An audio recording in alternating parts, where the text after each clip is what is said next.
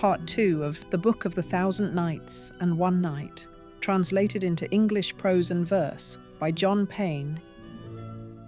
Story of the Hunchback. There lived once in the city of Bassorah a tailor who was open-handed and loved pleasure and merrymaking, and he was wont, he and his wife, to go out by times, a-pleasuring, to the public places of recreation. One day they went out as usual, and were returning home in the evening, when they fell in with a hunchback, the sight of whom would make the disappointed laugh and dispel chagrin from the sorrowful. So they went up to look at him and invited him to go home and make merry with them that night. He consented and accompanied them to their house. Whereupon, the night being now come, the tailor went out to the market, and buying fried fish and bread and lemon and conserve of roses by way of dessert, set them before the hunchback, and they ate. Presently, the tailor's wife took a great piece of fish, and cramming it into the hunchback's mouth, clapped her hand over it, saying, "By Allah, thou must swallow it at one gulp, and I will give thee no time to chew it." So he bolted it, but there was a great bone in it, which stuck in his gullet, and his hour being come, it choked him, and he died at once. When the tailor saw this, he exclaimed, "There is no power and no virtue but in God. Alas, poor wretch, that he should have come by his death at our hands." "Why dost thou waste time in idle lamentation?" rejoined his wife. "Hast thou not heard it said?" And she repeated the following verses. "What ails me that I waste the time in idle grief until I find no friend mishap for me to bear? Who but a fool would sit upon an unquenched fire? To wait upon mischance as great a folly were." "What is to be done?" asked he, and she replied, "Rise and take the hunchback in thine arms, and cover him with a silk handkerchief. Then go out with him, and I will go before thee. And if thou meet anyone, say, 'This is my son. His mother and I are taking him to the doctor, that he may look at him.'" So he rose, and taking the hunchback in his arms, carried him along the streets, preceded by his wife, who kept saying, "O my son, God keep thee. Where has this smallpox attacked thee, and in what part dost thou feel pain?" So that all who saw them said, "It is a child, ill of smallpox."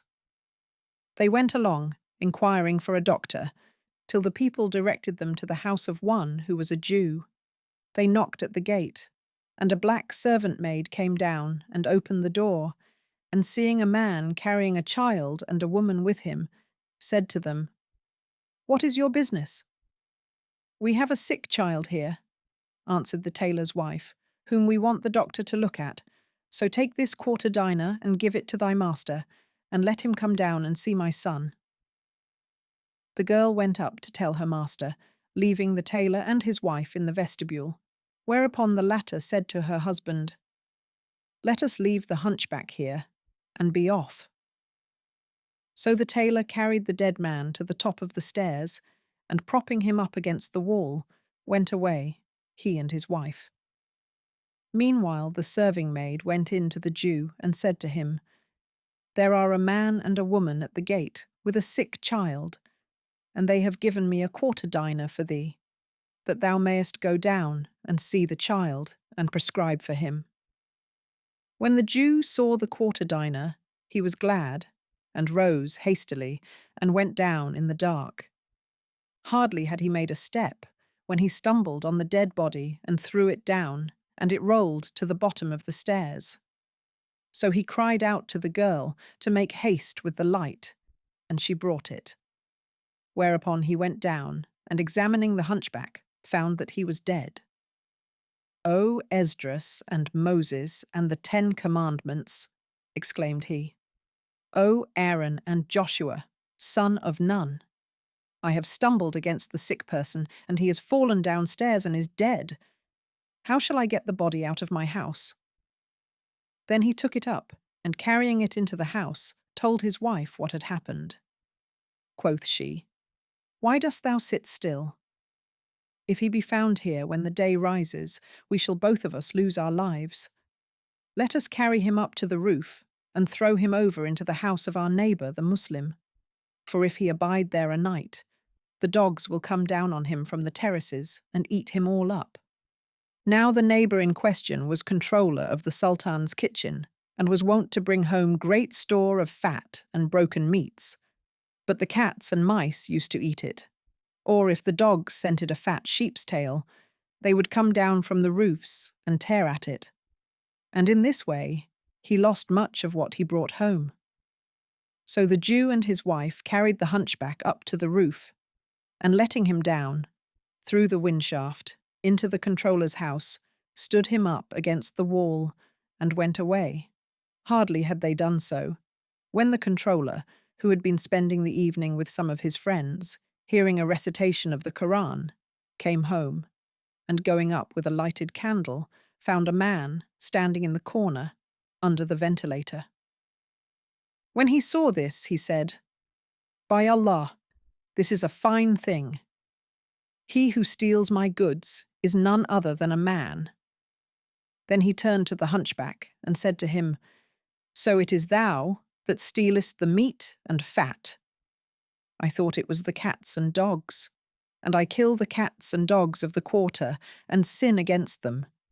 And all the while it is thou comest down through the windshaft, but I will take my wreak of thee with my own hand."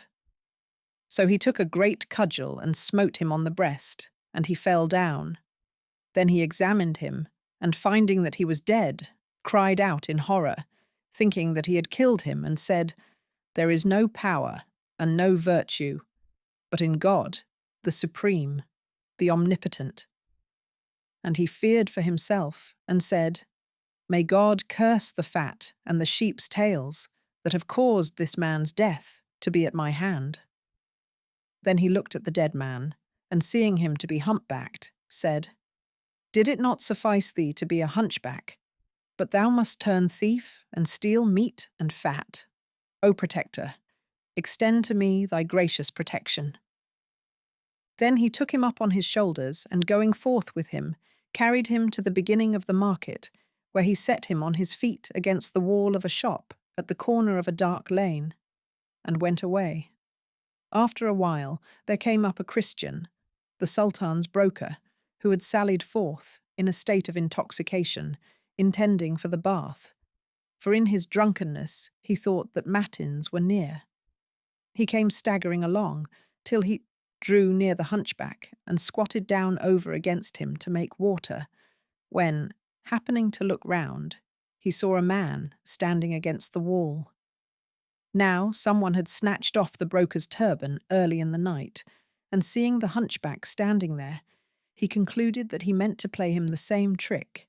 So he clenched his fist and smote him on the neck. Down fell the hunchback, whilst the broker called to the watchman of the market, and fell on the dead man, pummelling and throttling him in the excess of his drunken rage. Presently the watchman came up, and finding a Christian kneeling on a Muslim and beating him, said to the former, "What is the matter?" "This fellow tried to snatch off my turban," answered the broker, and the watchman said, "Get up from him." So he rose, and the watchman went up to the hunchback, and finding him dead, exclaimed, "By Allah, it is a fine thing that a Christian should kill a Muslim." Then he seized the broker, and tying his hands behind him, carried him to the house of the prefect of police, where they passed the night. And all the while the broker kept saying, "O Messiah, O Virgin, how came I to kill this man? Indeed, he must have been in a great hurry to die of one blow with the fist." And his drunkenness left him, and reflection came in its stead. As soon as it was day, the prefect came out and commanded to hang the supposed murderer, and bade the executioner make proclamation of the sentence. So they set up a gallows, under which they made the broker stand, and the hangman put the rope round his neck and was about to hoist him up, when behold, the controller of the Sultan's kitchen, passing by, saw the broker about to be hanged, and pressing through the crowd, cried out to the executioner, saying, Stop! Stop! I am he who killed the hunchback. Quoth the prefect, What made thee kill him? And he replied, I came home last night and found this man who had come down the wind shaft to steal my goods. So I struck him with a cudgel on the breast, and he died. Then I took him up and carried him to the market and set him up against the wall in such a place. Is it not enough for me to have killed a Muslim, without burdening my conscience with the death of a Christian also? Hang therefore none but me. When the prefect heard this, he released the broker and said to the executioner, Hang up this man on his own confession. So he loosed the rope from the broker's neck and threw it round that of the controller, and placing him under the gallows, was about to hang him, when, behold, the Jewish physician pushed through the press and cried out, Stop! It was I, and none else, who killed him. I was sitting at home last night, when a man and a woman knocked at the door, carrying this hunchback, who was sick, and gave my servant a quarter dinar, bidding her give it to me and tell me to come down to see him. Whilst she was gone, they brought the hunchback into the house, and setting him on the stairs, went away. Presently I came down, and not seeing him, stumbled on him in the dark, and he fell to the foot of the stair, and died forthright. Then we took him up, I and my wife, and carried him on to the roof, whence we let him down, through the wind shaft, into the house of this controller, which adjoins my own. When he came home and found the hunchback, he took him for a robber and beat him, so that he fell to the ground, and he concluded that he had killed him. So is it not enough for me to have killed one Muslim unwittingly, without burdening myself with the death of another wittingly? When the prefect heard the Jew's story, he said to the hangman, Let the controller go, and hang the Jew. So the hangman took the Jew and put the rope round his neck, when behold, the tailor pressed through the folk and cried out to him, Hold thy hand. None killed him save I, and it fell out thus.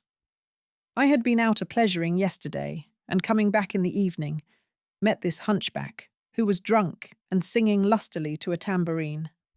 So I carried him to my house and bought fish, and we sat down to eat. Presently, my wife took a piece of fish and crammed it down the hunchback's throat, but it went the wrong way and stuck in his gullet and choked him, so that he died at once.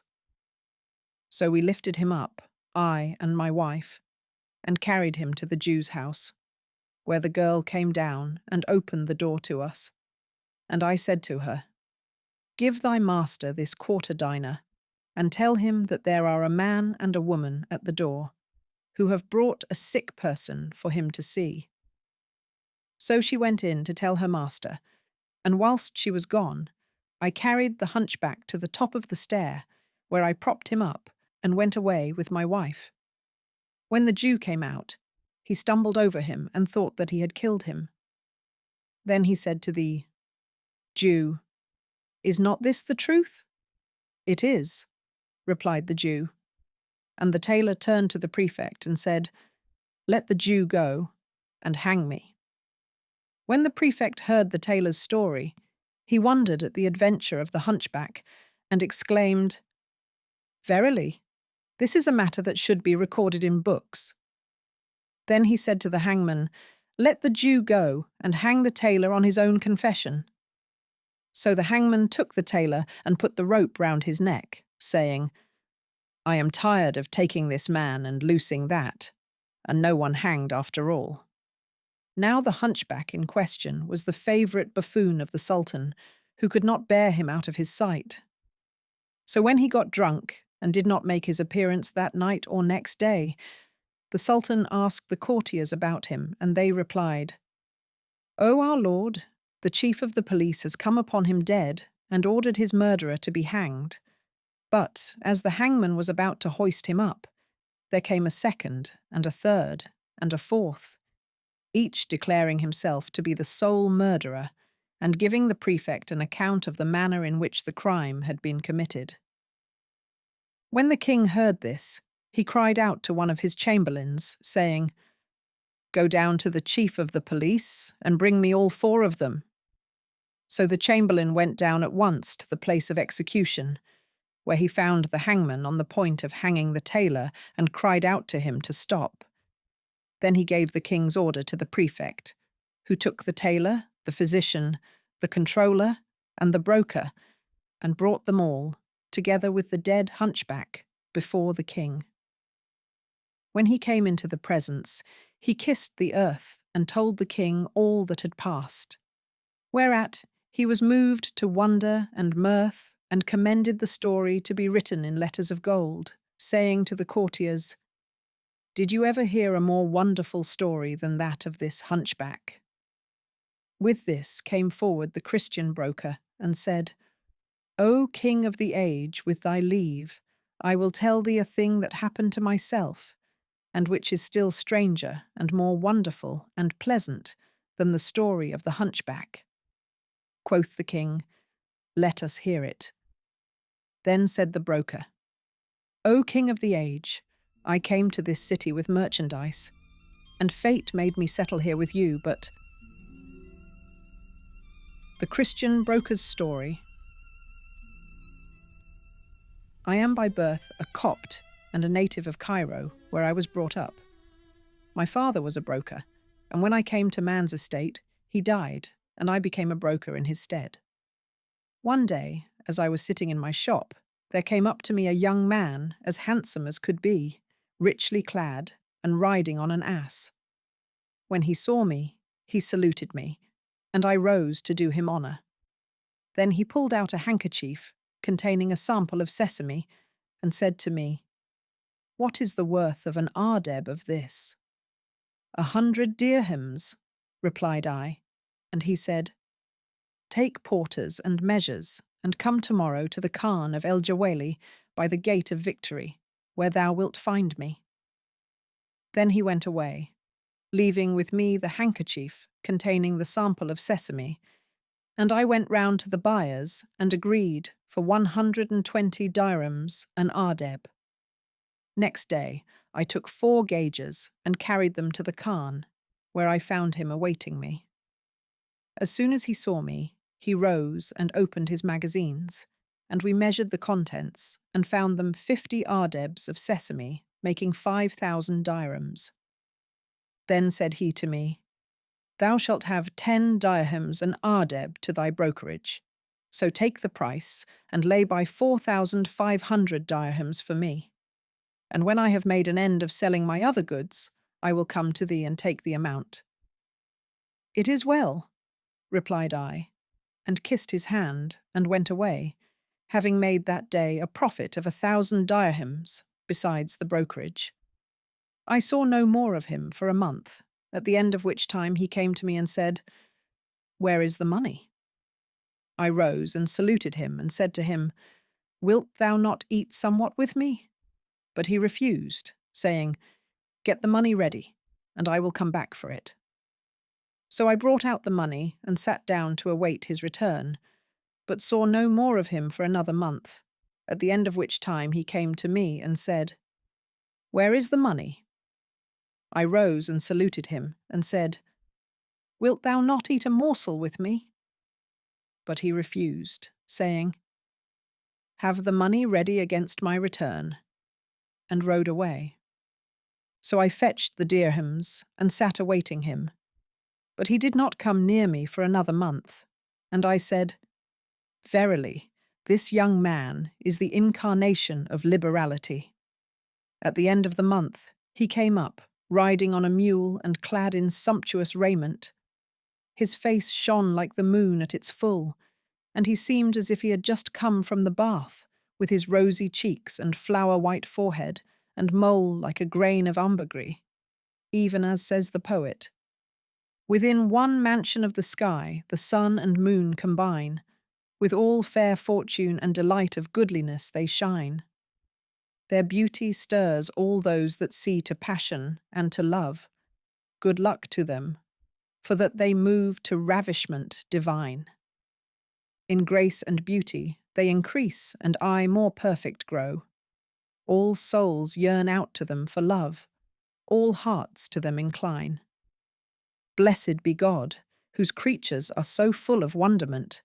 Whatever he wills, he fashions forth, even as he doth design. When I saw him, I rose and saluted him and kissed his hand, saying, O my lord, wilt thou not take thy money? What hurry is there? Replied he. Wait till I have made an end of my business, when I will come and take it. Then he went away, and I said to myself, By Allah, when he comes next time, I must press him to eat with me. For I had traded with his money and profited largely by it. At the end of the year he came again, dressed even more richly than before, and I conjured him to dismount and eat of my victual. And he said to me, I consent, on condition that what thou expendest on me shall be of my money in thy hands. So be it, replied I, and made him sit down, whilst I made ready what was needful of meat and drink and so forth, and set the tray before him, saying, In the name of God.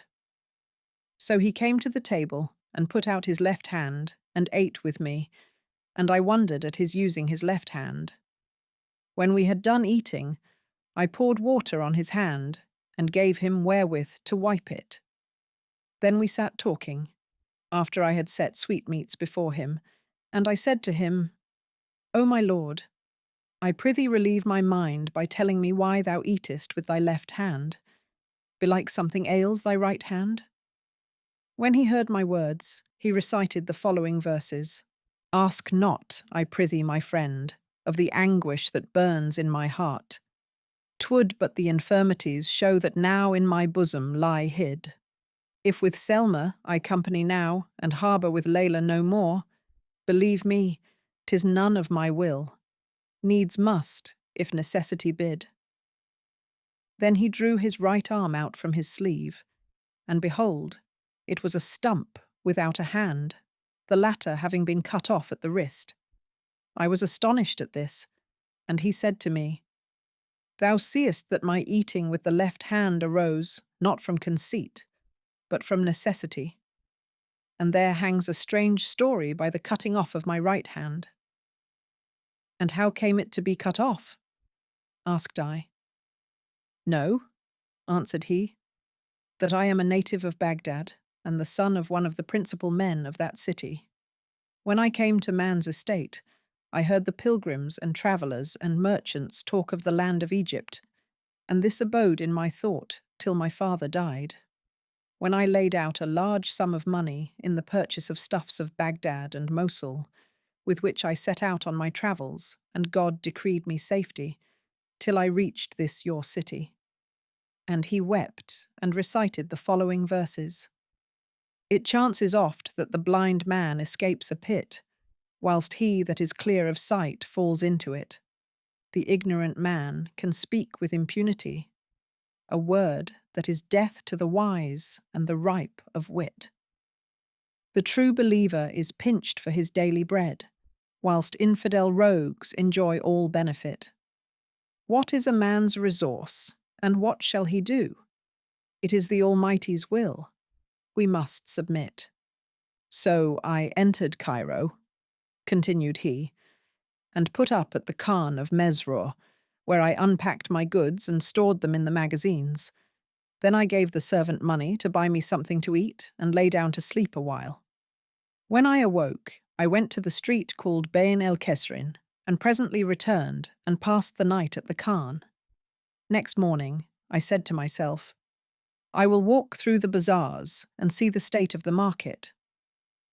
So I opened a bale and took out certain stuffs, which I gave to one of my servants to carry, then repaired to the bazaar of Jelis, where I was accosted by the brokers who had heard of my arrival. They took my stuffs and cried them for sale, but could not get the prime cost of them.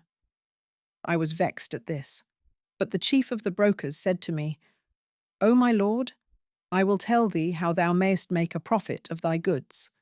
Thou shouldst do as the other merchants do, and sell thy goods on credit for a fixed period, on a contract drawn up by a scrivener, and duly witnessed, and employ a money changer, and take thy money every Monday and Thursday.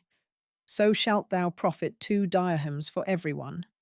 And besides this, thou canst amuse thyself meanwhile at leisure in viewing Cairo and the Nile.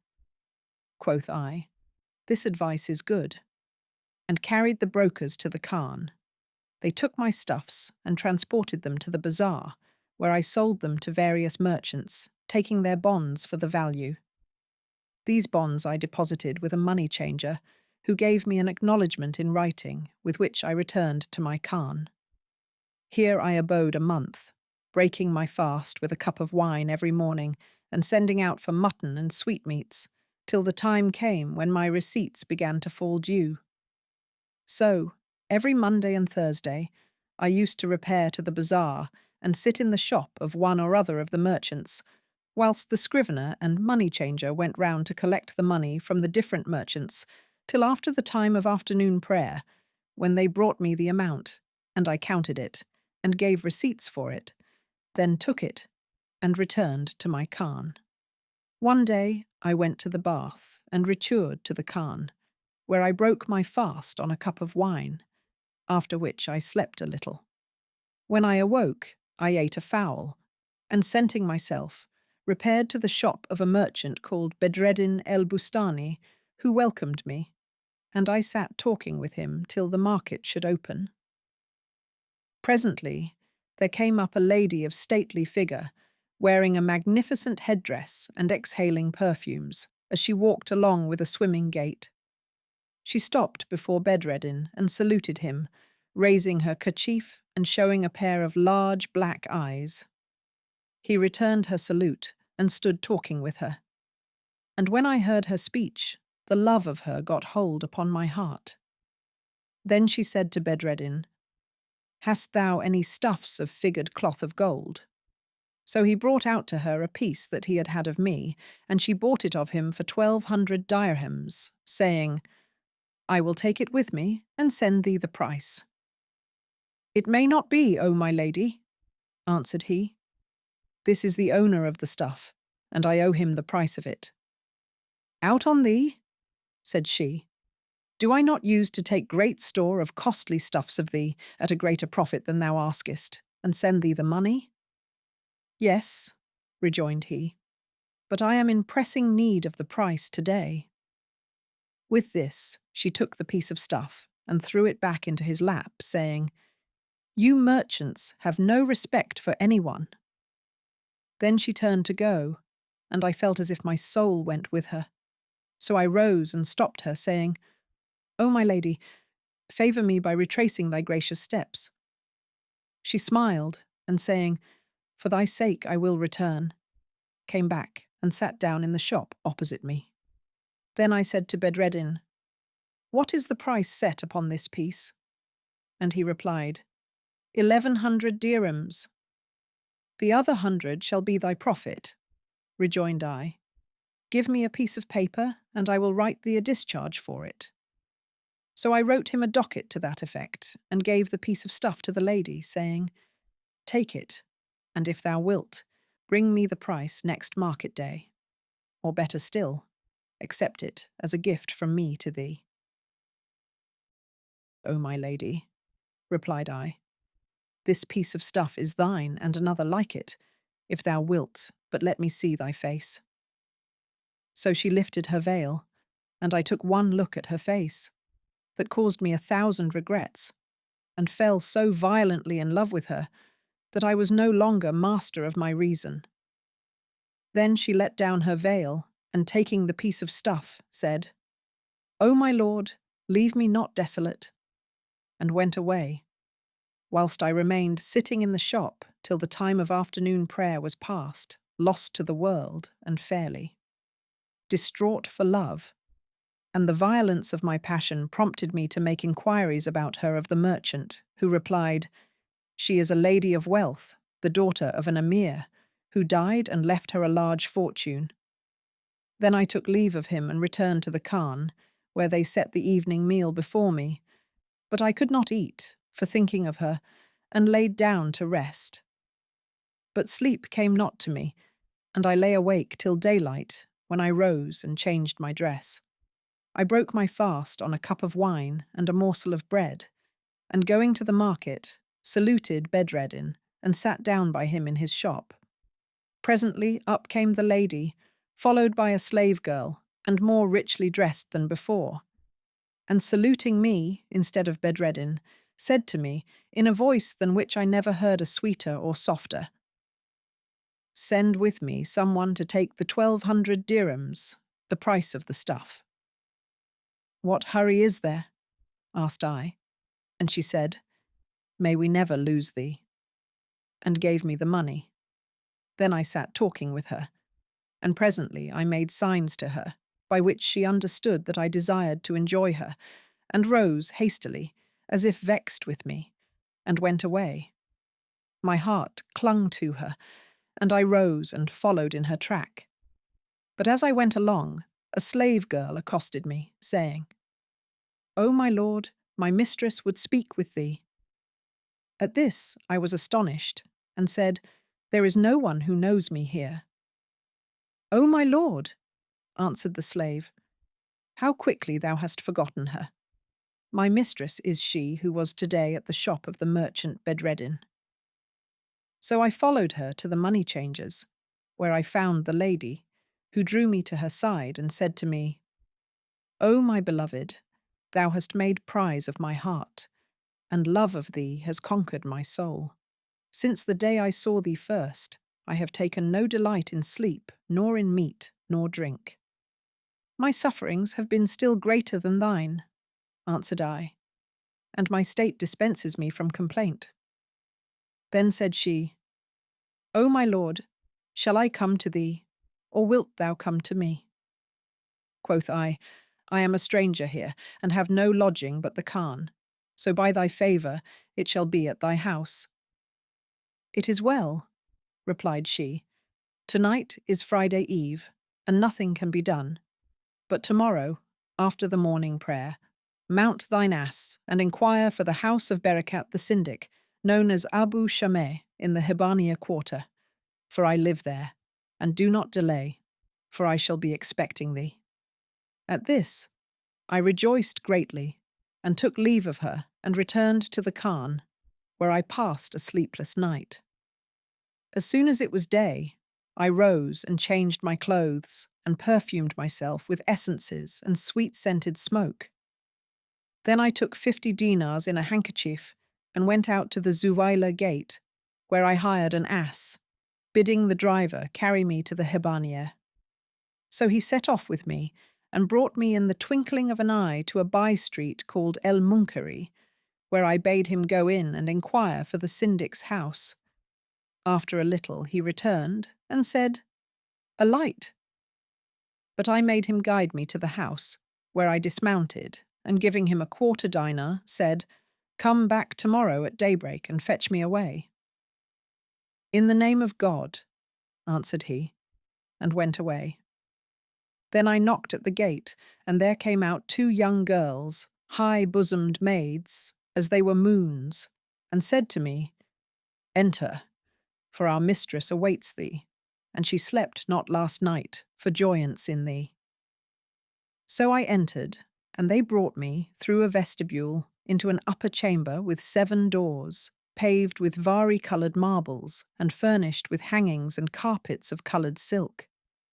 The walls were plastered with stucco royal, in which one might see his own face, and the roof was ribbed with gold and bordered with inscriptions emblazoned in ultramarine. All around were latticed windows overlooking a garden, full of fruits of all colours, with streams running and birds singing on the branches, and midmost the hall was a fountain, at whose angles stood birds fashioned in red gold, spouting forth water as it were pearls and jewels. And indeed, the place comprised all kinds of beauty, and dazzled the beholder with its radiance. I entered and sat down, but hardly had I done so, when the lady came up to me, crowned with a diadem of pearls and jewels, and having her eyebrows penciled and her hands stained with henna. When she saw me, she smiled on me and embraced me and pressed me to her bosom, and she set her mouth to mine and sucked my tongue, and I did the like with her. Then she said, "Can it be true that thou art indeed come to me?" "I am thy slave," answered I, and she said, "Welcome 1,000 times. By Allah, since I first saw thee, sleep has not been sweet to me, nor food pleasant." Quoth I, "So has it been with me also." Then we sat down to converse, and I bowed my head for bashfulness. Presently, she set before me a tray of the most exquisite meats, such as ragouts and fritters soaked in honey and fricassees, and fowls stuffed with sugar and pistachio nuts, and we ate till we were satisfied. Then they brought ewer and basin, and I washed my hands, after which we scented ourselves with rose water mingled with musk and sat down again to converse. We complained to each other of the sufferings we had undergone, and my love for her took such hold on me that all my wealth was of little account to me in comparison with her. We passed the time in toying and kissing and dalliance till nightfall, when the damsels set before us a banquet of food and wine, and we sat carousing half the night. Then we went to bed, and I lay with her till the morning. Never in my life saw I the like of that night. As soon as it was day, I arose and took leave of her, after having slipped under the mattress the handkerchief containing the dinars. And she wept and said, "O my lord, when shall I see that fair face again?"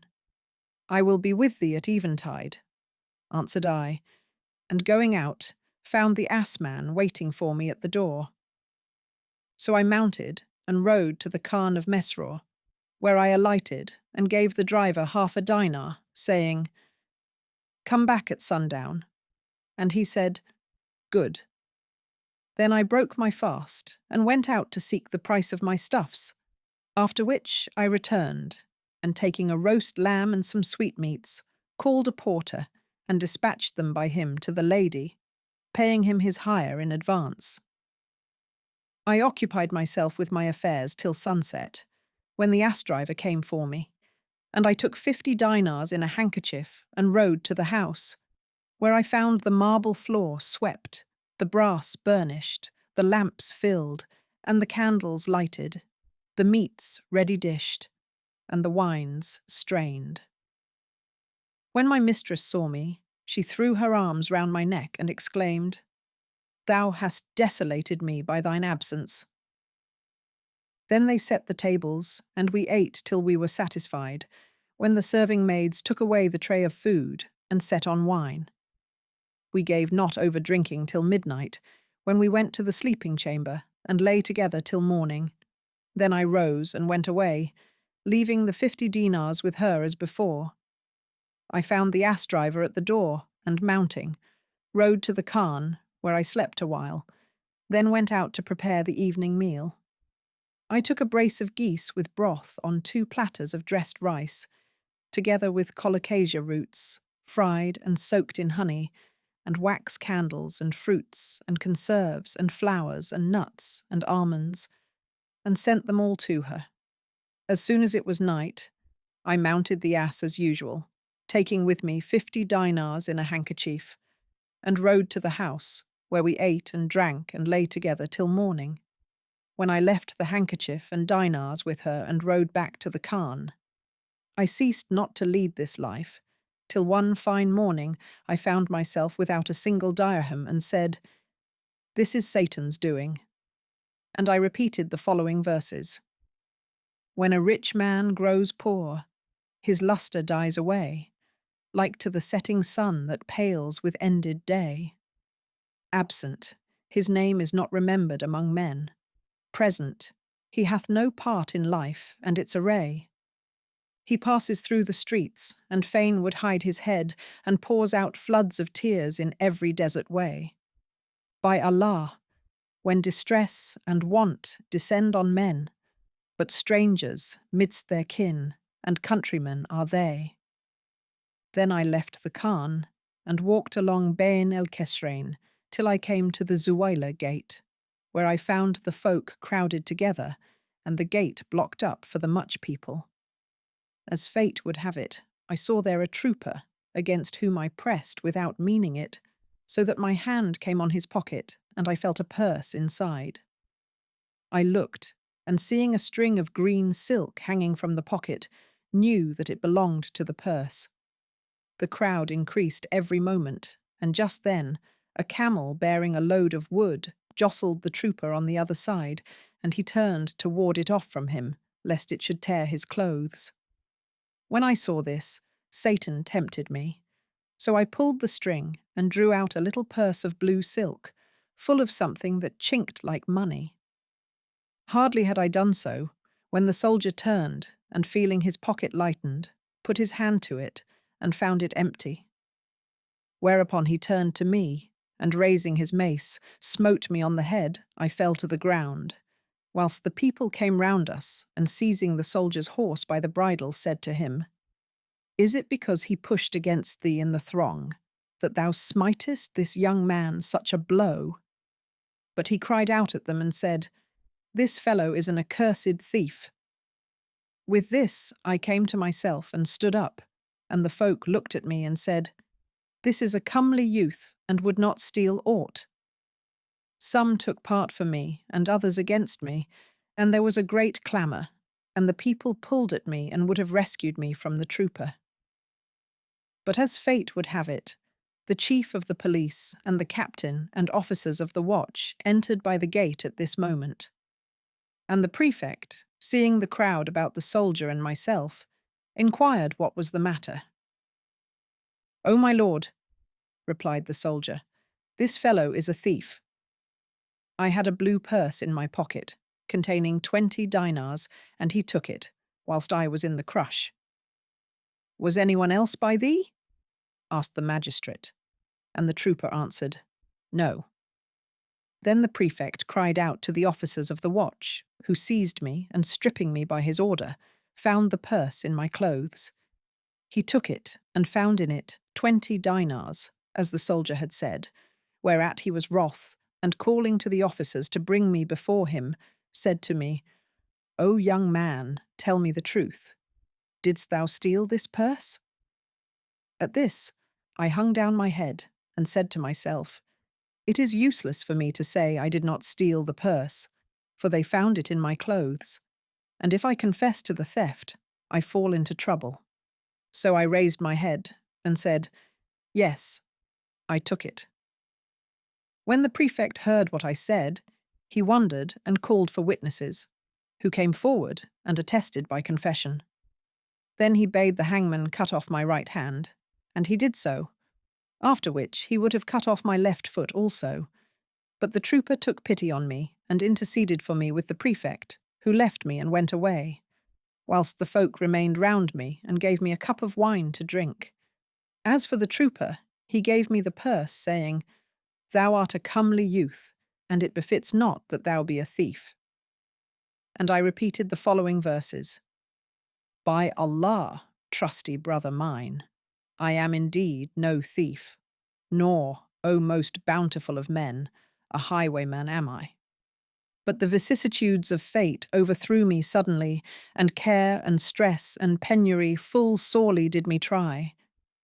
It was not thou, but God who cast the fatal shaft at me, the shaft that made from off my head the crown of honour fly." Then he left me, and I went away, after having wrapped my hand in a piece of rag and thrust it into my bosom. I betook me to my mistress's house, faint and ill at ease, and pale by reason of what had befallen me, and threw myself on the couch. She saw that my colour was changed, and said to me, "What ails thee, and why do I see thee thus changed?" "My head irks me," answered I. "I am not well."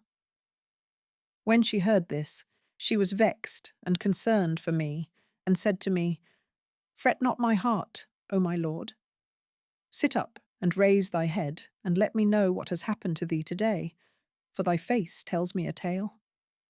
"Spare me this talk," replied I. But she wept and said, "Meseems thou art tired of me." for I see that thou art contrary to thy wont."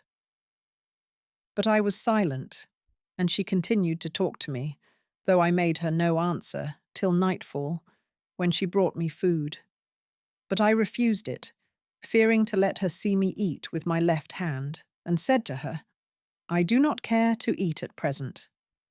Quoth she, "Tell me what has befallen thee today, and what ails thee, that thou art troubled and broken in heart and spirit." "Presently," replied I will tell thee at my leisure." Then she brought me wine, saying, "Take it, for it will dispel thy care. Thou must indeed drink, and tell me what is the matter with thee." "Must I tell thee?" said I, and she answered, "Yes." Then said I, "If it must be so, give me to drink with thine own hand." So she filled and drank, then filled again, and gave me the cup. I took it from her with my left hand, and repeated the following verses, with tears running from my eyes. When God would execute his will in anything, on one endowed with sight, hearing, and reasoning, he stops his ears and blinds his eyes and draws his wit from him, as one draws out the hairs to paste that cling, till, his decrees fulfilled, he gives him back his wit, that therewithal he may receive admonishing. At this she gave a loud cry, and said to me, "What makes thee weep? Thou settest my heart on fire. And what ails thee to take the cup with thy left hand?" "I have a boil on my right hand," answered I, and she said, "Put it out, and I will lance it for thee." "It is not ripe for lancing," answered I, "so do not torment me, for I will not show it thee at present." Then I drank off the cup, and she plied me with wine till I became drowsy and fell asleep in my place. Whereupon she looked at my right arm, and saw that it was but a stump without a hand. So she searched me, and found the purse of gold, and my severed hand, wrapped in a piece of rag. With this there overcame her such grief as none ever knew, and she ceased not to lament for my sake till the morning. When I awoke, I found she had made me a dish of broth of 4 boiled fowls, which she brought to me, together with a cup of wine. I ate and drank, and laying down the purse, would have gone out. But she said to me, "Whither goest thou?" "Where my business calls me," replied I. And she said, "Thou shalt not go. Sit down." So I sat down, and she said, "Has thy love for me brought thee to such a pass, that thou hast wasted thy substance and lost thy hand on my account? Since this is so, I call God to witness against me that I will never part with thee, and thou shalt see the truth of my words." Then she sent for the Qadi and the witnesses, and said to them, "Draw up a contract of marriage between me and this young man, and bear witness that I have received the dowry." So they drew up our marriage contract, and she said to them, "Be witness that all my money that is in this chest, and all that belongs to me, and all my slaves, male and female, are the property of this young man." So they took act of this, and withdrew, after having received their fees. Then she took me by the hand, and leading me to a closet, opened a large chest, and said to me, "See what is herein." I looked, and behold, it was full of handkerchiefs. Quoth she, "This is the money I had of thee, for every time thou gavest me a handkerchief, with 50 dinars in it, I wrapped it together, and threw it into this chest. So now take thy money, for indeed it returns to thee, and thou today art become of high estate. Fate afflicted thee, so that thou didst lose thy right hand for my sake, and I can never requite thee. Nay, though I gave my life, it were little, and I should still remain thy debtor." Then she said to me, "Take possession of thy property," and transferred the contents of the other chest to that which contained the money I had given her. At this, my heart was gladdened, and my grief forsook me, and I rose and kissed and thanked her. quoth she, thou hast lost thy hand for love of me, and how can I requite thee? By Allah, if I gave my life for thy love, it were far short of thy due. Then she made over to me by deed all her clothes and jewels and other property, and lay not down to sleep that night, being in sore concern on my account, till I told her all that had befallen me. I passed the night with her, but before we had lived together a month's time, she fell grievously ill, and sickness was upon her, by reason of her grief for the loss of my hand. And she endured but 50 days before she was numbered of the folk of the other world. So I laid her in the ground, and had recitations of the Koran made over her tomb, and gave much money in alms for her. After which I returned to the house, and found that she had left much substance in money and houses and lands. Among her storehouses was one full of sesame, whereof I sold part to thee. And it was the fact of my being busied in selling the rest of my goods, and all that was in the storehouses, that diverted my attention from thee. Nor have I, till now, made an end of receiving the price. This, then, is the reason of the cutting off of my right hand, and of my eating with the left. Now thou shalt not balk me in what I am about to say, for that I have eaten of thy victual, and it is that I make thee a gift of the money that is in thy hands. Indeed, replied I, thou hast shown me the utmost kindness and liberality. Then said he, wilt thou journey with me to my native country, whither I am about to return with a lading of Cairo and Alexandria stuffs? I will well, answered I, and appointed with him for the end of the month. So I sold all I had and bought merchandise. Then we set out, he and I, and journeyed till we came to this town, where he sold his goods, and buying others in their stead, set out again for Egypt. But it was my lot to abide here, so that there befell me in my strangerhood what befell last night. End of the Christian broker's story. This, then, is my story, O King of the age. Is it not more marvellous than that of the Hunchback? Not so, answered the king, and needs must you all be hanged. Then came forward the controller of the Sultan's kitchen and said, with thy leave, I will tell thee what happened to me but lately, and if it be more marvellous than the story of the Hunchback, do thou grant us our lives. So be it, answered the king. Then said the controller, know, O king, that. The controller's story. I was the night before last in company with a number of persons who were assembled for the purpose of hearing a recitation of the Koran. The doctors of the law attended, and when the readers had made an end of reading, the table was spread, and amongst other things they set before us a ragout flavoured with cumin seed. So we sat down to eat it, but one of our number held back and abstained from eating. We conjured him to eat of the ragout, but he swore that he would not, and we pressed him till he said, press me not. What has already befallen me through eating of this dish suffices me. And he repeated the following verses. Shoulder thy tray, for God, and get thee gone with it, and to thine eyes apply such salve as thou deemst fit. For God's sake, said we, tell us the reason of thy refusal to eat of the ragout.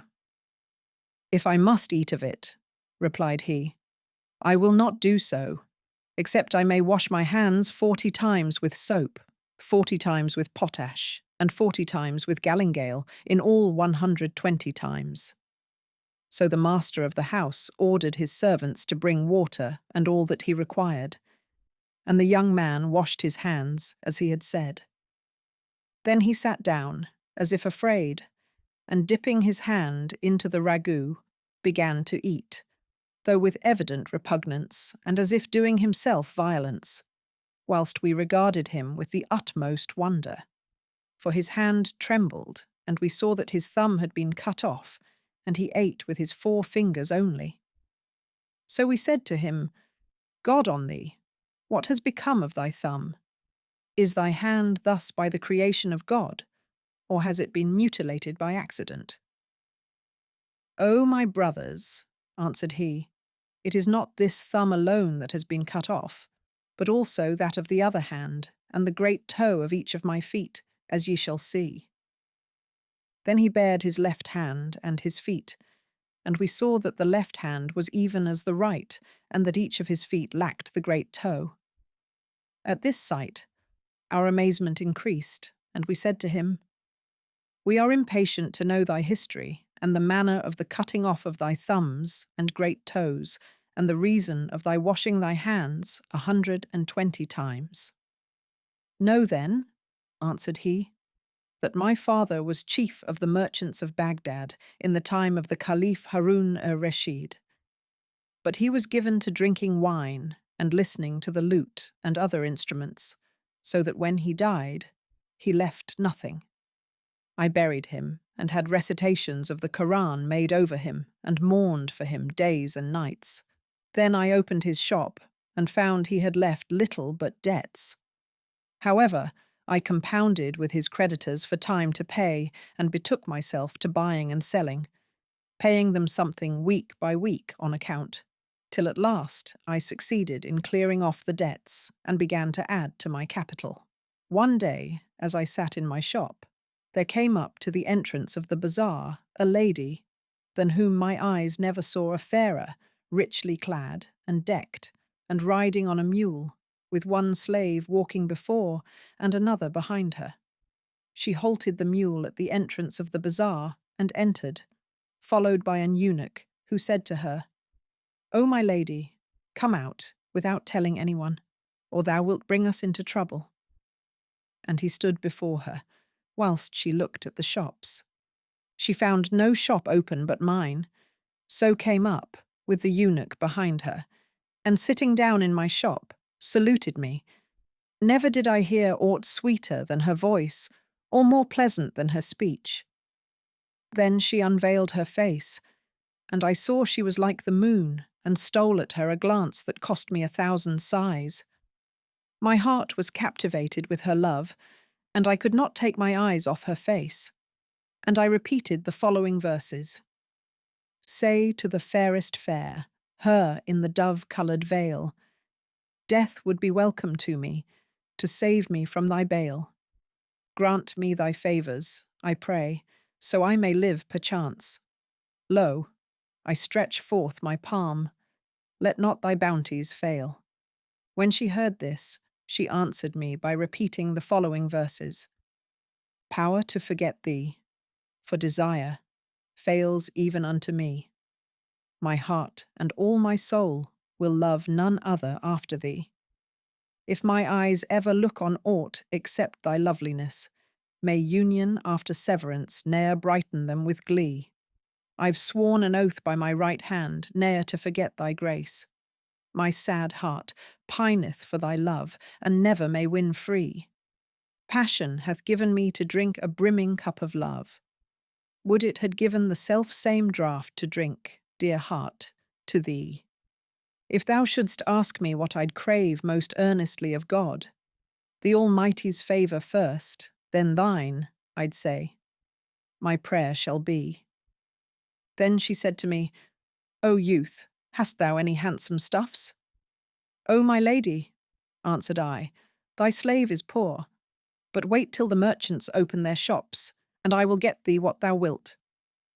Then we sat talking, she and I, whilst I was drowned in the sea of her love, and dazed with passion for her, till the merchants opened their shops, when I rose and fetched her all she sought, to the value of 5,000 dirhams. She gave the stuffs to the slave, and leaving the bazaar, mounted the mule and rode away, without telling me whence she came, and I was ashamed to ask her. So I became answerable to the merchants for the price of the goods, and thus took on myself a debt of 5,000 dirhams. Then I went home, drunken with love of her, and they set the evening meal before me. I ate a mouthful and lay down to rest, musing upon her beauty and grace. But sleep came not to me. A week passed thus, and the merchants sought their money of me, but I persuaded them to wait another week, at the end of which time she came up, riding on the mule and attended by an eunuch and 2 slaves. She saluted me and said, "O my lord, we have been long in bringing thee the price of the stuffs, but now fetch a money changer and take the amount." So I sent for the money changer, and the eunuch counted me out the money, and we sat talking, the lady and I, till the market opened, when she said to me, "Get me this and this." So I got her from the merchants what she wanted, and she took it and went away, without saying a word to me about the price. As soon as she was out of sight, I repented me of what I had done, for the price of what I had bought for her was 1,000 dinars, and I said to myself, "What doting is this? She has brought me 5,000 dirhams and taken 1,000 dinars worth of goods." And I feared lest I should be beggared, through having to pay the merchants their money, and said, "They know none but me, and this woman is none other than a cheat, who hath cozened me with her beauty and grace. For she saw that I was young and laughed at me, and I did not ask her address. She did not come again for more than a month, and I abode in constant distress and perplexity, till at last the merchants dunned me for their money, and pressed me so that I put up my property for sale, and looked for nothing but ruin. However, as I was sitting in my shop, one day, absorbed in melancholy thought, she rode up and, dismounting at the gate of the bazaar, came in and made towards me. When I saw her, my anxiety ceased, and I forgot my troubles. She came up to me, and greeting me with her pleasant speech, said to me, "Fetch the money changer and take thy money." So she gave me the price of the goods I had gotten for her and more, and fell to conversing freely with me, till I was like to die of joy and delight. Presently she said to me, "Hast thou a wife?" "No," answered I have never known woman," and fell a-weeping. Quoth she, "Why dost thou weep?" "It is nothing," replied I, and giving the eunuch some of the dinars, begged him to use his influence with her for me. But he laughed and said, "She is more in love with thee than thou with her. She had no occasion for the stuffs she bought of thee, and did all this but out of love for thee. So ask of her what thou wilt. She will not deny thee." When she saw me give the eunuch money, she returned and sat down again. And I said to her, "Be charitable to thy slave, and pardon him what he is about to say." Then I told her what was in my mind, and she assented, and said to the eunuch, "Thou shalt carry my message to him, then to me. Do as the eunuch bids thee." Then she rose and went away, and I paid the merchants what I owed them, and they all profited. But as for me, I gained naught but regret for the breaking off of our intercourse. I slept not all that night, but before many days were past, the eunuch came to me, and I made much of him, and asked after his mistress. "She is sick for love of thee," replied he, and I said, "Tell me who she is." Quoth he, "She is one of the waiting women of the Lady Zubaydah, the wife of the Caliph Harun-ir-Rashid, who brought her up and advanced her to be stewardess of the harem, and granted her the right of going in and out at will. She told her mistress of thee, and begged her to marry her to thee, but she said, 'I will not do this till I see the young man, and if he be worthy of thee, I will marry thee to him. So now we wish to bring thee into the palace at once, and if thou succeed in entering without being seen, thou wilt win to marry her. But if the affair get wind, thou wilt lose thy head. What sayest thou?' And I answered, 'I will go with thee, and abide the risk of which thou speakest.' Then said he, 'As soon as it is night, go to the mosque built by the lady, Zubaydah on the Tigris, and pray, and pass the night there." "With all my heart," answered I. So at nightfall, I repaired to the mosque, where I prayed and passed the night. Just before daybreak, there came up some eunuchs in a boat with a number of empty chests, which they deposited in the mosque, and went away all, except one who remained behind, and whom, on examination, I found to be he who served as our go-between. Presently in came my mistress herself, and I rose to her and embraced her. She kissed me, weeping, and we talked a while, after which she made me get into one of the chests and locked it upon me. Then the eunuchs came back with a number of packages, and she fell to stowing them in the chests and locking the latter one by one till she had filled them all. Then they embarked the chests in the boat and made for the Lady Zubeide's palace. With this, reflection came to me, and I said to myself, "My lust will surely bring me to destruction, nor do I know whether I shall gain my end or no." And I began to weep, shut up as I was in the chest, and to pray to God to deliver me from the peril I was in, whilst the boat ceased not going till it reached the palace gate, where they lifted out the chests, and amongst them that in which I was. Then they carried them into the palace, passing through a troop of eunuchs, guardians of the harem and doorkeepers, till they came to the post of the chief of the eunuchs, who started up from sleep and called out to the lady, saying, "What is in those chests?" Quoth she, "They are full of wares for the Lady Zubeide." "Open them," said he, "one by one, that I may see what is in them." "Why wilt thou open them?" asked she. But he cried out at her, saying, "Give me no words. They must and shall be opened." Now the first that they brought to him to open was that in which I was, and when I felt this, my senses failed me, and I bepissed myself for terror, and the water ran out of the chest. Then said she to the eunuch, "O chief, thou hast undone me and thyself also, for thou hast spoiled that which is worth 10,000 dinars. This box contains coloured dresses and 4 flasks of Zemzem water, and now one of the bottles has broken loose, and the water is running out over the clothes, and their colours will be ruined." Then said the eunuch, "Take up thy chests, and begone with God's malison."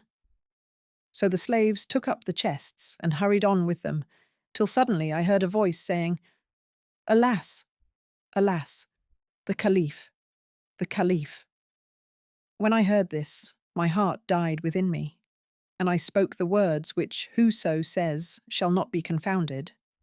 That is to say, there is no power and no virtue but in God, the Most High, the Supreme. I have brought this affliction on myself. Presently I heard the Caliph say to my mistress, "Harkye, what is in those chests of thine?" "Clothes for the Lady Zubeide," answered she, and he said, "Open them to me." When I heard this, I gave myself up for lost, and said, "By Allah, this is the last of my worldly days," and began to repeat the profession of the faith. Then I heard the lady say to the Caliph, "These chests have been committed to my charge by the Lady Zubeide, and she does not wish their contents to be seen of anyone." "No matter," said he, "I must open them and see what is in them." And he cried out to the eunuchs, saying, "Bring them to me." At this, I made sure of death and swooned away. Then the slaves brought the chests up to him and opened them, one after another, and he saw in them perfumes and stuffs and rich clothes, till none remained unopened but that in which I was. They put their hands to it to open it, but the lady made haste and said to the Caliph, "This one thou shalt see in the Lady Zubeide's presence, for that which is in it is her secret." When he heard this, he ordered them to carry in the chests, so they took up that in which I was, and carried it, with the rest, into the harem, and set it down in the middle of the saloon. And indeed, my spittle was dried up for fear. Then my mistress opened the chest and took me out, saying, Fear not, no harm shall befall thee, but be of good courage and sit down, till the Lady Zubaydah comes, and thou shalt surely win thy wish of me.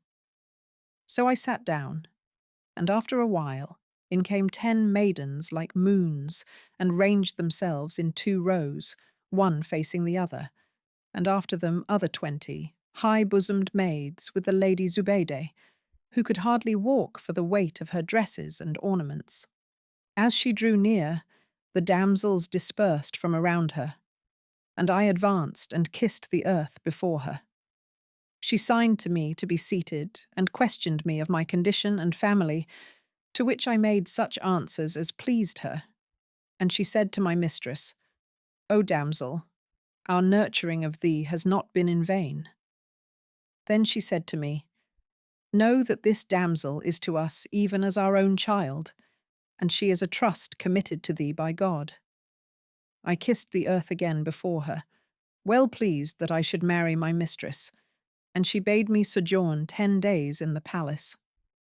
So I abode there 10 days, during which time I saw not my mistress, nor anyone save a serving maid, who brought me the morning and evening meals.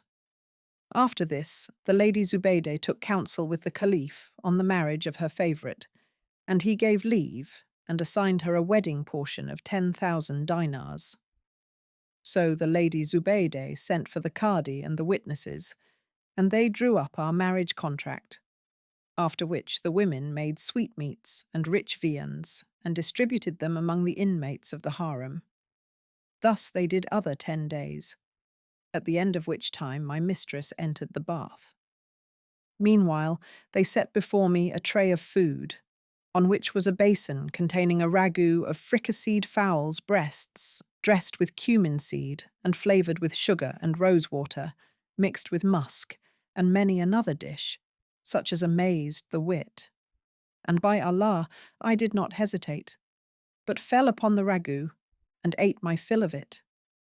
Then I wiped my hands, but forgot to wash them, and sat till it grew dark, when they lit the candles, and the singing women came with tambourines, and proceeded to display the bride, and carry her in procession from room to room, receiving largesse of gold and pieces of silk, till they had made the round of the palace. Then they brought her to me and disrobed her. When I found myself alone in bed with her, I embraced her, hardly believing in my good fortune. But she smelt the odour of the ragout on my hands, and gave a loud cry, at which the maids came running to her from all sides.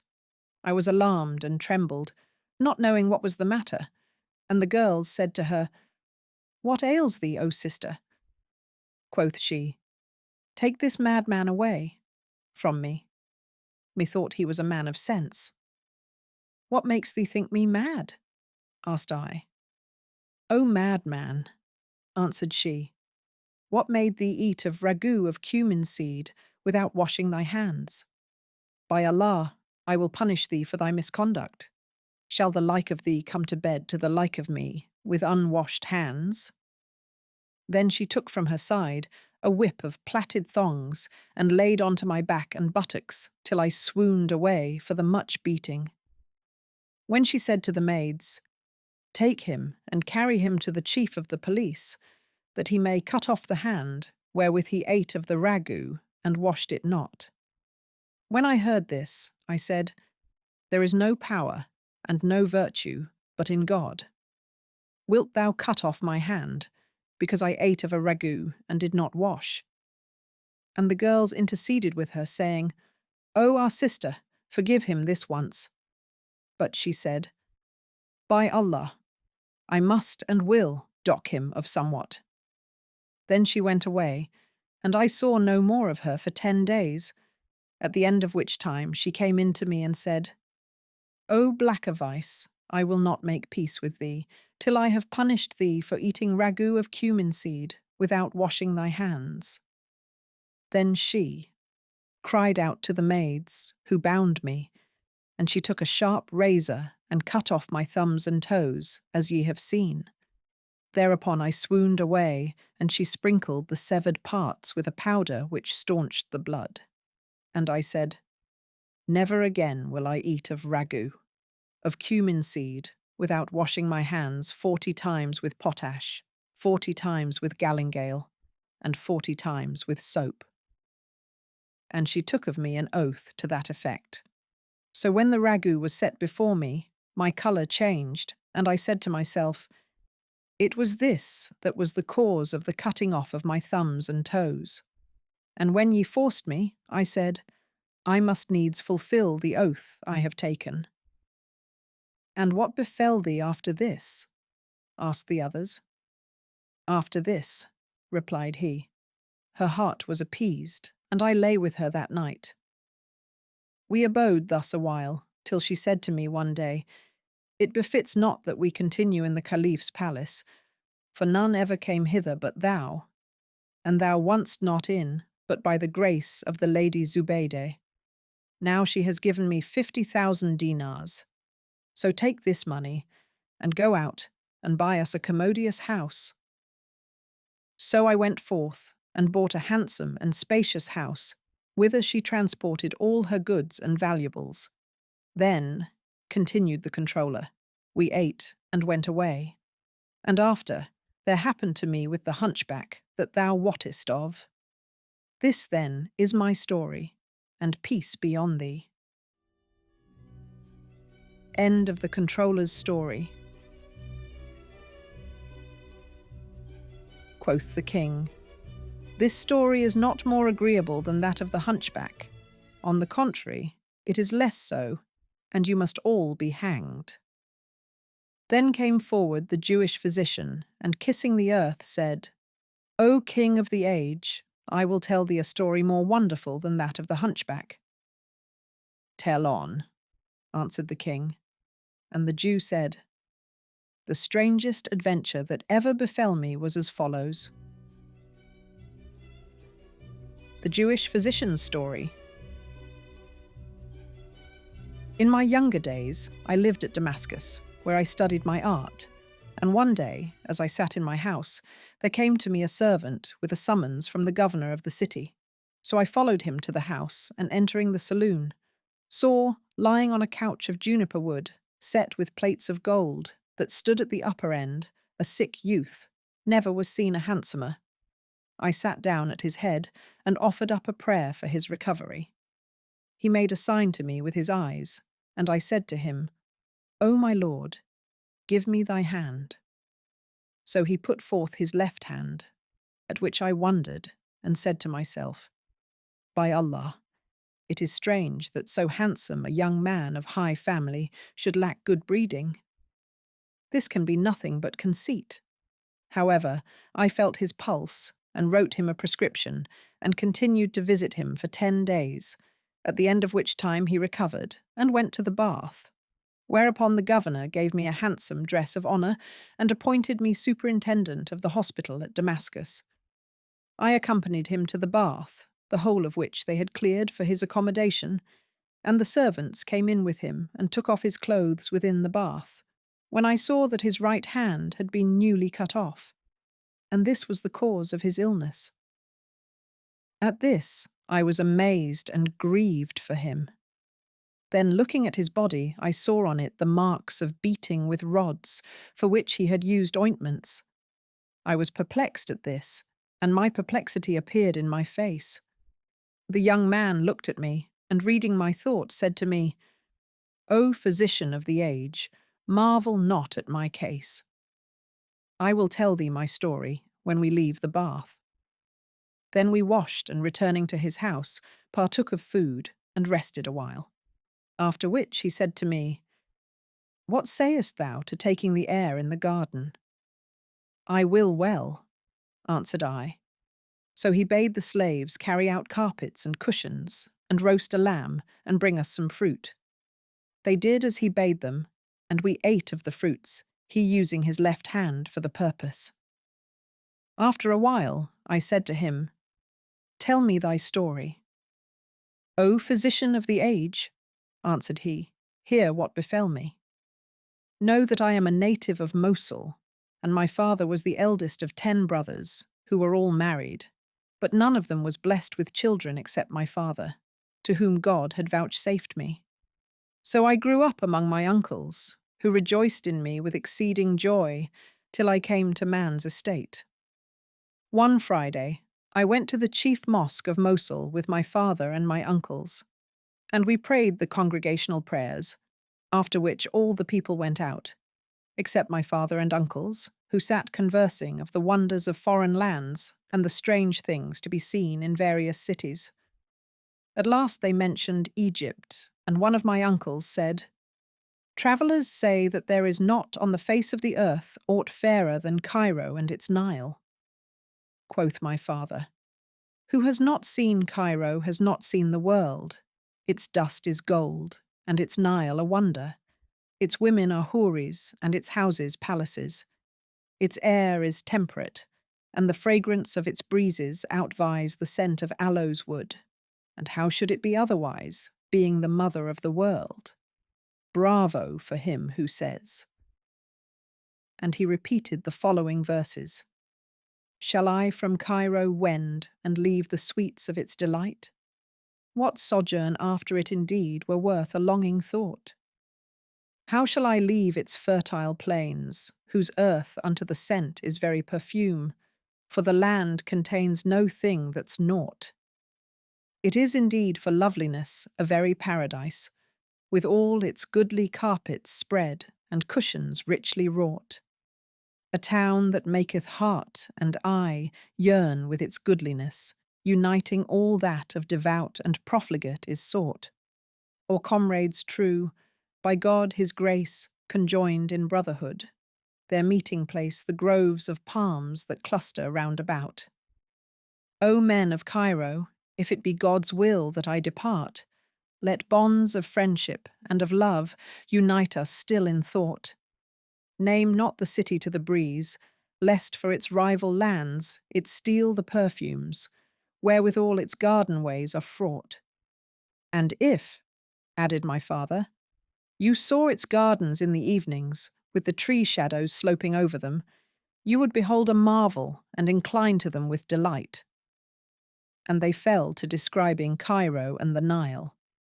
When I heard their accounts of Cairo, my mind dwelt on it, and I longed to visit it. And when they had done talking, each went to his own dwelling. As for me, I slept not that night, for stress of yearning after Egypt, nor was meat nor drink pleasant to me. After a while, my uncles prepared to set out for Cairo, and I wept before my father, till he made ready for me merchandise, and consented to my going with them, saying to them, "Let him not enter Egypt, but leave him to sell his goods at Damascus." Then I took leave of my father, and we left Mosul, and journeyed till we reached Aleppo, where we abode some days. Then we fared on, till we came to Damascus, and found it a city as it were a paradise, abounding in trees and rivers and birds and fruits of all kinds. We alighted at one of the khans, where my uncles tarried a while, selling and buying, and they sold my goods also at a profit of 5 dirhams on every one, to my great satisfaction. After which they left me and went on to Egypt, whilst I abode at Damascus in a handsome house, such as the tongue fails to describe, which I had hired for 2 dinars a month. Here I remained, eating and drinking and spending the money in my hands, till one day, as I sat at the door of my lodging, there came up a young lady, clad in costly apparel, never saw my eyes richer. I winked at her, and she entered without hesitation. I entered with her and shut the door, and she raised her kerchief and did off her veil, when I found her of surpassing beauty, and love of her took hold upon my heart. So I rose and fetched a tray of the most delicate viands and fruits, and all that was needed for a carouse, and we ate and sported and drank till we were warm with wine. Then I lay with her the most delightful of nights, till the morning, when I offered to give her 10 dinars, but she frowned and knit her brows and said, "For shame. Thinkest thou I covet thy money?" And she took out from the bosom of her shift 10 dinars and laid them before me, saying, "By Allah, except thou take them, I will never come back." So I accepted them, and she said to me, "O my beloved, expect me again in 3 days' time, when I will be with thee between sundown and nightfall, and do thou provide us with these dinars, the like of yesterday's entertainment?" So saying, she bade me adieu and went away, taking my reason with her. At the end of the 3 days, she came again, dressed in gold brocade and wearing richer ornaments than before. I had made ready a repast, so we ate and drank and lay together as before till the morning, when she gave me other 10 dinars, and appointed me again for 3 days thence. Accordingly I made ready as before, and at the appointed time she came again, more richly dressed than ever, and said to me, "O my lord, am I not fair?" "Yea, by Allah," answered I. Then she said, "Wilt thou give me leave to bring with me a young lady handsomer than I and younger, that she may frolic with us, and that thou and she may laugh, and make merry and rejoice her heart? For she has been sad at heart this long time past, and has asked me to let her go out and spend the night abroad with me." "Ay, by Allah," answered I, and we drank till we were warm with wine, and slept together till the morning, when she gave me 20 dinars and said to me, "Add to thy usual provision, on account of the young lady who will come with me." Then she went away, and on the 4th day I made ready as usual, and soon after sundown she came, accompanied by another damsel, wrapped in a veil. They entered and sat down, and when I saw them, I repeated the following verses. "How lovely and how pleasant is our day, the railers absent, reckless of our play, love and delight and wine with us abide, each one enough to charm the wit away. The full moon glitters through the falling veil, bow-like, the shapes within the vestments sway. The rose blooms in the cheeks, and in the eyes Narcissus languishes in soft decay. Delight with those I love fulfilled for me, and life, as I would have it, fair and gay." Then I lighted the candles and received them with joy and gladness. They put off their outer clothing, and the new damsel unveiled her face, when I saw that she was like the moon at its full. Never beheld I one more beautiful. Then I rose and set meat and drink before them, and we ate and drank. And I began to feed the new damsel, and to fill her cup and drink with her. At this the first lady was secretly jealous, and said to me, "Is not this girl more charming than I?" "Ay, by Allah," replied I. Quoth she, "It is my intent that thou lie with her this night." And I answered, "On my head and eyes." Then she rose and spread the bed for us, and I took the young lady and lay with her that night till the morning, when I awoke and found myself wet, as I thought, with sweat.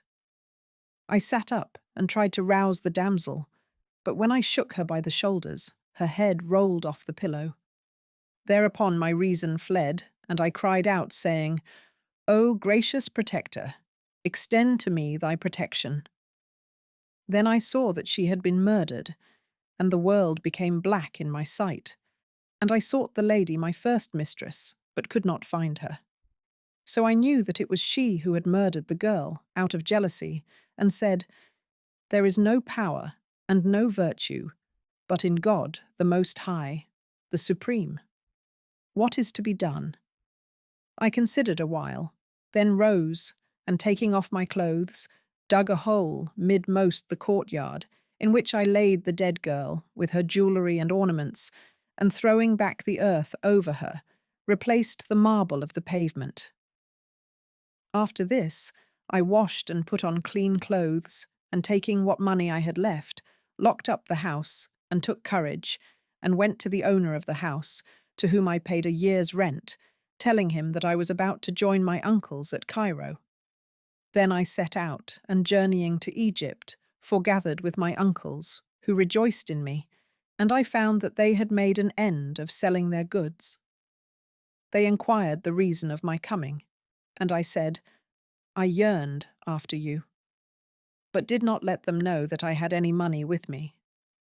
I abode with them a year, enjoying the pleasures of the city and the Nile, and squandering the rest of my money in feasting and drinking, till the time drew near for my uncle's departure, when I hid myself from them, and they sought for me, but could hear no news of me, and said, He must have gone back to Damascus.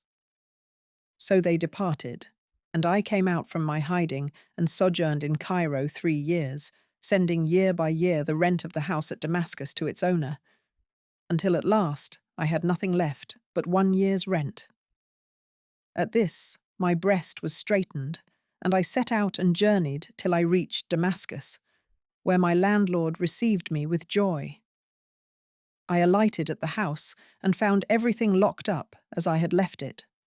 So I opened the closets and took out what was in them, and found under the bed, where I had lain with the murdered girl, a necklet of gold set with jewels.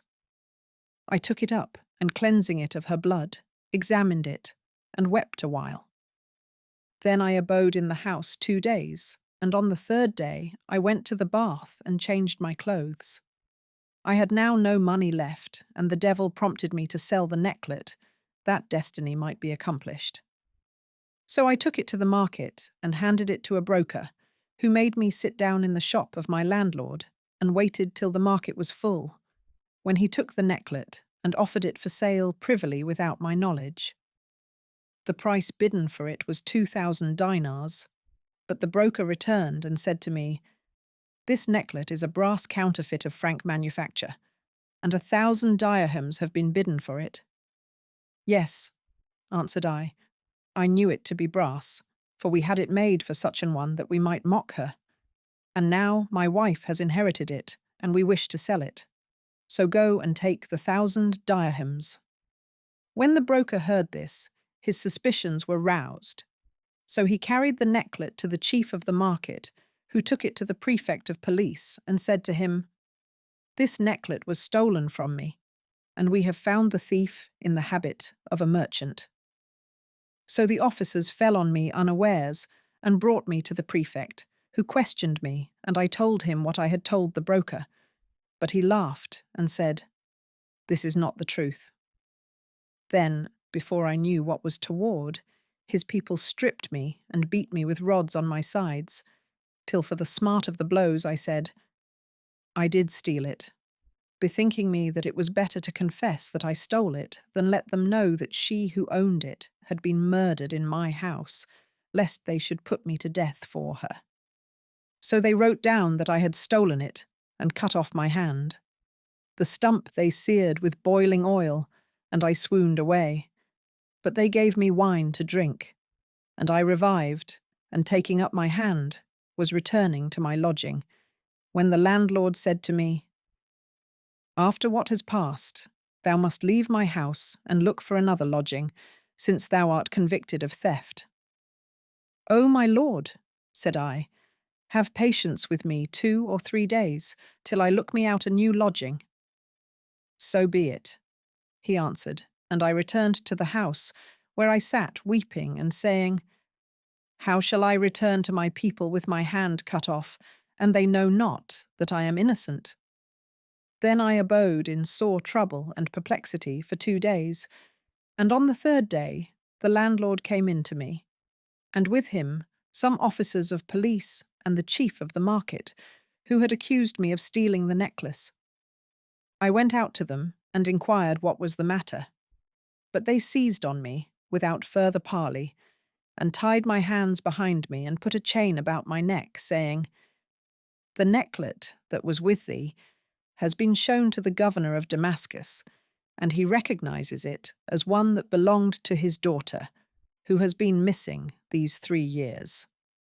When I heard this, my heart sank within me, and I said to myself, I am lost without resource, but I must needs tell the governor my story. And if he will, let him kill me, and if he will, let him pardon me. So they carried me to the governor's house and made me stand before him. When he saw me, He looked at me out of the corner of his eye and said to those present, "Why did ye cut off his hand? This man is unfortunate, and hath committed no offence, and indeed ye wronged him in cutting off his hand." When I heard this, I took heart and said to him, "By Allah, O my lord, I am no thief, but they accused me of this grave offence, and beat me with rods in the midst of the market, bidding me confess, till for the pain of the beating I lied against myself and confessed to the theft, although I am innocent." "Fear not," said the governor, "no harm shall come to thee." Then he laid the chief of the market under arrest, saying to him, "Give this man the price of his hand, or I will hang thee and seize on all thy goods." And he cried out to the officers, who took him and dragged him away, leaving me with the governor, who made his people unbind me and take the chain off my neck. Then he looked at me and said, "O my son, speak the truth, and tell me how thou camest by the necklet." And he repeated the following verse, "To tell the whole truth is thy duty, although it bring thee to burn on the brazier of woe." "By Allah, O my lord," answered I, "such is my intent." And I told him all that had passed between me and the first lady, and how she had brought the second one to me, and had slain her out of jealousy. When he heard my story, he shook his head and beat hand upon hand. Then, putting his handkerchief to his eyes, wept a while, and repeated the following verses. "I see that fortune's maladies are many upon me, for every dweller in the world, sick unto death is he. To every gathering of friends there comes a parting day, and few indeed on earth are those that are from parting free." Then he turned to me and said, "Know, O my son, that she who first came to thee was my eldest daughter. I brought her up in strict seclusion, and when she came to womanhood, I sent her to Cairo and married her to my brother's son. After a while he died, and she came back to me. But she had learnt profligate habits from the natives of Cairo, so she visited thee 4 times, and at last brought her younger sister. Now they were sisters by the same mother, and much attached to each other. And when this happened to the elder, she let her sister into her secret, and she desired to go out with her. So she asked thy leave, and carried her to thee. After which she returned alone, and I questioned her of her sister, finding her weeping for her. But she said, I know nothing of her. However, after this, she told her mother privily what had happened and how she had killed her sister, and her mother told me. Then she ceased not to weep and say, By Allah, I will never leave weeping for her till I die. And so it fell out. This, O my son, is what happened. And now I desire that thou balk me not in what I am about to say to thee. It is that I purpose to marry thee to my youngest daughter, for she is a virgin and born of another mother, and I will take no dower from thee, but on the contrary will appoint thee an allowance, and thou shalt be to me as my very son. I will well, replied I. How could I hope for such good fortune? Then he sent at once for the Qadi and the witnesses, and married me to his daughter, and I went in to her. Moreover, he got me a large sum of money from the chief of the market, and I became in high favour with him. Soon after, news came to me that my father was dead, so the governor dispatched a courier to fetch me the property he had left behind him, and now I am living in all prosperity. This is how I came to lose my right hand.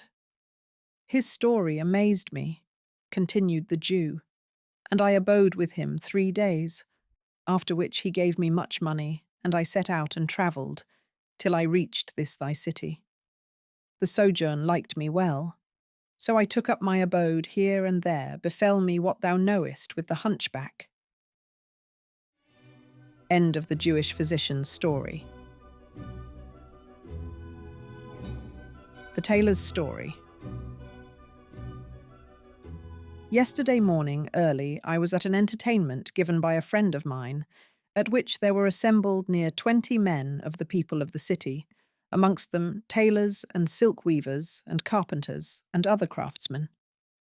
As soon as the sun had risen, they set food before us that we might eat, when behold, the master of the house entered, and with him a comely young man, a stranger from Baghdad, dressed in the finest of clothes and perfectly handsome, except that he was lame.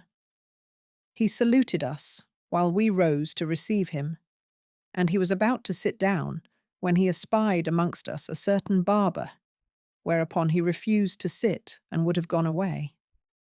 But we stopped him, and the host seized him and adjured him, saying, "What is the reason of thy coming in and going out again at once?" "By Allah, O my lord," answered he, "do not hinder me, for the cause of my turning back is yonder barber of ill omen sitting there."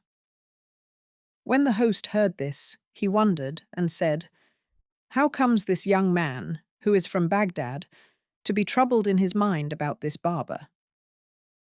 Then we looked at the young man and said to him, "Tell us the reason of thine anger against the barber."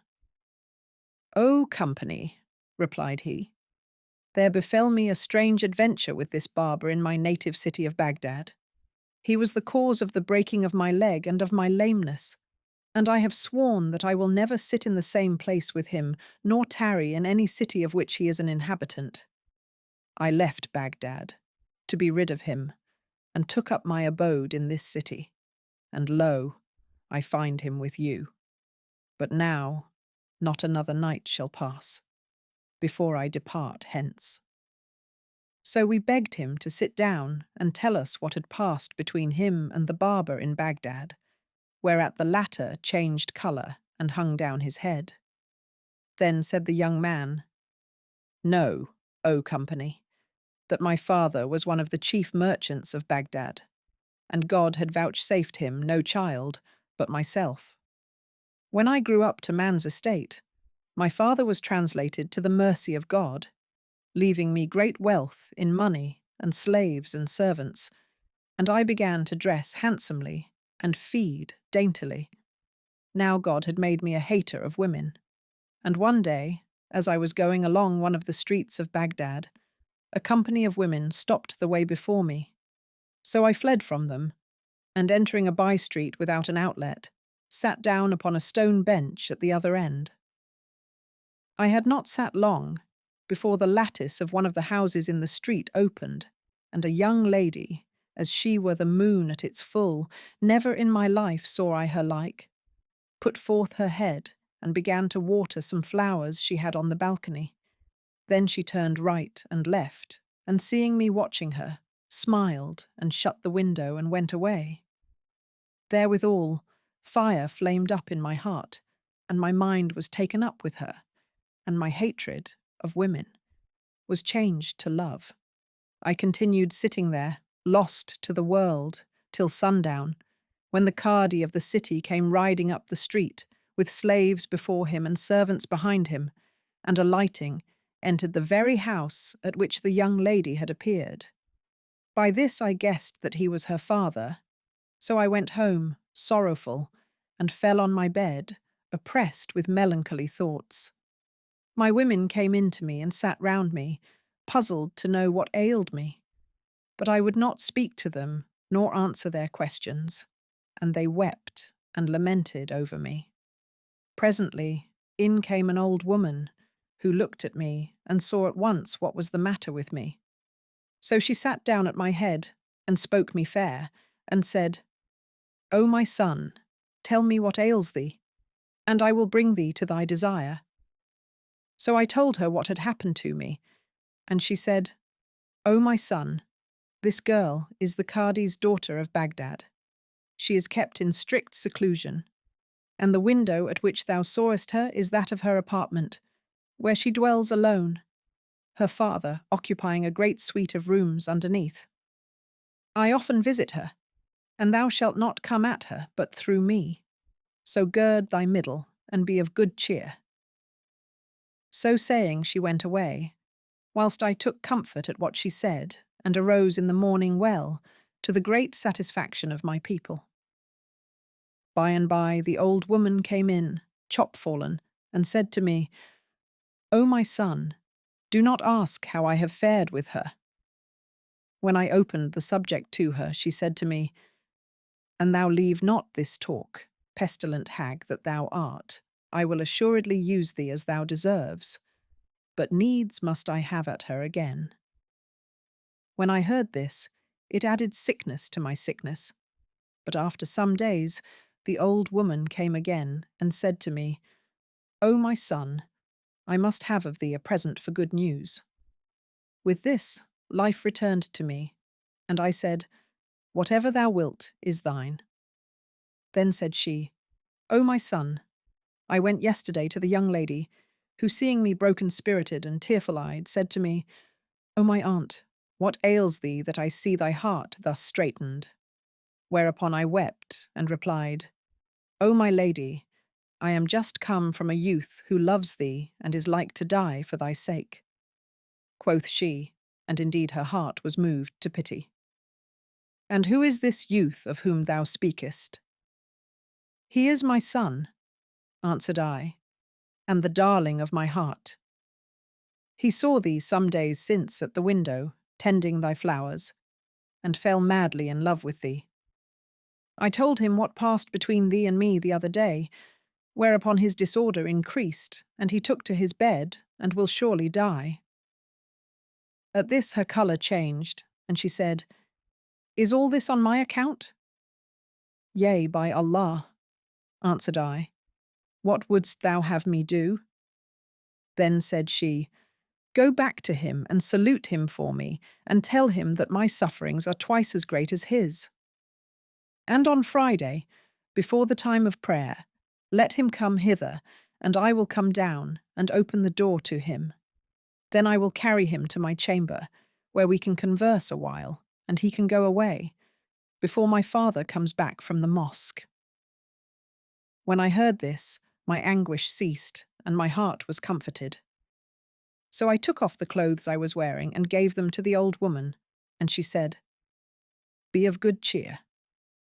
'There is no pain left in me,' answered I, and she went away. My household and friends rejoiced in my restoration to health, and I abode thus till Friday, when the old woman entered and asked me how I did, to which I replied that I was well and in good case. Then I dressed and perfumed myself, and sat down to await the going in of the folk to the mosque, that I might betake myself to the young lady.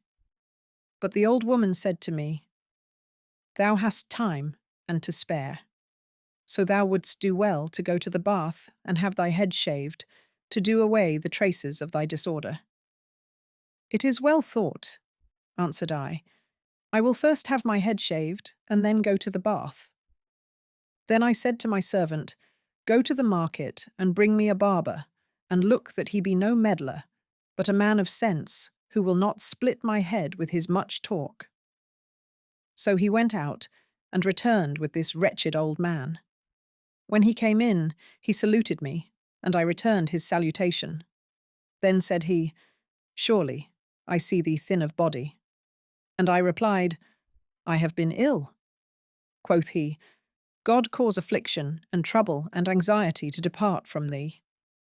'May God hear thy prayer,' answered I, and he said, 'Be of good cheer, O my lord, for indeed recovery is come to thee. Dost thou wish to be polled or let blood? Indeed, it is reported, on the authority of Ibn Abbas, whom God accept, that the Prophet said, Whoso is polled on a Friday, God shall avert from him 70 diseases. And again, he who is cupped on a Friday is safe from loss of sight and a host of other ailments. Leave this talk, said I. Come, shave my head at once, for I am yet weak. With this, he pulled out a handkerchief, from which he took an astrolabe with 7 plates, mounted in silver, and going into the courtyard, held the instrument up to the sun's rays and looked for some time. Then he came back and said to me, Know that 8 degrees and 6 minutes have elapsed of this our day, which is Friday, the 10th of Safar, in the 653rd year of the flight of the Prophet, upon whom be the most excellent of blessing and peace, and the 7,120th year of the Alexandrian era, and the planet now in the ascendant, according to the rules of mathematics, is Mars, which being in conjunction with Mercury, denotes a favourable time for cutting hair. And this also indicates to me that thou purposest to foregather with someone, and that your interview will be propitious. But after this there occurs a sign, respecting a thing which I will not name to thee. By Allah, exclaimed I, thou weariest me and pesterest me with thy foolish auguries, when I only sent for thee to shave my head. So come, shave me at once, and give me no more talk. By Allah, rejoined he, if thou knewest what is about to befall thee, thou wouldst do nothing this day, and I counsel thee to do as I shall tell thee by observation of the stars.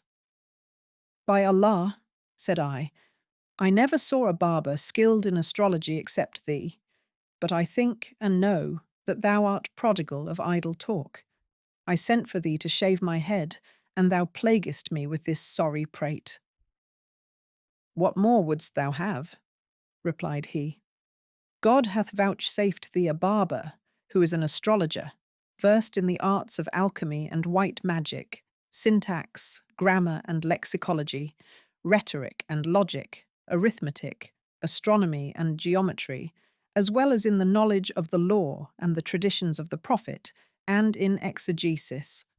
Moreover, I have read many books and digested them, and have had experience of affairs, and understand them thoroughly. In short, I have examined into all things, and studied all arts and crafts and sciences, and mastered them. And thy father loved me because of my lack of officiousness, for which reason my service is obligatory on thee. I am no meddler, as thou pretendest, and on this account I am known as the silent, the grave one. Wherefore it behoves thee to give thanks to God, and not cross me, for I am a true counsellor to thee, and take an affectionate interest in thee. I would I were in thy service a whole year, that thou mightst do me justice, and I would ask no higher of thee for this. When I heard this, I said, Thou wilt certainly be the death of me this day. O my lord, replied he, I am he whom the folk call the silent, by reason of my few words, to distinguish me from my 6 brothers, the eldest of whom was called Bekhit, the second Heder, the third Fekik, the fourth Elkuz el-Aswani, the fifth El-Feshar, the 6th Shekashik, and the 7th, myself, Samit. Whilst he thus overwhelmed me with his talk, I thought my gallbladder would burst. So I said to the servant, Give him a quarter-diner, and let him go, for God's sake. I won't have my head shaved today. What words are these, O my lord? Said he. By Allah, I will take no hire of thee till I have served thee. And needs must I serve thee, for indeed it is incumbent on me to do so and fulfill thy need. And I care not if I take no money of thee. If thou knowest not my worth, I know thine, and I owe thy father, may God the Most High have mercy on him, many a kindness, for he was a generous man. By Allah, he sent for me one day, as it were this blessed day, and I went in to him and found a company of his friends with him. He would have had me let him blood, but I pulled out my astrolabe, and taking an altitude for him, found the aspect inauspicious and the hour unfavourable for the letting of blood. I told him of this, and he conformed to my advice and put off the operation to a more convenient season. So I recited the following verses in his honour. I came one day unto my lord, that I might let him blood, but found that for his body's health the season was not good. So sat me down, and talked with him of many a pleasant thing, and all the treasures of my mind before him freely strewed. Well pleased, he listened Then, O mine of knowledge, he did say, thy wit and wisdom overpass the bounds of likelihood. Not so, quoth I, my wit indeed were little, but for thee, O prince of men, that pour'st on me thy wisdom like a flood. Thou seemest indeed the Lord of grace, bounty, and excellence, world's treasure house of knowledge, wit, sense, and mansitude. Thy father was charmed and cried out to the servant, saying, give him 103 dinars and a dress of honour. The servant did as he bade, and I waited till a favourable moment, when I let him blood. And he did not cross me, but thanked me, and all present also praised me. When the cupping was over, I could not help saying to him, by Allah, O my lord, what made thee say to the servant, give him 103 dinars? Quoth he, 1 dinar was for the astrological observation, another for thine entertaining converse, the third for the bloodletting, and the remaining 100 and the dress for thy verses in my honour. May God show no mercy to my father, exclaimed I, for knowing the like of thee. He laughed and said, there is no God but God, and Mohammed is his apostle. Glory be to him who changes, but is not changed. I took thee for a man of sense, but I see thou dotest for illness. God says, in his precious book, that paradise is prepared for those who restrain their wrath and forgive men, and in any case thou art excused. But I am ignorant of the cause of thy haste, and thou must know that thy father and grandfather did nothing without consulting me, for indeed it is said that he with whom one takes counsel should be trustworthy, and that he who takes counsel shall not be disappointed. It is said also that he who hath not an elder to advise him will never be an elder himself. And indeed the poet says, ere thou decide to venture thyself in aught, consult an experienced man and cross him not. And indeed thou wilt find none better versed in affairs than I, and I am here standing on my feet to serve thee. I am not vexed with thee. Why shouldst thou be vexed with me? But I will bear with thee for the sake of the favours I owe thy father. By Allah, exclaimed I, O thou whose tongue is as long as a jackass's tail, thou persistest in pestering me with talk and pelting me with words, when all I want of thee is to shave my head and take thyself off. Then he lathered my head, saying, I know that thou art vexed with me, but I bear thee no malice, for thy wit is weak, and thou art a boy. It was but yesterday I took thee on my shoulders and carried thee to the school. O my brother, cried I, for God's sake, do what I want and go thy way. And I rent my clothes. When he saw me do this, he took the razor, and fell to sharpening it, and stinted not, till I was well nigh distraught. Then he came up to me and shaved a part of my head, then held his hand and said, O my lord, hurry is of the devil, and deliberation of the merciful one. Methinks thou knowest not my station. Verily my hand falls on the heads of kings, and emirs, and viziers, and sages, and learned men. And it was of me, the poet said, all the trades are like necklets of jewels and gold, and this barber indeed's the chief pearl of the strings. He excelleth all others that boast of their skill, and under his hand are the top-knots of kings. Leave what concerns thee not, said I. Indeed thou hast straitened my breast and troubled my mind. Quoth he, meseems thou art in haste. Yes, yes, yes, answered I, and he, thou wouldst do well to proceed with deliberation, for haste is of the devil, and bequeaths repentance and disappointment. Verily, he upon whom be blessing and peace hath said, the best affair is that which is undertaken with deliberation. By Allah, thy case troubles me, and I would have thee let me know what it is thou art in such haste to do, for I fear me it is other than good. Then said he, it wants 3 hours yet of the time of prayer, However, I do not wish to be in doubt as to this, but am minded to know the time for certain. For speech, when it is conjectural, is but faulty, especially in the like of me, whose merit is plain and known of all men. And it does not befit me to talk at random, as do the common sort of astrologers. So saying, he threw down the razor, and taking up the astrolabe, went out under the sun, and stood a long while, after which he returned, and said to me, "It wants 3 hours of the time of prayer, neither more nor less." "By Allah," answered I, "hold thy tongue, for thou breakest my heart in pieces." So he took his razor, and after sharpening it as before, shaved another part of my head.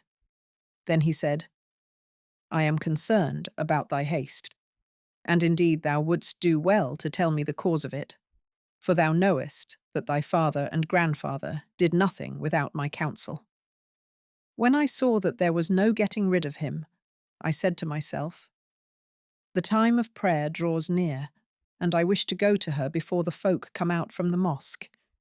If I am delayed much longer, I know not how I shall come at her." Then I said to him, "Be quick and leave this prating and officiousness, for I have to go to an entertainment at the house of one of my friends."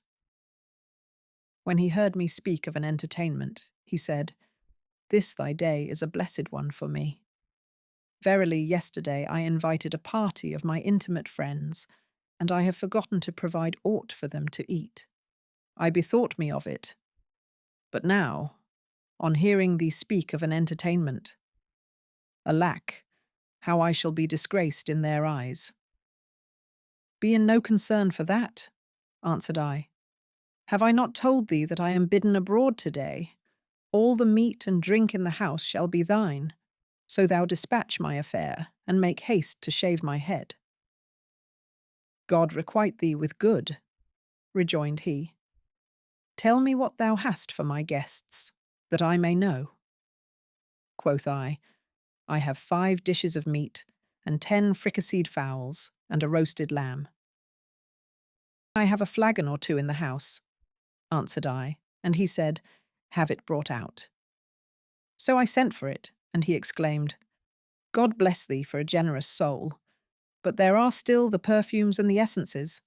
So I brought him a box, containing 50 dinars worth of aloes wood and ambergris and musk and other perfumes. By this, the time began to run short, and my heart was straitened. So I said to him, "Take it all and finish shaving my head by the life of Mohammed, whom God bless and preserve." "By Allah," said he, "I will not take it till I see all that is in it." So I made the servant open the box, and the barber threw down the astrolabe, and sitting down on the ground, turned over the contents, till I was well nigh distracted. Then he took the razor, and coming up to me, shaved some little of my head, and recited the following verse: "The boy after his father's guise grows up, and follows suit, as surely as the tree springs up from out its parent root." Then said he, "O my son, I know not whether to thank thee or thy father, for my entertainment today is all due to thy kindness and liberality, and none of my company is worthy of it. Though I have none but men of consideration, such as Zentout, the bath-keeper, and Celia the corn-chandler, and Silet, the bean-seller, and Akreshe, the grocer, and Hemid, the scavenger, and Said, the camel-driver, and Suwaid, the porter, and Abu Mukarish, the bathman, and Kasim, the watchman, and Kerim, the groom. There is not among them all one curmudgeon, or make-bait, or meddler, or spoil-sport. Each has his own dance that he dances, and his own couplets that he repeats. And the best of them is that they are like thy servant, knowing not abundance of talk, nor meddlesomeness. The bath-keeper sings enchantingly to the tambourine and dances and says, "I am going, O my mother, to fill my jar." As for the corn-chandler, he brings more skill to it than any of them. He dances and says, "O mourner, my mistress, thou dost not fall short," and draws the very heart out of one for laughing at him, whilst the scavenger sings so that the birds stop to listen to him, and dances, and says, "News with my wife is not kept in a chest." And indeed he is a witty, accomplished rogue, and of his excellence I used to say the following: "My life redeem the scavenger. I love him passing dear, for in his goodly gait he's like the zephyr shaken bough. Fate blessed my eyes with him one night, and I to him did say, whilst in my bosom, as I spoke, desire did ebb and flow, Thou'st lit thy fire within my heart." Whereto he answer made, "What wonder though the scavenger have turned a fireman now? And indeed, each is perfection in all that can charm the wit with mirth and jollity. But hearing is not like seeing, and indeed, if thou wilt join us and put off going to thy friends, it will be better both for us and for thee. For the traces of sickness are yet upon thee, and belike thou art going amongst talkative folk, who will prate of what does not concern them, or there may be amongst them some impertinent busybody who will split thy head, and thou still weak from illness." "This shall be for another day," answered I, and laughed in spite of my anger. "Finish what thou hast to do for me, and go in peace, and enjoy thyself with thy friends, for they will be awaiting thy coming." "O my lord," replied he, "I only seek to bring thee in company with these pleasant folk, amongst whom there is neither meddlesomeness nor excess of talk. For never, since I came to years of discretion, could I endure to consort with those who ask of what concerns them not, nor with any except those who are, like myself, men of few words. Verily, if thou wert once to see them and company with them, thou wouldst forsake all thy friends." "God fulfil thy gladness with them," rejoined I. "Needs must I foregather with them one of these days." And he said, "I would it were today, for I had made up my mind that thou shouldst make one of us. But if thou must indeed go to thy friends today, I will take the good things, with which thy bounty hath provided me for them, to my guests, and leave them to eat and drink, without waiting for me, whilst I return to thee in haste, and accompany thee whither thou goest. For there is no ceremony between me and my friends to hinder me from leaving them. There is no power and no virtue, but in God the Most High, the Supreme," cried I. "Go thou to thy friends, and make merry with them, and let me go to mine, and be with them this day, for they expect me." "I will not let thee go alone," replied he, and I said, "None can enter where I am, going but myself." Then said he, "I believe thou hast an assignation with some woman today, else thou wouldst take me with thee, for it is the like of me that furnishes a merrymaking. Or if thou go to anyone with whom thou wouldst be private, I am the fittest of all men for thy purpose, for I would help thee to what thou desirest, and look that none saw thee. I fear lest thou go in to some strange woman and lose thy life, for in this city one cannot do aught of the kind, especially on a day like this, and under so keen and masterful a chief of the police as ours of Baghdad." "Out on thee, O wretched old man," cried I. "Avaunt! What words are these thou givest me?" "O dolt," rejoined he, "thou sayest to me what is not true, and hidest thy mind from me. But I know that this is so, and am certain of it, and I only seek to help thee this day." I was fearful lest my people or the neighbours should hear the barber's talk, so kept silence, whilst he finished shaving my head, by which time the hour of prayer was come, and it was well nigh time for the exhortation. When he had done, I said to him, "Take the meat and drink, and carry them to thy friends. I will await thy return." For I thought it best to dissemble with the accursed fellow, and feign compliance with his wishes, so haply he might go away and leave me. Quoth he, "Thou art deceiving me, and wilt go alone, and cast thyself into some peril, from which there will be no escape for thee. For God's sake, do not go till I return, that I may accompany thee and see what comes of thine affair." "It is well," answered I. "Do not be long absent." Then he took all that I had given him and went out. But instead of going home with it, the cursed fellow delivered it to a porter to carry to his house and hid himself in a by-street. As for me, I rose at once, for the muezzins had already chanted the salutation, and dressing myself in haste, went out and hurried to the house where I had seen the young lady. I found the old woman standing at the door, awaiting me, and went up with her to the young lady's apartment. Hardly had I done so, when the master of the house returned from the mosque and, entering the saloon, shut the door. I looked out from the window and saw this Barber, God's malison on him, sitting over against the door, and said, "How did this devil find me out?" At this moment, as God had decreed it for my undoing, it befell that a slave girl belonging to the master of the house committed some offence, for which he beat her.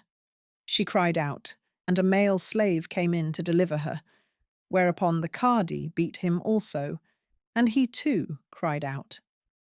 The cursed Barber concluded that it was I he was beating, and fell to tearing his clothes and strewing dust on his head, shrieking and calling for help. So the folk came round him, and he said to them, "My master is being murdered in the Cadi's house." Then he ran, shrieking, to my house, with the folk after him, and told my people and servants. And before I knew what was forward, up they came, with torn clothes and dishevelled hair, calling out, "Alas, our master!"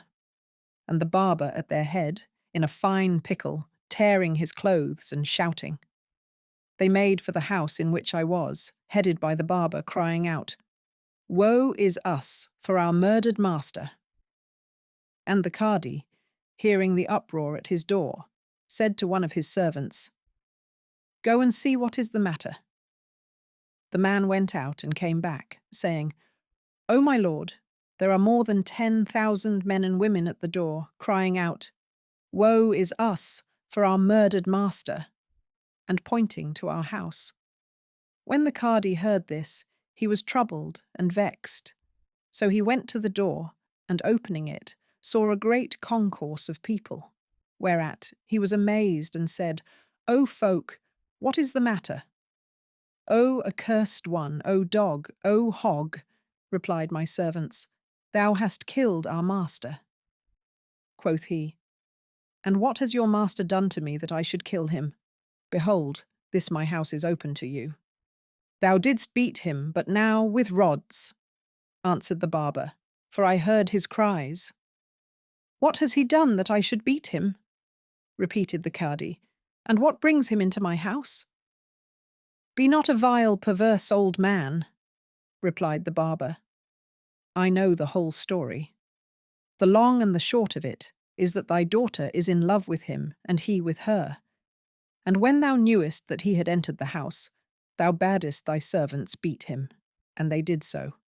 By Allah, none shall judge between us and thee but the Caliph.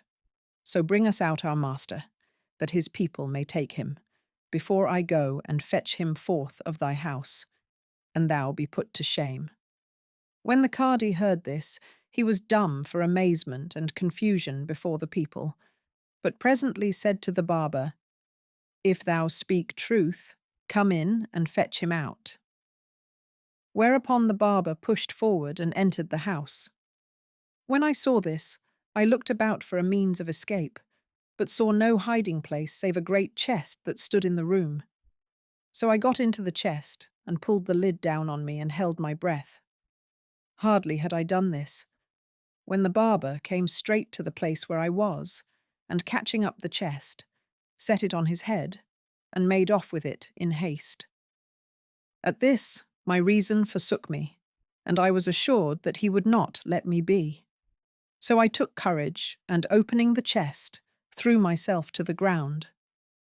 My leg was broken in the fall, and the door of the house being opened, I saw without a great crowd of people. Now I had much gold in my sleeve, which I had provided against the like of this occasion. So I fell to scattering it among the people, to divert their attention from me. And whilst they were busy scrambling for it, I set off running through the by-streets of Baghdad, and this cursed Barber, whom nothing could divert from me, after me. Wherever I went, he followed, crying out, "They would have bereft me of my master and slain him who has been a benefactor to me and my family and friends. But praised be God who aided me against them and delivered my lord from their hands. Where wilt thou go now? Thou persistedst in following thine own evil devices, till thou broughtest thyself to this pass. And if God had not vouchsafed me to thee, thou hadst never won free from this strait, for they would have plunged thee into irremediable ruin. How long dost thou expect I shall live to save thee? By Allah, thou hast well nigh undone me by thy folly and thy perverseness in wishing to go by thyself. But I will not reproach thee with ignorance, for thou art little of wit and hasty. Does not what thou hast brought upon me suffice thee? Replied I. But thou must pursue me with the like of this talk through the public streets? And I well nigh gave up the ghost for excess of rage against him. Then I took refuge in the shop of a weaver in the midst of the market and sought protection of the owner, who drove the barber away. I sat down in the back shop and said to myself, if I return home, I shall never be able to get rid of this accursed barber, for he will be with me night and day, and I cannot endure the sight of him. So I sent out at once for witnesses and made a will, dividing the greater part of my money among my people, and appointed a guardian over them, to whom I committed the charge of great and small, directing him to sell my house and estates. Then I set out at once on my travels, that I might be free of this ruffian, and came to settle in your town, where I have lived for some time. When you invited me and I came hither, the first thing I saw was this accursed pimp seated in the place of honour. How, then, can I be at my ease, and how can it be pleasant to me to consort with you, in company with this fellow, who brought all this upon me, and was the cause of the breaking of my leg, and of my exile from my country and family? And he refused to sit down, and went away. When we heard the young man's story, continued the tailor, we were beyond measure amazed and diverted, and said to the barber, is it true that this young man says of thee? By Allah, replied he, I dealt thus with him of my courtesy and good sense and humanity. But for me he had perished, and none but I was the cause of his escape. Well for him that it was in his leg that he suffered, and not in his life. Were I a man of many words or a busybody, I had not done him this kindness. But now I will tell you something that happened to me, that ye may know that I am indeed sparing of speech and no impertinent meddler, as were my 6 brothers, and it is this. The Barber's Story. I was living at Baghdad in the time of the Caliph Mustansir Billah, who loved the poor and needy and companied with the learned and the pious. One day it befell that he was wroth with a band of highway robbers, 10 in number, who infested the neighbourhood, and ordered the chief of the Baghdad police to bring them before him on the day of the festival. So the prefect sallied out, and capturing the robbers, embarked with them in a boat. I caught sight of them as they were embarking, and said to myself, these people are surely bound on some party of pleasure. Methinks they mean to spend the day in eating and drinking, and none shall be their messmate but I. So, of the greatness of my courtesy and the gravity of my understanding, I embarked in the boat and mingled with them. They rowed across to the opposite bank, where they landed, and there came up soldiers and police officers with chains, which they put round the necks of the robbers. They chained me with the rest. And, O company, is it not a proof of my courtesy and spareness of speech that I kept silence and did not choose to speak. Then they took us away in chains, and next morning they carried us all before the commander of the faithful, who bade strike off the heads of the 10 robbers.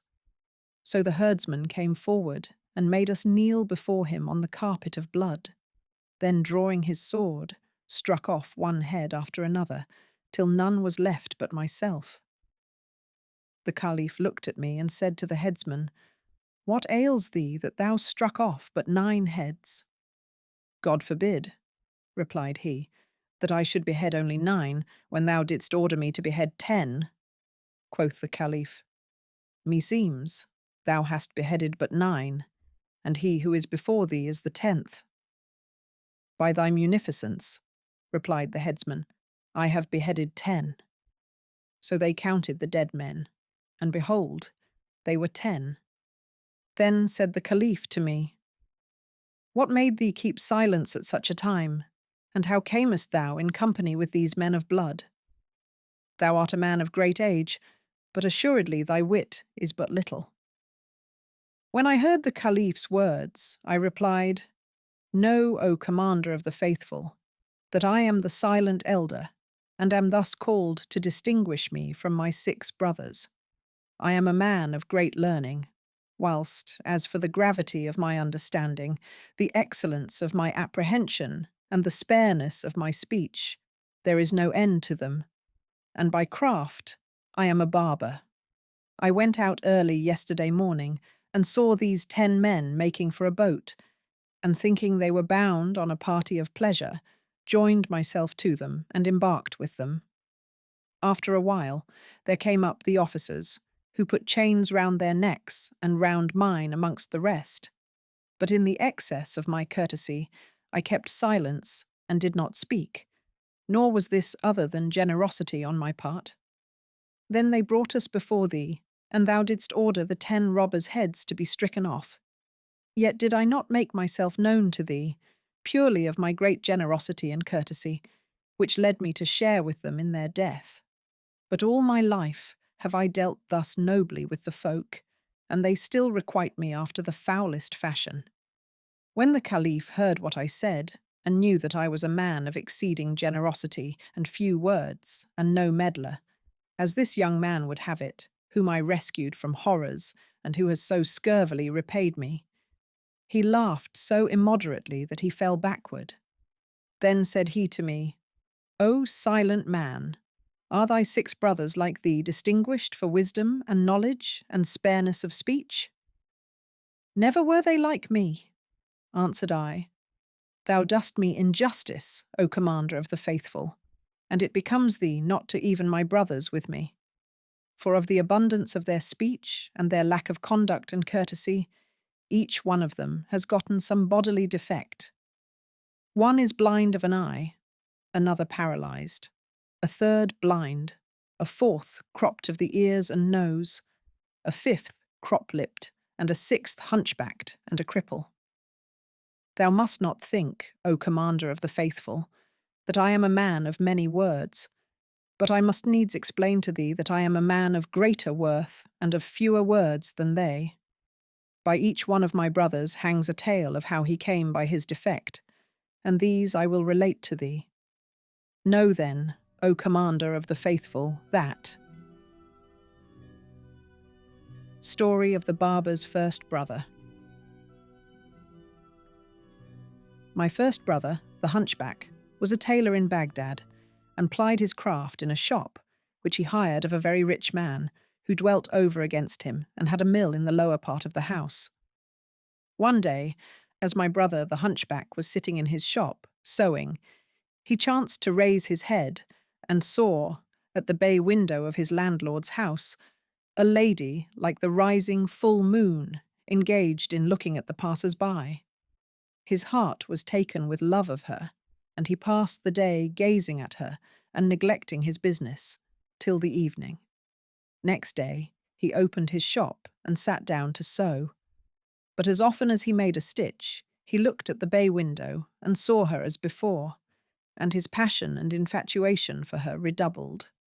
On the 3rd day, as he was sitting in his usual place, gazing on her, she caught sight of him, and perceiving that he had fallen a captive to her love, smiled in his face, and he smiled back at her.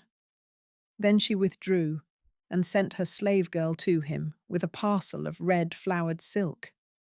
The girl accosted him and said to him, "My lady salutes thee, and would have thee cut out for her, with a skilful hand, a shift of this stuff, and sew it handsomely."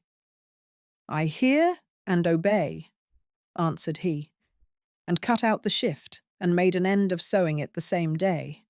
Next morning early the girl came back and said to him, "My mistress salutes thee, and would fain know how thou hast passed the night, for she has not tasted sleep by reason of her heart being taken up with thee." Then she laid before him a piece of yellow satin, and said to him, "My mistress bids thee cut her 2 pairs of trousers of this stuff, and sew them this day." "I hear and obey," answered he. "Salute her for me with abundant salutation, and say to her, Thy slave is obedient to thy commands, so order him as thou wilt." Then he applied himself to cut out the trousers, and used all diligence in sewing them. Presently the lady appeared at the window and saluted him by signs, now casting down her eyes, and now smiling in his face, so that he made sure of getting his will of her. She did not let him budge till he had finished the 2 pairs of trousers, when she withdrew and sent the slave girl, to whom he delivered them, and she took them and went away. When it was night, he threw himself on his bed and tossed from side to side till morning, when he rose and sat down in his shop. By and by, the slave girl came to him and said, "My master calls for thee." When he heard this, he was afraid. But the girl, seeing his alarm, to him, "Fear not, naught but good shall befall thee. My lady would have thee make acquaintance with my master." So my brother rejoiced greatly and went out with her. When he came into his landlord's presence, he kissed the earth before him, and the latter returned his salute. Then gave him a great piece of linen, saying, "Make this into shirts for me." "I hear and obey," replied my brother, and fell to work at once, and cut out 20 shirts by nightfall, without stopping to taste food. Then said the husband, "What is thy hire for this?" 20 dirhams, answered my brother. So the man cried out to the slave girl to give him 20 dirhams, but the lady signed to my brother not to take them, and he said, "By Allah, I will take nothing from thee," and took his work, and went away, though he was sorely in want of money. Then he applied himself to do their work, eating and drinking but little for 3 days, in his great diligence. At the end of this time, the slave girl came to him and said, "What hast thou done?" Quoth he, "They are finished," and carried the shirts to his landlord, who would have paid him his hire. But he said, "I will take nothing," for fear of the lady, and returning to his shop, passed the night without sleep for hunger. Now the lady had told her husband how the case stood, and they had agreed to take advantage of his infatuation to make him sew for them for nothing and laugh at him. Next morning, as he sat in his shop, the servant came to him and said, "My master would speak with thee." So he accompanied her to the husband, who said to him, "I wish thee to make me 5 cassocks." So he cut them out and took the stuff and went away. Then he sewed them and carried them to the man, who praised his work and offered him a purse of money. He put out his hand to take it, but the lady signed to him from behind her husband not to do so, and he replied, "O my lord, there is no hurry, by and by." Then he went out, more abject than an ass, for verily 5 things at once were sore upon him, love and beggary and hunger and nakedness and toil. Nevertheless, he heartened himself with the hope of gaining the lady's favours. When he had made an end of all their work, they put a cheat upon him and married him to their slave girl. But when he thought to go in to her, they said to him, "Lie this night in the mill, and tomorrow all will be well." My brother concluded that there was some good reason for this, and passed the night alone in the mill. Now the husband had set on the miller to make my brother turn the mill. So in the middle of the night, the miller came in and began to say, "This ox is lazy, and stands still, and will not turn, and there is much wheat to be ground. So I will yoke him and make him finish grinding it this night, for the folk are impatient for their flour." Then he filled the hoppers with grain, and going up to my brother, with a rope in his hand, bound him to the yoke, and said to him, "Come, turn the mill. Thou thinkest of nothing but eating and voiding." Then he took a whip, and laid on to my brother, who began to weep and cry out. But none came to his aid, and he was forced to grind the wheat till near daylight, when the husband came in, and seeing him yoked to the shaft, and the miller flogging him, went away. At daybreak, the miller went away and left him still yoked and well nigh dead. And soon after in came the slave girl, who unbound him and said to him, "I am grieved for what has befallen thee, and both I and my lady are full of concern for thee." But he had no tongue wherewith to answer her, for excess of beating and toil. Then he returned to his lodging, and presently the notary who had drawn up the marriage contract came to him and saluted him, saying, "God give thee long life. May thy marriage be blessed. Thou hast doubtless passed the night in clipping and kissing and dalliance from dusk to dawn. May God curse thee for a liar, thousandfold cuckold that thou art," replied my brother. "By Allah, I did nothing but turn the mill in the place of the ox all night." Quoth the notary, "Tell me thy story." So my brother told him what had happened, and he said, "Thy star agrees not with hers, but if thou wilt, I can alter the contract for thee." And my brother answered, "See if thou have another device." Then the notary left him, and he sat down in his shop, till someone should bring him work by which he might earn his day's bread. Presently the slave girl came to him and said, "My mistress would speak with thee." "Go, my good girl," replied he. "I will have no more to do with thy mistress." So the girl returned to her mistress and told her what my brother had said, and presently she put her head out of the window, weeping and saying, "Oh, my beloved, why wilt thou have no more to do with me?" But he made her no answer. Then she swore to him that all that had befallen him in the mill was without her sanction, and that she was guiltless of the whole affair.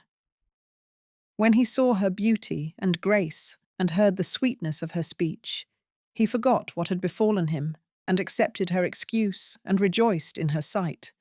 So he saluted her, and talked with her, and sat at his sewing a while, after which the servant came to him, and said, "My mistress salutes thee, and would have thee to know that her husband purposes to lie this night abroad with some intimate friends of his.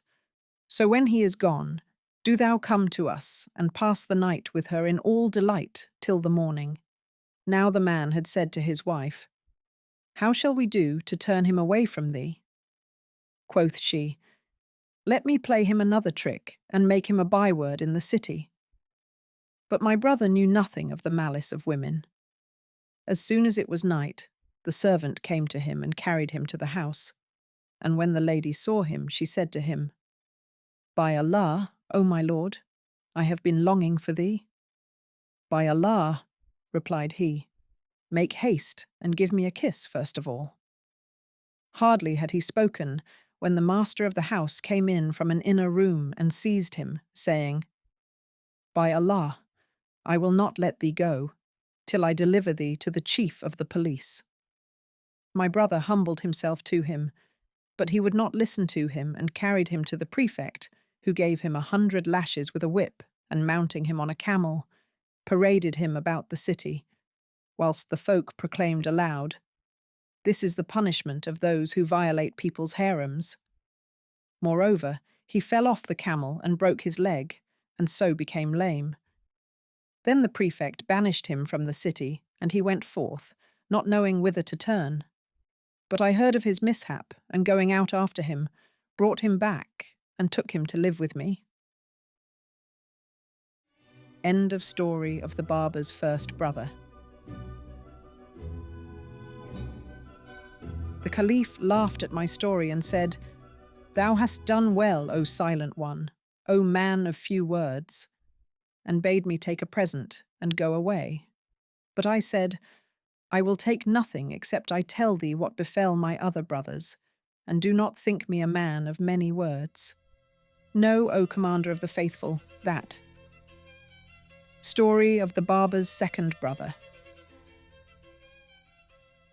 My second brother's name was Bekhit, and he was the paralytic. One day, as he was going about his business, an old woman accosted him and said to him, "Harkye, stop a little, that I may tell thee of somewhat, which, if it please thee, thou shalt do for me." My brother stopped, and she went on, "I will put thee in the way of a certain thing, so thy words be not many." "Say on," replied my brother, and she, "What sayest thou to a handsome house and a pleasant garden, with running waters and fruits and wine, and a fair-faced one to hold in thine arms from dark till dawn?" "And is all this in the world?" asked my brother. "Yes," answered she, "and it shall be thine. So thou be reasonable, and leave impertinent curiosity and many words, and do as I bid thee." "I will well, O my lady," rejoined my brother. "But what made thee choose me of all men for this affair? And what is it pleases thee in me?"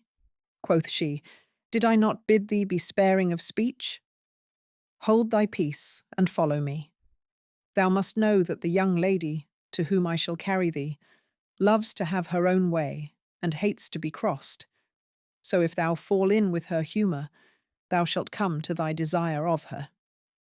And my brother said, "I will not thwart her in aught." Then she went on, and he followed her, eager to enjoy what she had promised him, till she brought him to a fine, large house, richly furnished and full of servants, and carried him to an upper story. When the people of the house saw him, they said to him, "What dost thou here?" But the old woman bade them, "Let him be, and trouble him not, for he is a workman, and we have occasion for him."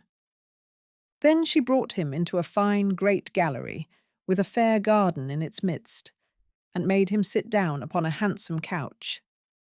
He had not sat long, before he heard a great noise, and in came a troop of damsels, with a lady in their midst, as she were the moon on the night of its full. When he saw her, he rose, and made an obeisance to her. Whereupon she bade him welcome, and ordered him to be seated. So he sat down, and she said to him, "God advance thee. Is all well with thee?" "O my lady," replied my brother, "all is well." Then she called for food, and they brought her a table richly served. So she sat down to eat, making a show of affection to my brother and jesting with him, though all the while she could not keep from laughing. But as often as he looked at her, she signed towards the waiting maids, as if she laughed at them. My ass of a brother understood nothing, but concluded, in the blindness of his doting, that the lady was in love with him and would admit him to his desire. When they had finished eating, they set on wine, and there came in 10 damsels like moons, with strung lutes in their hands, and fell a-singing right melodiously. Whereupon delight got hold upon him, and he took the cup from the lady's hands, and drank it off. Then she drank a cup of wine, and he rose and bowed to her, saying, "Health to thee." She filled him another cup, and he drank it off, and she gave him a cuff on the nape of his neck. Whereupon he rose and went out in a rage. But the old woman followed him and winked to him to return. So he came back, and the lady bade him sit, and he sat down without speaking. Then she dealt him a second cuff, and nothing would serve her but she must make all her maids cuff him also. Quoth he to the old woman, "Never saw I aught finer than this. and she kept saying, "Enough, enough, I conjure thee, O my lady." The women cuffed him till he was well nigh senseless, and he rose and went out again in a rage. But the old woman followed him and said, "Wait a little, and thou shalt come to what thou wishest." "How much longer must I wait?" asked he. "Indeed, I am faint with cuffing." "As soon as she is warm with wine," answered she, "thou shalt have thy desire." So he returned to his place and sat down, whereupon all the damsels rose, and the lady bade them fumigate him and sprinkle rose-water on his face. Then said she to him, "God advance thee. Thou hast entered my house and submitted to my conditions. For whoso thwarts me, I turn him away, but he who is patient has his desire." "O my lady," replied he, "I am thy slave, and in the hollow of thy hand." "Know then," continued she, "that God has made me passionately fond of frolic, and whoso falls in with my humour comes by what he wishes." Then she ordered the damsels to sing with loud voices, and they sang, till the whole company was in ecstasy. After which she said to one of the maids, "Take thy lord, and do what is wanting to him, and bring him back to me forthright." So the damsel took my brother, who knew not what she would do with him, but the old woman came up to him and said, "Be patient, there remains but little to do." At this his face cleared, and he said, "Tell me what she would have the maid do with me." "Nothing but good," replied she, "as I am thy ransom. She only wishes to dye thine eyebrows and pluck out thy moustaches." Quoth he, "As for the dyeing of my eyebrows, that will come off with washing, but the plucking out of my moustaches will be irksome." "Beware of crossing her," said the old woman, "for her heart is set on thee." So my brother suffered them to dye his eyebrows and pluck out his moustaches, after which the damsel returned to her mistress and told her. Quoth she, "There is one thing more to be done. Thou must shave his chin, that he may be beardless." So the maid went back and told my brother what her mistress bade her do, whereupon cried my fool of a brother, "How can I do what will dishonour me among the folk?" But the old woman said, "She only wishes to do thus with thee, that thou mayest be as a beardless youth, and that no hair may be left on thy face to prick her. For she is passionately in love with thee. Be patient, and thou shalt attain thy desire." So he submitted to have his beard shaved off and his face rouged, after which they carried him back to the lady. When she saw him with his eyebrows dyed, his whiskers and moustaches plucked out, his beard shaved off and his face rouged, she was affrighted at him, then laughed till she fell backward and said, "O my lord, thou hast won my heart with thy good nature." Then she conjured him, by her life, to rise and dance. So he began to dance, and there was not a cushion in the place, but she threw it at him, whilst the damsels pelted him with oranges and limes and citrons, till he fell down senseless. When he came to himself, the old woman said to him, "Now thou hast attained thy desire. There is no more beating for thee, and there remains but one thing more. It is her wont, when she is heated with wine, to let no one have to do with her, till she put off her clothes and remain stark naked. Then she will bid thee strip, in like manner, and run before thee from place to place, as if she fled from thee, and thou after her, till thy yard be in good point, when she will stop and give herself up to thee.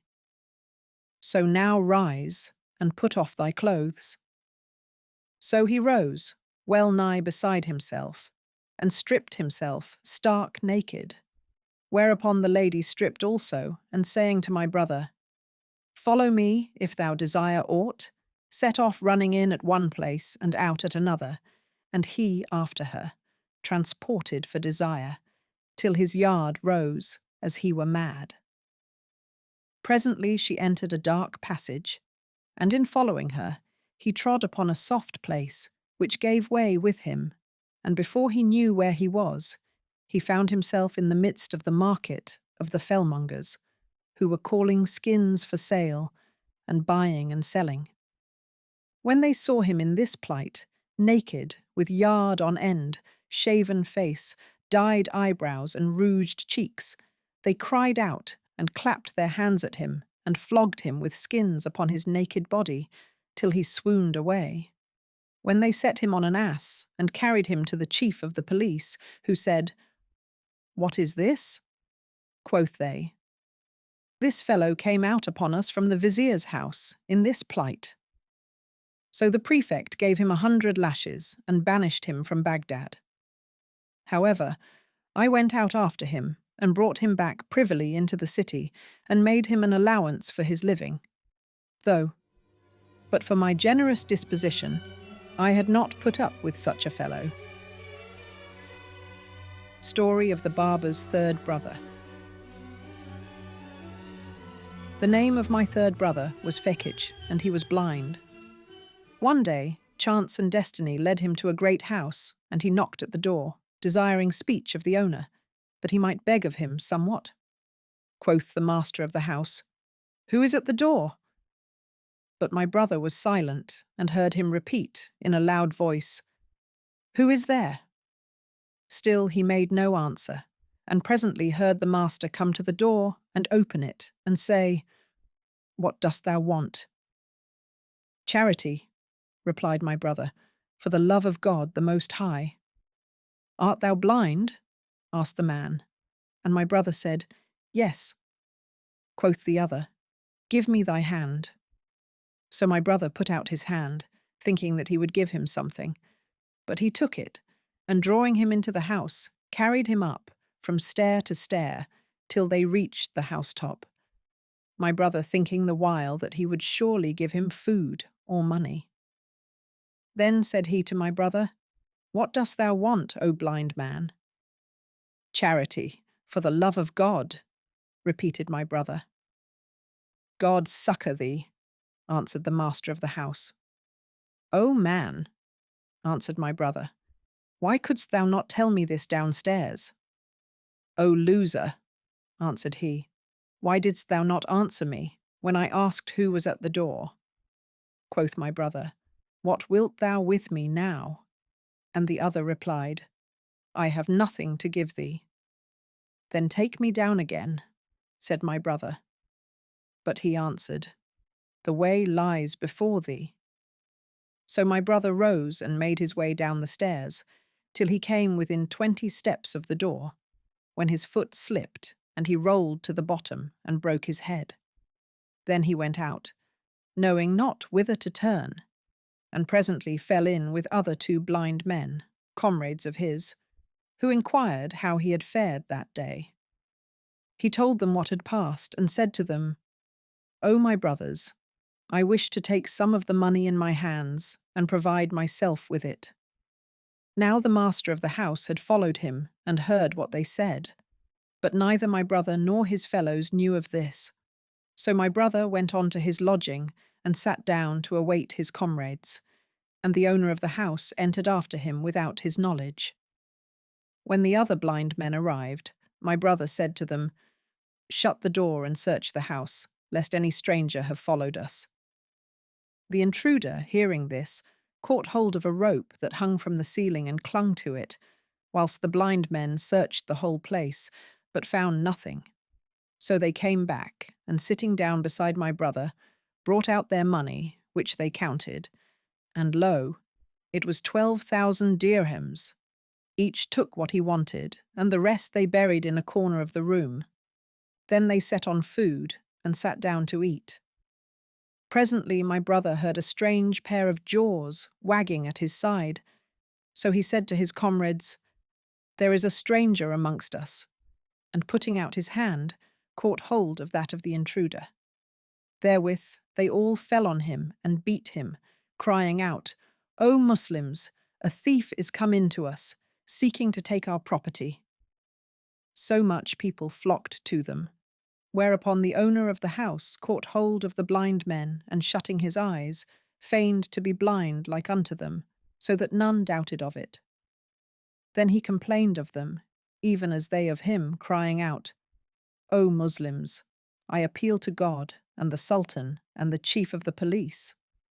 I have a grave matter to make known to the chief of the police. At this moment, up came the watch, and seizing them all, dragged them before the chief of the police, who inquired what was the matter. Quoth the spy, See here, thou shalt come at naught except by torture. So begin by beating me, and after me, beat this, my captain. And he pointed to my brother. So they threw the man down and gave him 400 strokes on the backside. The beating pained him, and he opened one eye. And as they redoubled their blows, he opened the other. When the chief of the police saw this, he said to him, What is this, O accursed one? Give me the seal ring of pardon, replied he. We are four who feign ourselves blind and impose upon people, that we may enter houses and gaze upon women and contrive for their corruption. In this way we have gotten much money, even 12,000 dirhams. So I said to my comrades, Give me my share, 3,000 dirhams. But they fell on me and beat me and took away my money, and I appeal to God and thee for protection. Better thou have my share than they. So, an thou wouldst know the truth of my words, beat each of the others more than thou hast beaten me, and he will surely open his eyes. The prefect bade begin with my brother. So they bound him to the whipping post, and the prefect said, O rascals, do ye abjure the gracious gifts of God, and pretend to be blind? Allah! Allah! Cried my brother. By Allah, there is not one amongst us who can see. Then they beat him, till he fainted, and the prefect said, Leave him till he revives, and then beat him again. And he caused each of the others to be beaten with more than 300 blows, whilst the sham blind man stood by, saying to them, Open your eyes, or you will be beaten anew. Then he said to the prefect, Send someone with me to fetch the money, for these fellows will not open their eyes, lest they be put to shame before the folk. So the prefect sent to fetch the money, and gave the impostor 3,000 dirhams to his pretended share.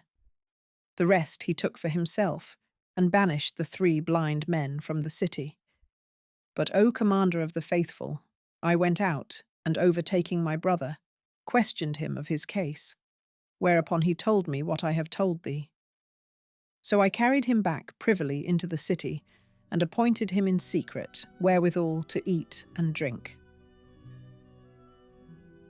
End of story of the Barber's third brother. The Caliph laughed at my story and said, Give him a present, and let him go. By Allah, rejoined I will take nothing till I have made known to the commander of the faithful what happened to my other brothers, for I am a man of few words. Then I went on as follows. Story of the Barber's fourth brother. My fourth brother, the one-eyed, was a butcher at Baghdad, who sold meat and reared rams, and the notables and men of wealth used to buy meat of him, so that he amassed much wealth and got him cattle and houses. He fared thus a long while, till one day, as he was sitting in his shop, there came up to him an old man with a long beard, who laid down some money and said, Give me meat for this. So he gave him his money's worth of meat, and the old man went away. My brother looked at the money he had paid him, and seeing that it was brilliantly white, laid it aside by itself. The old man continued to pay him frequent visits for 5 months, and my brother threw the money he received from him into a chest by itself. At the end of this time, he thought to take out the money to buy sheep. So he opened the chest, but found in it nothing but white paper, cut round. When he saw this, he buffeted his face and cried out, till the folk came round him, and he told them his story, at which they wondered.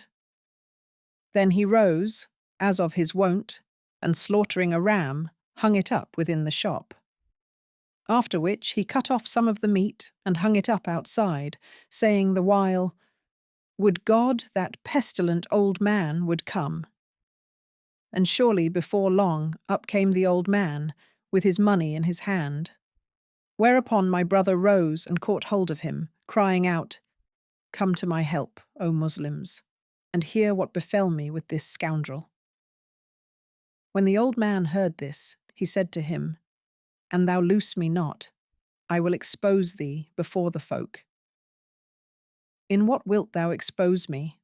asked my brother, and the other replied, "In that thou sellest man's flesh for mutton." "Thou liest, O accursed one," cried my brother, and the old man said, "He is the accursed one who has a man hanging up in his shop." "If it be as thou sayest," rejoined my brother, "I give thee leave to take my property and my life." Then said the old man, "Ho, people of the city, an ye would prove the truth of my words, enter this man's shop." So they rushed into the shop, when they saw the ram was become a dead man hanging up, and seized on my brother, crying out, "O infidel! O villain!"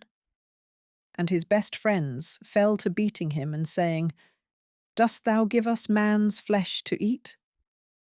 Moreover, the old man struck him on the eye and put it out. Then they carried the carcass to the chief of the police, to whom said the old man, "O Emir, this fellow slaughters men and sells their flesh for mutton, and we have brought him to thee. So arise and execute the justice of God, to whom belong might and majesty."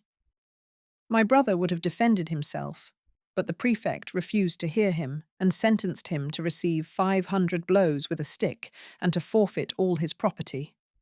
And indeed, but for his wealth, they had put him to death. Then he banished him from the city, and my brother fared forth at a venture, till he came to a great city, where he thought well to set up as a cobbler. So he opened a shop and fell to working for his living. One day, as he went on an occasion, he heard the tramp of horse, and inquiring the cause, was told that the king was going out to hunt and stopped to look on his state. It chanced that the king's eye met his, whereupon he bowed his head, saying, "I take refuge with God from the evil of this day," and drawing bridle, rode back to his palace, followed by his retinue. Then he gave an order to his guards, who seized my brother and beat him grievously, till he was well nigh dead, without telling him the reason. After which he returned to his shop in a sorry plight, and told one of the king's household, who laughed till he fell backward and said to him, "O my brother, know that the king cannot endure the sight of a one-eyed man, especially if he be blind of the left eye, in which case he does not let him go without killing him." When my brother heard this, he resolved to fly that city, so went forth and repaired to another country, where he was known of none. Here he abode a long while, till one day, being heavy at heart for what had befallen him, he went out to divert himself. As he was walking along, he heard the tramp of horse behind him, whereupon he exclaimed, "The judgment of God is upon me," and looked out for a hiding place, but found none. At last he saw a closed door, and pushing against it, it yielded, and he found himself in a long corridor, in which he took refuge.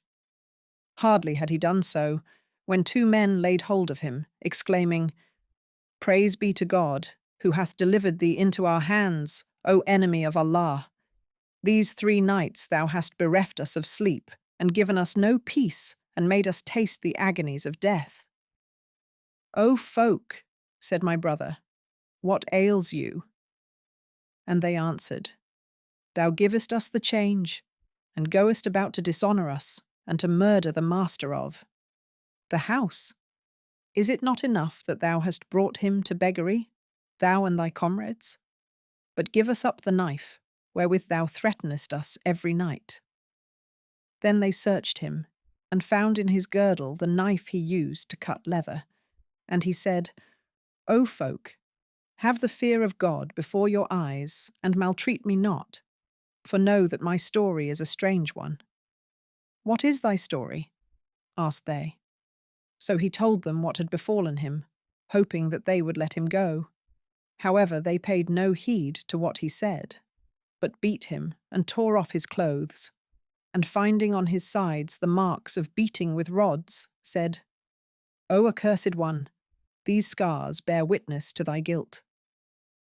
Then they carried him to the chief of the police, whilst he said to himself, "I am undone for my sins, and none can save me but God, the Most High." The prefect said to him, "O villain, what made thee enter their house with murderous intent?"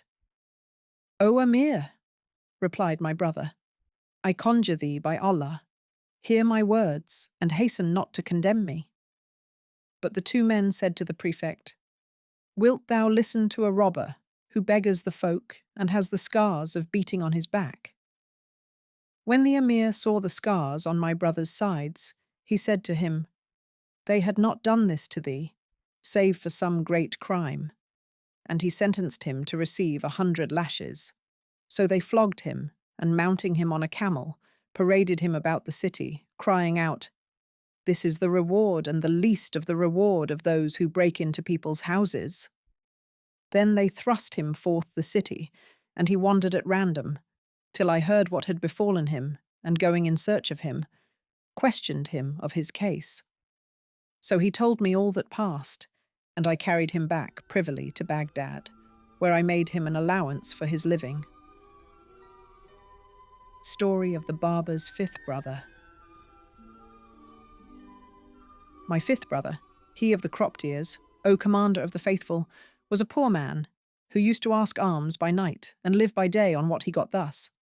Now, our father, who was an old man, far advanced in years, fell sick and died, leaving us 700 dirhams. So we took each of us 100. But when my brother received his share, he was at a loss to know what to do with it, till he bethought him to buy glass of all sorts and sell it at a profit. So he bought 100 dirhams worth of glass, and putting it in a great basket, sat down to sell it on a raised bench at the foot of a wall, against which he leant his back. As he sat, with the basket before him, befell to musing in himself, and said, "I have laid out 100 dirhams on this glass, and I will sell it for 200, with which I will buy other glass, and sell it for 400. Nor will I cease to buy and sell thus, till I have gotten much wealth. With this I will buy all kinds of merchandise and jewels and perfumes, and gain great profit on them, till, God willing, I will make my capital 100,000 dirhams. Then I will buy a handsome house, together with slaves and horses and trappings of gold, and eat and drink. Nor will I leave a singing man or woman in the city, but I will have them to sing to me. As soon as I have amassed 100,000 dirhams, I will send out marriage brokers to demand for me in marriage the daughters of kings and viziers. And I will seek the hand of the vizier's daughter, for I hear that she is perfect in beauty and of surpassing grace. I will give her a dowry of 1,000 dinars, and if her father consent, well. If not, I will take her by force, in spite of him. When I return home, I will buy 10 little eunuchs and clothes for myself, such as are worn by kings and sultans, and get me a saddle of gold, set thick with jewels of price. Then I will mount and parade the city, with slaves before and behind me, whilst the folk salute me and call down blessings upon me. After which I will repair to the vizier, the girl's father, with slaves behind and before me, as well as on my either hand. When he sees me, he will rise, and seating me in his own place, sit down me. He will rise, and seating me in his own place, sit down below me, for that I am his son-in-law.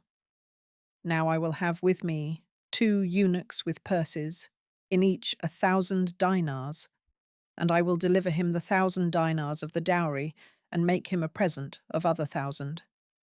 that he may have cause to know my nobility and generosity and greatness of mind and the littleness of the world in my eyes. And for 10 words he proffers me, I will answer him 2. Then I will return to my house, and if one come to me on the bride's part, I will make him a present of money and clothe him in a robe of honour. But if he bring me a present, I will return it to him and will not accept it, that they may know that I am great of soul. Then I will command them to bring her to me in state, and will order my house fittingly in the meantime. When the time of the unveiling is come, I will don my richest clothes and sit down on a couch of brocaded silk, leaning on a cushion and turning neither to the right nor to the left, for the haughtiness of my mind and the gravity of my understanding. My wife shall stand before me like the full moon in her robes and ornaments, and I, of my pride and my disdain, will not look at her, till all who are present shall say to me, O my lord, thy wife and thy handmaid stands before thee, deign to look upon her, for standing is irksome to her. And they will kiss the earth before me many times, whereupon I will lift my eyes and give one glance at her, then bend down my head again. Then they will carry her to the bride chamber, and meanwhile I will rise and change my clothes for a richer suit. When they bring in the bride for the second time, I will not look at her till they have implored me several times, when I will glance at her and bow down my head. Nor will I leave to do thus till they have made an end of displaying her, when I will order one of my eunuchs to fetch a purse of 500 dinars, and giving it to the tire women, command them to lead me to the bride chamber. When they leave me alone with the bride, I will not look at her or speak to her, but will lie by her with averted face, that she may say I am high of soul. Presently, her mother will come to me and kiss my head and hands and say to me, O my lord, look on thy handmaid, for she longs for thy favour, and heal her spirit. But I will give her no answer, and when she sees this, she will come and kiss my feet repeatedly, and say, O my lord, verily my daughter is a beautiful girl who has never seen man, and if thou show her this aversion, her heart will break. So do thou incline to her and speak to her. Then she will rise and fetch a cup of wine, and her daughter will take it and come to me. But I will leave her standing before me, whilst I recline upon a cushion of cloth of gold, and will not look at her for the haughtiness of my heart, so that she will think me to be a sultan of exceeding dignity, and will say to me, O my lord, for God's sake, do not refuse to take the cup from thy servant's hand, for indeed I am thy handmaid. But I will not speak to her, and she will press me, saying, Needs must thou drink it, and put it to my lips. Then I will shake my fist in her face, and spurn her with my foot thus. So saying, he gave a kick with his foot, and knocked over the basket of glass, which fell to the ground, and all that was in it was broken. All this comes of my pride, cried he, and fell to buffeting his face and tearing his clothes and weeping. The folk who were going to the Friday prayers saw him, and some of them looked at him and pitied him, whilst others paid no heed to him, and in this way my brother lost both capital and profit. Presently there came up a beautiful lady, on her way to the Friday prayers, riding on a mule with a saddle of gold, and attended by a number of servants, and filling the air with the scent of musk as she passed along. When she saw the broken glass and my brother weeping, she was moved to pity for him. So she asked what ailed him, and was told that he had a basket full of glass, by the sale of which he thought to make his living. But it was broken, and this was the cause of his distress. So she called one of her attendants, and said to him, Give this poor man what is with thee. And he gave my brother a purse, in which he found 500 dinars, whereupon he was like to die for excess of joy, and called down blessings on her. Then he returned to his house, a rich man, And as he sat considering, someone knocked at the door. So he rose and opened and saw an old woman whom he knew not. "O my son," said she, "the time of prayer is at hand, and I have not yet made the ablution. So I beg thee to let me do so in thy house." "I hear and obey," replied he, and bade her come in. So she entered, and he brought her an ewer wherewith to wash, and sat down beside himself for joy in the diners. When she had made an end of her ablutions, she came up to where he sat and prayed a two-bow prayer, after which she offered up a goodly prayer for my brother, who thanked her, and putting his hand to the bag of money, gave her 2 dinars, saying in himself, "This is an alms from me." "Glory to God!" exclaimed she. "Why dost thou look on one who loves thee as if she were a beggar? Put up thy money. I have no need of it, or if thou want it not, return it to her who gave it thee when thy glass was broken." "O my mother," asked he, "how shall I do to come at her?" "O my son," replied she, "she hath an inclination for thee, but she is the wife of a wealthy man of the city. So take all thy money with thee and follow me, that I may guide thee to thy desire. And when thou art in company with her, spare neither fair words nor persuasion, and thou shalt enjoy her beauty and her wealth to thy heart's content." So my brother took all his money and rose and followed the old woman, hardly believing in his good fortune.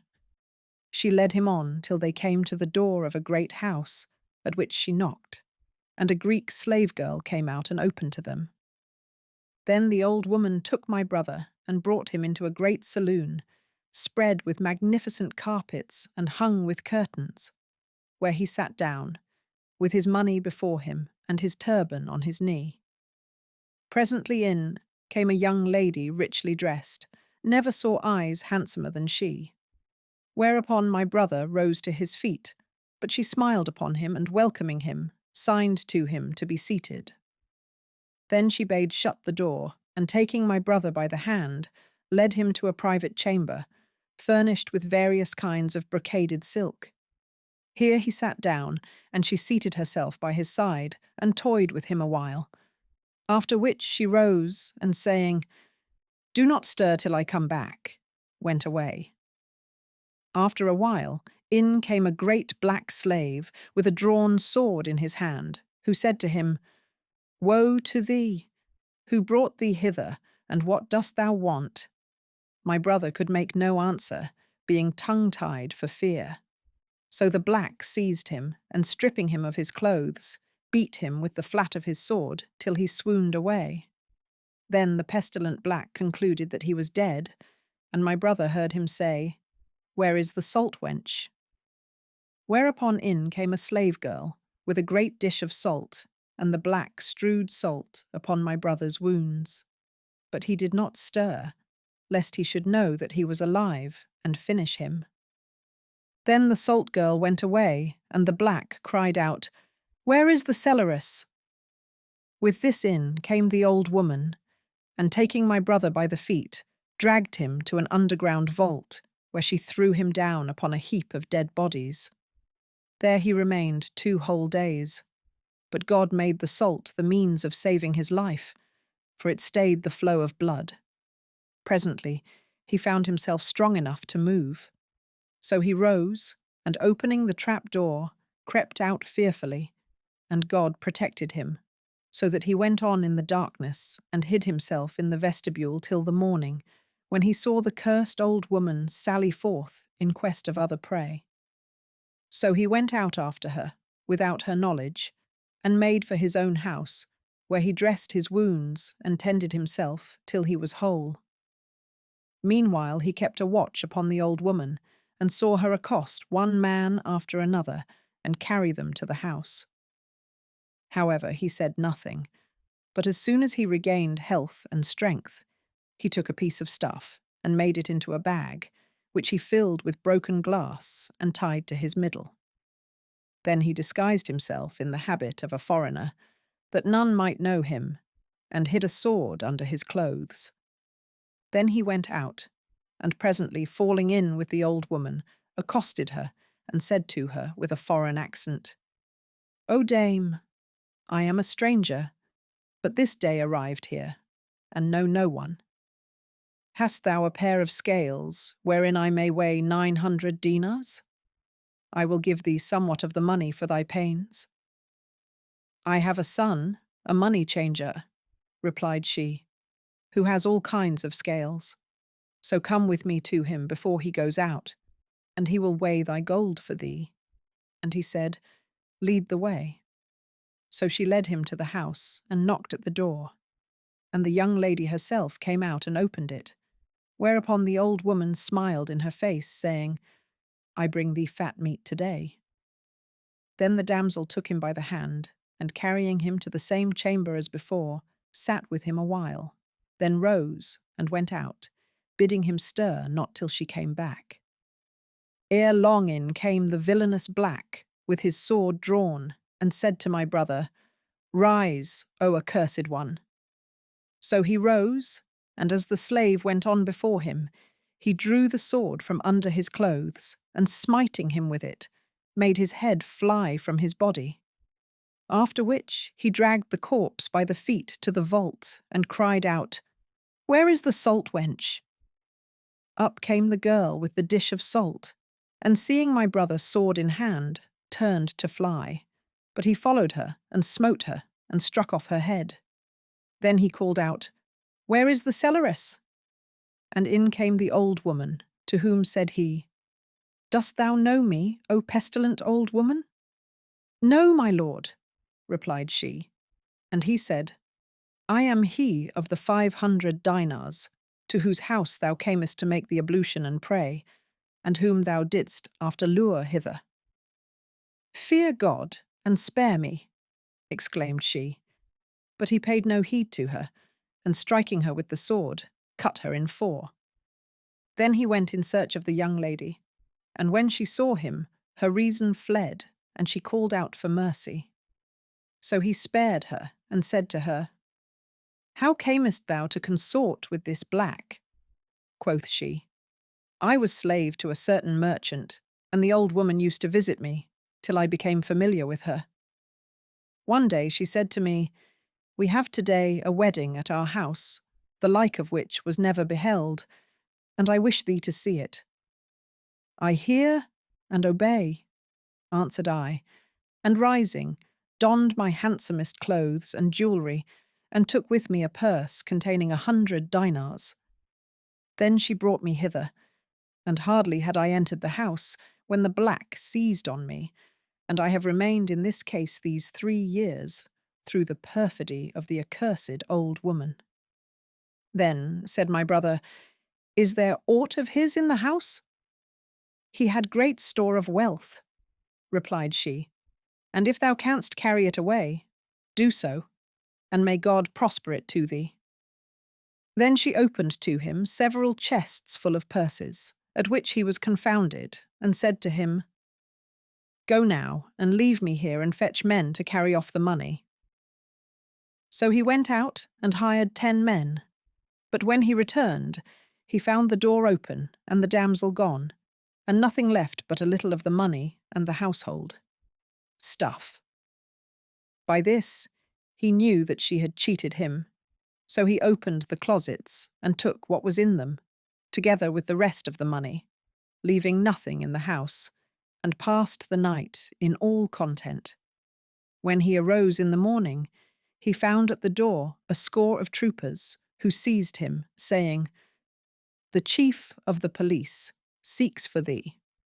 My brother implored them to let him return to his house, but they would grant him no delay, though he offered them a large sum of money, and binding him fast with cords, carried him off. On the way, there met them a friend of my brother, who clung to his skirts and implored him to stop and help to deliver him from their hands. So he stopped and inquired what was the matter, to which they replied, "The chief of the police has ordered us to bring this man before him, and we are doing so." The man interceded with them and offered them 500 dinars to let my brother go, saying, Tell the magistrate that ye could not find him. But they refused, and dragged him before the prefect, who said to him, Whence hadst thou these stuffs and money? Quoth my brother, Grant me indemnity. So the magistrate gave him the handkerchief of pardon, and he told him all that had befallen him from first to last, including the flight of the damsel, adding, Take what thou wilt, so thou leave me enough to live on. But the prefect took the whole of the stuff and money for himself, and fearing lest the affair should reach the Sultan's ears, said to my brother, Depart from this city, or I will hang thee. I hear and obey, replied my brother, and set out for another town. On the way, thieves fell on him, and stripped him, and beat him, and cut off his ears. But I heard of his misfortunes, and went out after him, taking him clothes, and brought him back privily to the city, where I made him an allowance for meat and drink. Story of the Barber's sixth brother. My sixth brother, he of the cropped lips, O commander of the faithful, was once rich, but after became poor. One day he went out to seek somewhat to keep life in him, and came presently to a handsome house, with a wide and lofty portico and servants and others at the door, ordering and forbidding. My brother inquired of one of those standing there, and he told him that the house belonged to one of the Barmecide family. So he accosted the doorkeepers and begged an alms of them. Enter, said they, and thou shalt get what thou seekest of our master. Accordingly he entered, and passing through the vestibule, found himself in a mansion of the utmost beauty and elegance, paved with marble and hung with curtains, and having in the midst a garden whose like he had never seen. He stood a while perplexed, knowing not whither to direct his steps. Then, seeing the door of a sitting chamber, he entered, and saw at the upper end a man of comely presence and goodly beard. When the latter saw my brother, he rose and welcomed him, and inquired how he did, to which he replied that he was in need of charity. Whereupon the other showed great concern, and putting his hand to his clothes, rent them, exclaiming, Art thou hungry in a city of which I am an inhabitant? I cannot endure this, and promised him all manner of good. Then said he, Thou must eat with me. O my lord, replied my brother, I can wait no longer, for I am sore and hungered. So the Barmecide cried out, Ho, boy, bring the ewer and the basin, and said to my brother, O my guest, come forward and wash thy hands. My brother rose to do so, but saw neither ewer nor basin. However, the host made as if he were washing his hands, and cried out, Bring the table. But my brother saw nothing. Then said the Barmecide, Honour me by eating of this food, and be not ashamed. And he made as if he ate, saying the while, Thou eatest but little, do not stint thyself, for I know thou art famished. So my brother began to make as if he ate, whilst the other said to him, Eat and note the excellence of this bread and its whiteness. My brother could see nothing, and said to himself, This man loves to jest with the folk. So he replied, O my lord, never in my life have I seen whiter or more delicious bread. And the host said, I gave 500 dinars for the slave girl who bakes it for me. Then he called out, Ho, boy, bring the frumenti first, and do not spare butter on it. And turning to my brother, O my guest, said he, saw'st thou ever aught better than this frumenti? Eat, I conjure thee, and be not ashamed. Then he cried out again, Ho, boy, bring in the pasty with the fatted grouse in it. And he said to my brother, Eat, O my guest, for thou art hungry and needest it. So my brother began to move his jaws and make as if he chewed, whilst the other ceased not to call for dish after dish and press my brother to eat, though not a thing appeared. Presently he cried out, Ho, boy, I bring us the chickens stuffed with pistachio kernels. and said to my brother, "These chickens have been fattened on pistachio nuts. Eat, for thou hast never tasted the like of them." "O my lord," replied my brother, "they are indeed excellent." Then the host feigned to put his hand to my brother's mouth, as if to feed him, and ceased not to name various dishes and expatiate upon their excellence. Meanwhile my brother was starving, and hunger was so sore on him that his soul lusted for a cake of barley bread. Quoth the Barmecide, "Didst thou ever taste aught more delicious than the seasoning of these dishes?" "Never, O my lord," replied my brother. "Eat heartily, and be not ashamed," repeated the host. "O my lord," said my brother, "I have had enough of meat." So the Barmecide cried out, "Take away and bring the sweetmeats." Then he said, "Eat of this almond conserve, for it is excellent, and of these fritters. My life on thee, take this one before the syrup runs out of it." "May I never be bereaved of thee, O my lord," replied my brother, and asked him of the abundance of musk in the fritters. "It is my custom," said the other, "to have 3 pennyweights of musk and half that quantity of ambergris put into each fritter." All this time my brother was wagging his jaws and moving his head and mouth, till the host said, "Enough of this. Bring us the dessert." Then said he to him, "Eat of these almonds and walnuts and raisins and of this and that," naming different kinds of dried fruits, "and be not ashamed." "O my lord," answered my brother, "indeed I am full. I can eat no more." "O my guest," repeated the other, "if thou have a mind to eat more, for God's sake do not remain hungry." "O my lord," replied my brother, "how should one who has eaten of all these dishes be hungry?" Then he considered, and said to himself, "I will do that, which shall make him repent of having acted thus." Presently the host called out, "Bring me the wine," and making as if it had come, feigned to give my brother to drink, saying, "Take this cup, and if it please thee, let me know." "O my lord," replied he, "it has a pleasant smell, but I am used to drink old wine 20 years of age." "Then knock at this door," said his host, "for thou canst not drink of aught better." "O my lord, this is of thy bounty," replied my brother, and made as if he drank. "Health and pleasure to thee," exclaimed the host, and feigned, in like wise, to fill a cup and drink it off, and hand a second cup to my brother, who pretended to drink, and made as if he were drunken. Then he took the Barmecide unawares, and raising his arm, till the whiteness of his armpit appeared, dealt him such a buffet on the neck that the place rang to it. Then he gave him a second cuff, and the host exclaimed, "What is this, O vile fellow?" "O my lord," replied my brother, "thou hast graciously admitted thy slave into thine abode, and fed him with thy victual, and plied him with old wine, till he became drunk and dealt unmannerly by thee. But thou art too noble not to bear with his ignorance, and pardon his offence."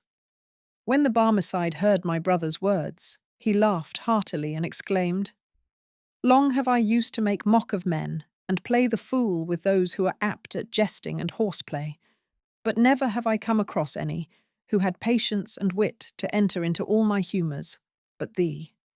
So I pardon thee, and now thou shalt be my boon companion, in very deed, and never leave me." Then he bade his servants lay the table in good earnest, and they set on all the dishes of which he had spoken, and he and my brother ate till they were satisfied, after which they removed to the drinking chamber, where they found damsels like moons, who sang all manner of songs and played on all kinds of musical instruments. There they remained, drinking, till drunkenness overcame them, and the host used my brother as a familiar friend, so that he became as it were his brother, and bestowed on him a dress of honour, and loved him with an exceeding love. Next morning, they fell again to feasting and carousing, and ceased not to lead this life for 20 years, at the end of which time the Barmecide died, and the Sultan laid hands on all his property and squeezed my brother, till he stripped him of all he had. So he left the city and fled forth at random, but the Arabs fell on him midway, and taking him prisoner, carried him to their camp, where the Bedouin, his captor, tortured him, saying, "Ransom thyself with money, or I will kill thee." My brother fell a-weeping and replied, "By Allah, I have naught. I am thy prisoner. Do with me as thou wilt." Thereupon the Bedouin took out a knife and cut off my brother's lips, still urging his demand. Now this Bedouin had a handsome wife, who used to make advances to my brother, in her husband's absence, and offer him her favours, but he held off from her. One day, she began to tempt him as usual, and he toyed with her and took her on his knee, when lo, in came the Bedouin, and seeing this, cried out, "Woe to thee, thou villain! Wouldst thou debauch my wife?" Then he took out a knife and cut off my brother's yard, after which he set him on a camel and carried him to a mountain, where he threw him down and left him. Here he was found by some travellers, who recognized him and gave him meat and drink and acquainted me with his plight, whereupon I went forth to him and brought him back to Baghdad, where I provided him with enough to live on. End of story of the Barber's sixth brother. This, then, O Commander of the Faithful, is the history of my brothers, and I was unwilling to go away without relating it to thee, that I might disabuse thee of thine error in confounding me with them. And now thou knowest that I have 6 brothers, and support them all. When the Caliph heard my words, he laughed and said, "Thou sayest sooth, O silent one. Thou art neither a man of many words nor an impertinent meddler, but now go out from this city and settle in another." And he banished me from the city. So I left Baghdad and travelled in foreign countries, till I heard of his death and the coming of another to the caliphate. Then I returned to Baghdad, where I found my brothers dead, and fell in with this young man, to whom I rendered the best of services, for without me he had been killed. Indeed, he accuses me of what is foreign to my nature, and what he relates of my impertinence is false. For verily I left Baghdad on his account, and wandered in many countries, till I came to this city, and happened on him with you.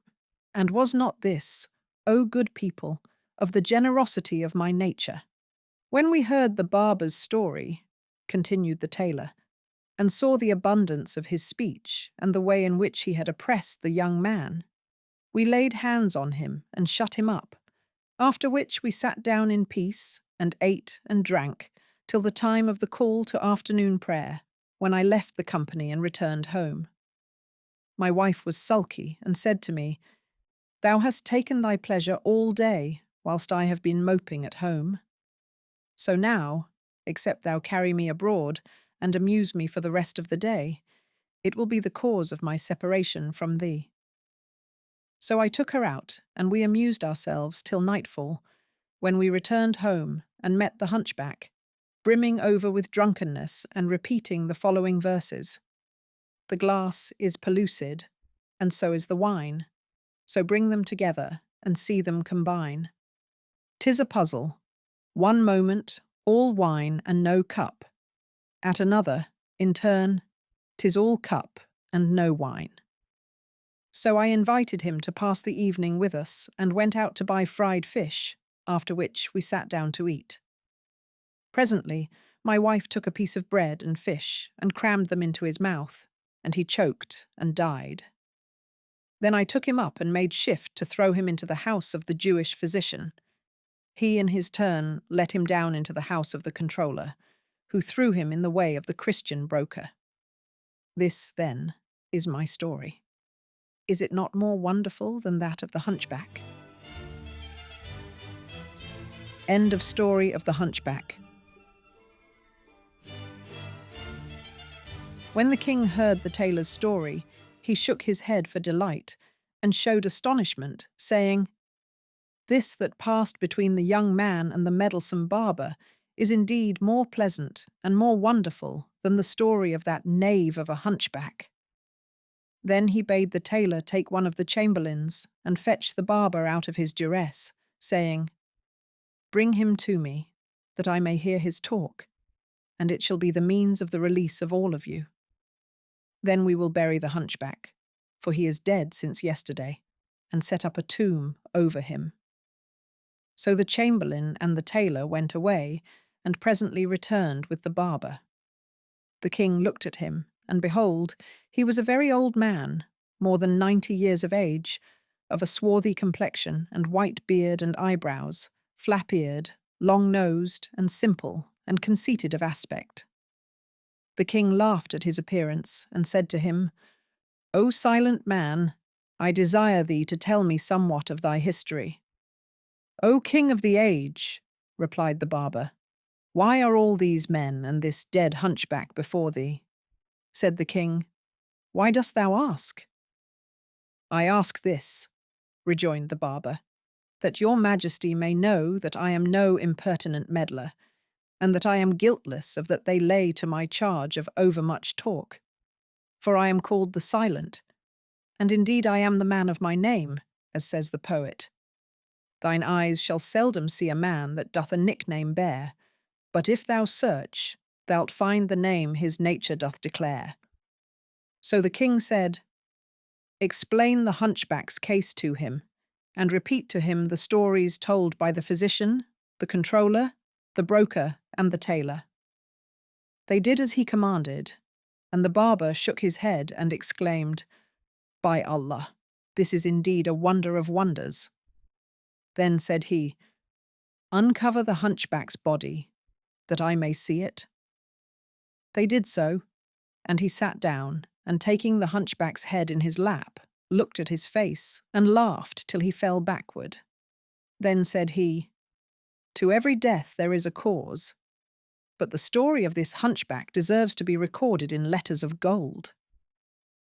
The bystanders were astounded at his words, and the king wondered and said to him, "O silent man, explain thy words to us." "O king of the age," replied the barber, "by thy munificence there is yet life in this hunchback."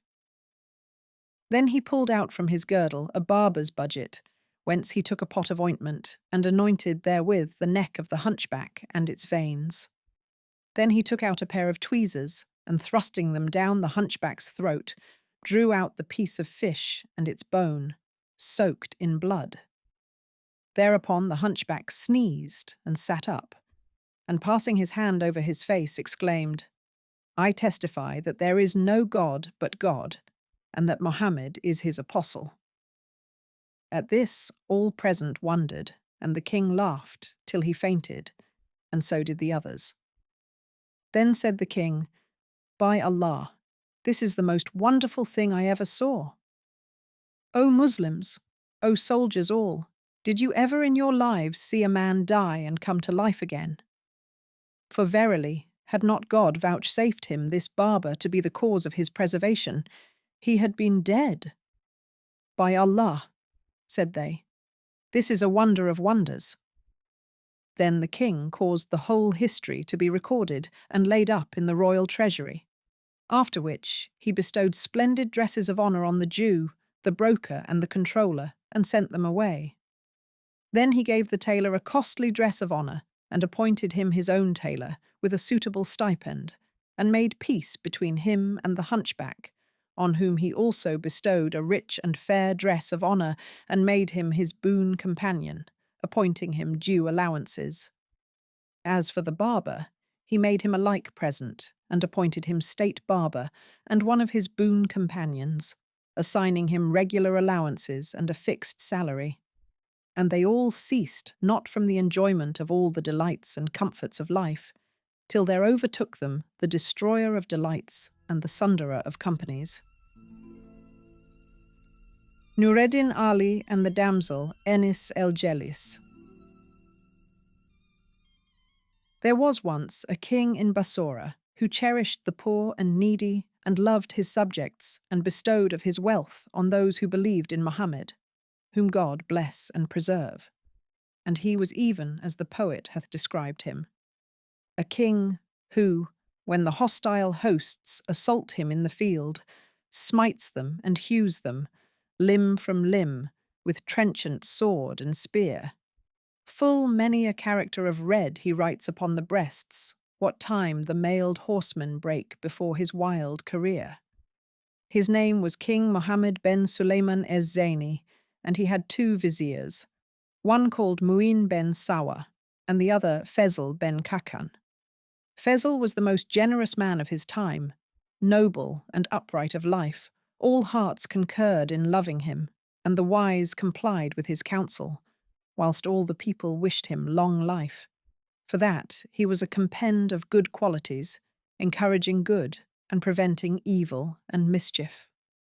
The vizier Mu'in, on the contrary, was a hater of mankind and loved not good, being indeed altogether evil, even as says of him the poet, "Look thou consort with the generous sons of the generous, for lo, the generous sons of the generous beget the generous, I trow. And let the mean-minded men, sons of the mean-minded, go, for the mean-minded, sons of the mean, beget none other than so." And as much as the people loved Fezl, so much did they hate Mu'in. It befell one day that the king, being seated on his throne, with his officers of state about him, called his vizier Fezl and said to him, "I wish to have a slave girl of unsurpassed beauty, perfect in grace and symmetry, and endowed with all praiseworthy qualities." Said the courtiers, "Such a girl is not to be had for less than 10,000 dinars. Whereupon the king cried out to his treasurer and bade him carry 10,000 dinars to Fezl's house. The treasurer did so, and the vizier went away, after the king had charged him to go to the market every day and employ brokers, and had given orders that no girl worth more than 1,000 dinars should be sold, without being first shown to the vizier. Accordingly, the brokers brought him all the girls that came into their hands, but none pleased him, till one day a broker came to his house and found him mounting his horse to go to the palace. So he caught hold of his stirrup and repeated the following verses. "O thou whose bounties have restored the uses of the state, O vizier helped of heaven, whose acts are ever fortunate. Thou hast revived the virtues, all were dead among the folk. May God's acceptance evermore on thine endeavours wait." Then said he, "O my lord, she for whom the august mandate was issued is here." "Bring her to me," replied the vizier. So he went away and returned in a little with a damsel of elegant shape, swelling-breasted, with melting black eyes and smooth cheeks, slender-waisted and heavy-hipped, clad in the richest of clothes. The dew of her lips was sweeter than syrup, her shape more symmetrical than the bending branch, and her speech softer than the morning zephyr, even as says one of those who have described her, a wonder of beauty. Her face full moon of the palace sky, of a tribe of gazelles and wild cows the dearest and most high. The lord of the Empyrean hath given her pride and state, elegance, charm, and a shape that with the branch may vie. She hath in the heaven of her face a cluster of 7 stars, that keep the ward of her cheek to guard it from every spy. So if one think to steal a look, the imps of her glance consume him straight with a star, that shoots from her gleaming eye. When the vizier saw her, she pleased him exceedingly. So he turned to the broker and said to him, "What is the price of this damsel?" "Her price is 10,000 dinars," replied he, "and her owner swears that this sum will not cover the cost of the chickens she hath eaten, the wine she hath drunk, and the dresses of honour bestowed on her teachers. For she hath learnt penmanship, and grammar, and lexicology, and the exposition of the Koran, and the rudiments of law and theology, medicine, and the calendar, as well as the art of playing on instruments of music. Then, said the vizier, bring me her master. So the broker brought him at once, and behold, he was a foreigner, who had lived so long that time had worn him to bones and skin. Quoth the vizier to him, art thou content to sell this damsel to the Sultan for 10,000 dinars? By Allah, replied the merchant, if I made him a present of her, it were but my duty. So the vizier sent for the money and gave it to the slave dealer, who said, by the leave of our lord the vizier, I have something to say. Speak, said the vizier. And the slave dealer said, if thou wilt be ruled by me, thou wilt not carry the damsel to the king today, for she is newly off a journey. The change of air has affected her, and the journey has fretted her. But let her abide in thy palace 10 days, that she may recover her good looks. Then send her to the bath, and dress her in the richest of clothes, and go up with her to the Sultan, and this will be more to thy profit. The vizier considered the man's advice and approved it. So he took her to his palace, where he appointed her a separate lodging and a daily allowance of meat and drink, and so forth. And she abode thus a while. Now the vizier Faisal had a son like the rising full moon, with shining visage, red cheeks covered with a tender down, and a mole like a grain of ambergris. As says of him the poet, and therein errs not. A moon, whose glances slay the folk on whom he turns his eye.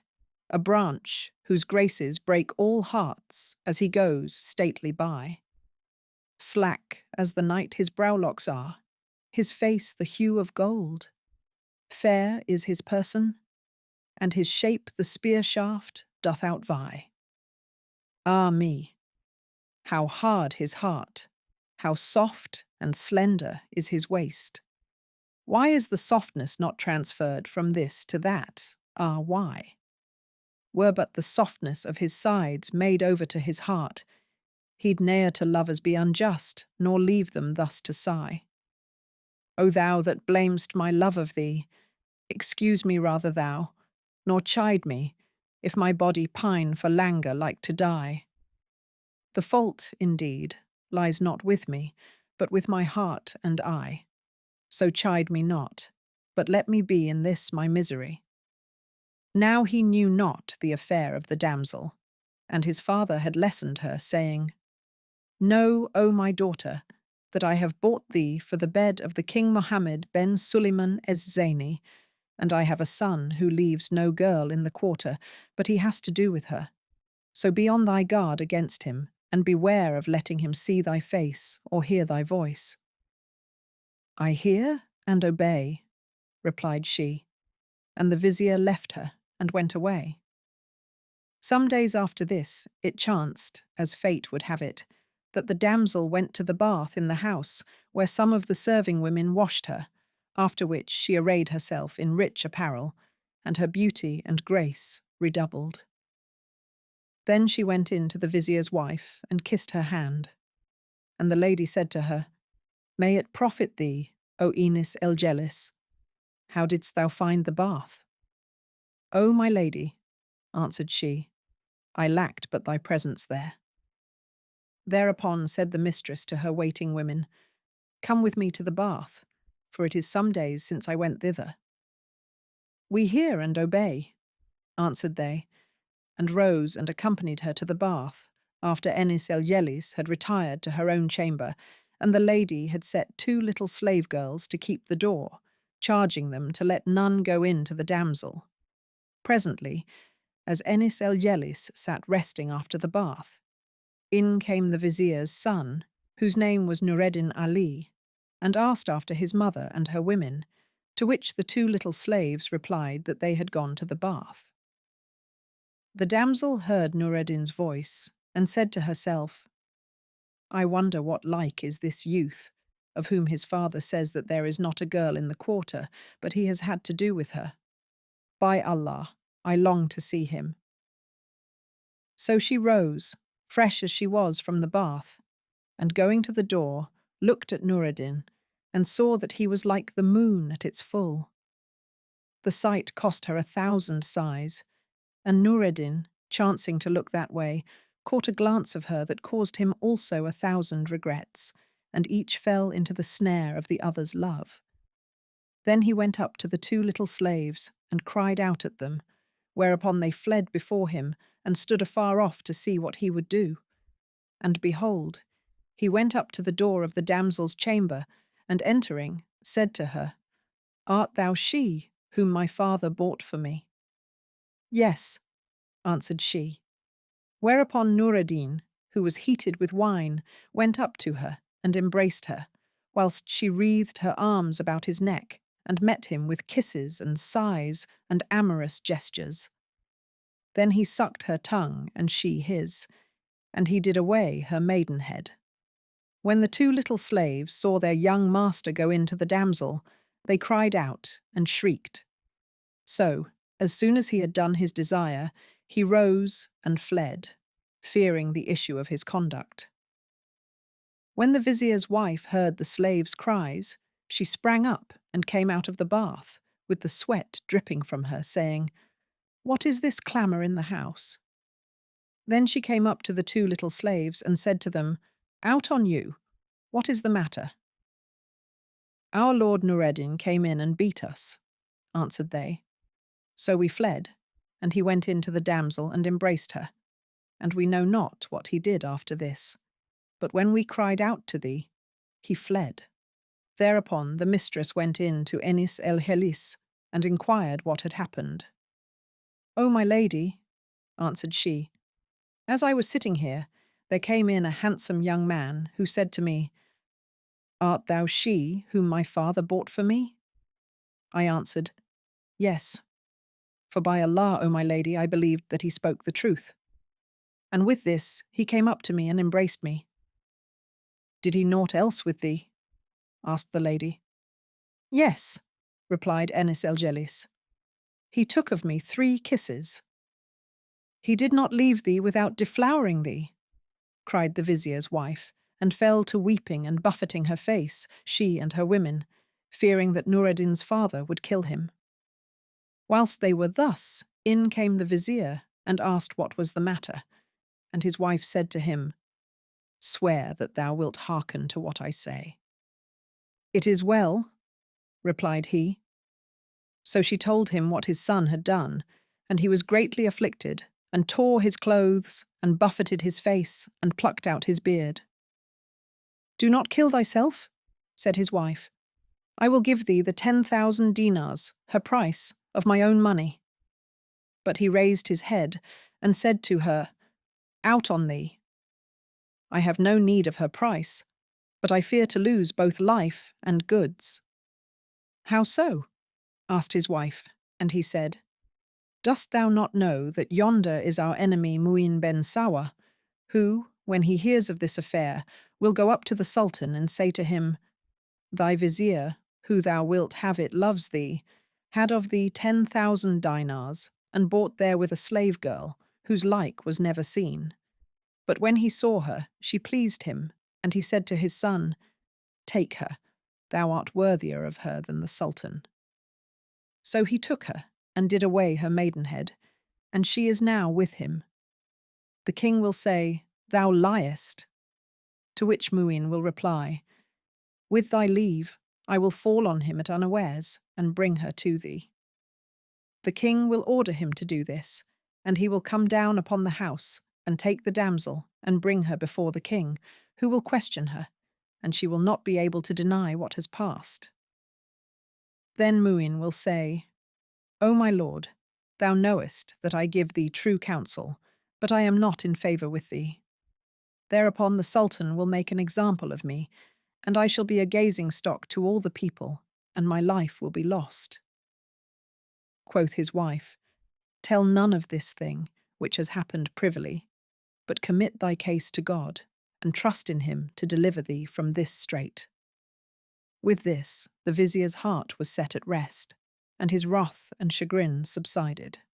Meanwhile, Noureddin, fearing the issue of the affair, spent the whole day in the gardens and came back by night to his mother's apartment, where he slept, and rising before day, returned to the gardens.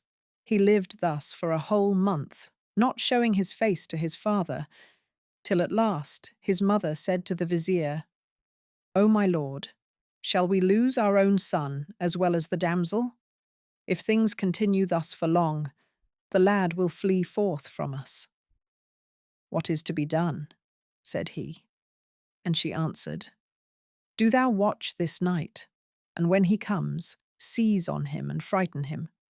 I will rescue him from thee, and do thou then make peace with him and give him the girl, for she loves him and he her, and I will pay thee her price." So the vizier watched that night, and when his son came, he seized him, and throwing him down, knelt on his breast and made as if he would cut his throat. But his mother came to his succour and said to her husband, "What wilt thou do with him?" Quoth he, "I mean to kill him." And Noureddin said to his father, "Am I of so little account with thee?" Whereupon the vizier's eyes filled with tears, and he replied, "O my son, is the loss of my goods and my life of so little account in thine eyes?" Quoth Noureddin, "Hear, O my father, what the poet says. Pardon me, true, I have sinned. Yet the sagacious man ceases never to pardon freely the erring wight. Surely, therefore, thy foe may hope for pardon from thee, since he is in the abyss, and thou on honour's height." Then the vizier rose from off his breast, saying, "O my son, I forgive thee." For his heart was softened. Noureddin rose and kissed the hand of his father, who said to him, "If I knew that thou wouldst deal fairly by Enis Jelis, I would give her to thee." "O my father," replied Noureddin, "how should I not deal fairly by her?" Quoth the vizier, "O my son, I charge thee not to take another wife nor concubine to share with her nor sell her." "O my father," answered Noureddin, "I swear to thee that I will do none of these things." Then he went in to the damsel and abode with her a whole year, whilst God caused the king to forget the affair. The matter indeed came to Muin's ears, but he dared not speak of it, by reason of the favour in which the vizier Fezl stood with the sultan. At the end of the year, the vizier Fezl went one day to the bath, and coming out, whilst still in a sweat, the air smote him, and he caught cold, and took to his bed. His malady gained upon him, and sleeplessness was long upon him. So he called his son Noureddin, and said to him, "O my son, know that fortune is lotted out, and the term of life fixed, and needs must every soul drain the cup of death." And he repeated the following verses: "I'm dead, yet glory be to him that dieth not, for that I needs must die. Indeed, full well I wot, he is no king, who dies with kingship in his hand, for sovereignty belongs to him that dieth not." Then he continued, "O my son, I have no charge to lay on thee, except that thou fear God, and look to the issue of thine actions, and cherish the damsel Enis Jelis." "O my father," said Noureddin, "who is like unto thee? Indeed, thou art renowned for the practice of virtue, and the praying of the preachers for thee in the pulpits." Quoth Fezl, "O my son, I hope for acceptance from God, the Most High." Then he pronounced the two professions of the faith, and was numbered among the blessed. The palace was filled with crying and lamentation, and the news of his death reached the king and the people of the city, and even the children in the schools wept for Fezl ben Khakan. Then his son Noureddin arose and took order for his funeral, and the amirs and viziers and grandees were present, amongst them the vizier Muin ben Sawa. And as the funeral train came forth of the palace, one of the mourners recited the following verses: "The 5th day I departed, and left my friends alone. They laid me out and washed me upon a slab of stone. then stripped me of the raiment that on my body was, that they might put upon me clothes other than my own. On 4 men's necks they bore me unto the place of prayer, and prayed a prayer above me by no prostration known. Then in a vaulted dwelling they laid me. Though the years shall waste, its door will never be open to them thrown. When they had laid him in the earth, Noureddin returned with the folk, and he lamented with groans and tears, and the tongue of the case repeated the following verses.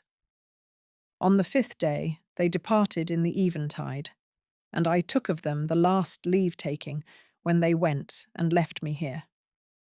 When they turned away and left me, lo, the soul with them did go, and I said, Return. It answered, Where, alas, should I recur?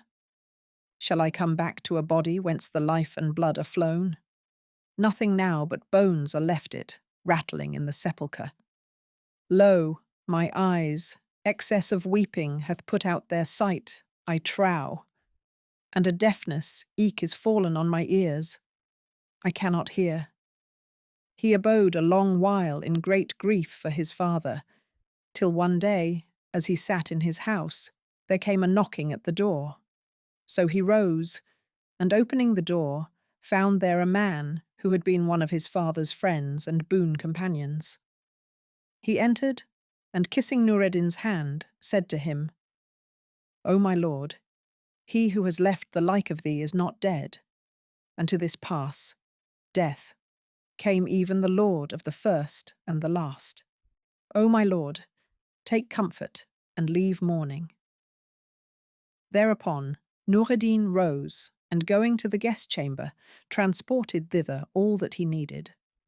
Then his friends gathered together to him, and he took his slave girl again, and collecting round him 10 of the sons of the merchants, began to eat meat and drink wine, giving entertainment after entertainment, and dispensing gifts and favours with a lavish hand. Till one day his steward came to him and said, O my lord Noureddin, hast thou not heard the saying, He who spends and does not reckon becomes poor without knowing it? And he repeated the following verses. I'll hold my money fast, knowing, as well as I know, that 'tis my sword and shield against my every foe. If I should lavish it on those who love me not, my luck among the folk would change to grief and woe. So I will eat and drink my wealth for my own good, nor upon any man a single doit bestow. I will preserve with care my money from all those by nature base and true to none. 'Tis better so, than that I e'er should say unto the mean of soul, Lend me so much, I'll pay tomorrow 5-fold mo. And see my friend avert his face and turn away, leaving my soul cast down, as 'twere a dog's, I trow. Oh, what a sorry lot is his, who hath no pelf, e'en though his virtues bright like to the sun should show. O my lord, continued the steward, this lavish expense and prodigal giving waste away wealth. When Noureddin heard his steward's words, he looked at him and said, I will not hearken to one word of all thou hast said, for I have heard the following saying of the poet. If I be blessed with wealth, and be not liberal with it, may my hand wither, and my foot eke paralysed remain. Show me the niggard who hath won glory by avarice. Show me the liberal man his own munificence hath slain. And he said, No, O steward, it is my desire that so long as there remains in thy hands enough for my morning meal, thou trouble me not with taking care for my evening meal. Therewith the steward went away, and Noureddin continued his extravagant way of living. And if any of his boon companions chanced to say to him, This thing is handsome, he would answer, It is thine as a gift. Or if another said, O my lord, such and such a house is handsome, he would say, Take it, it is thine. In this manner he continued to live for a whole year, giving his friends a banquet in the morning and another in the evening, till one day, as they were sitting together, the damsel Enis Jelis repeated the following verses. Thou madest fair thy thought of fate, when that the days were fair, and fearedest not the unknown ills that they to thee might bring. The nights were fair and calm to thee. Thou wert deceived by them. For in the peace of night is born full many a troublous thing. Just as she had finished, there came a knocking at the door. So Noureddin rose to open it, and one of his companions followed him without his knowledge. At the door he found his steward and said to him, What is the matter? O my lord, replied he, what I feared for thee has come to pass. How so? Asked Noureddin. And the steward said, Know that there remains not a dirham's worth, less nor more, in my hands. Here are registers containing an account of the original state of thy property and the way in which thou hast spent it. At this, Noureddin bowed his head and exclaimed, There is no power and no virtue but in God. When the man who had followed him secretly to spy on him heard what the steward said, he returned to his companions and said to them, Look what ye do, for Noureddin Ali is bankrupt. When Noureddin returned, they read trouble in his face. So one of them rose and said to him, O my lord, maybe thou wilt give me leave to retire? Why wilt thou go away today? Said he. My wife is brought to bed, replied the other, and I cannot be absent from her. I wish to return and see how she does. So Noureddin gave him leave, whereupon another rose and said, O my lord, I wish to go to my brother, for he circumcises his son today.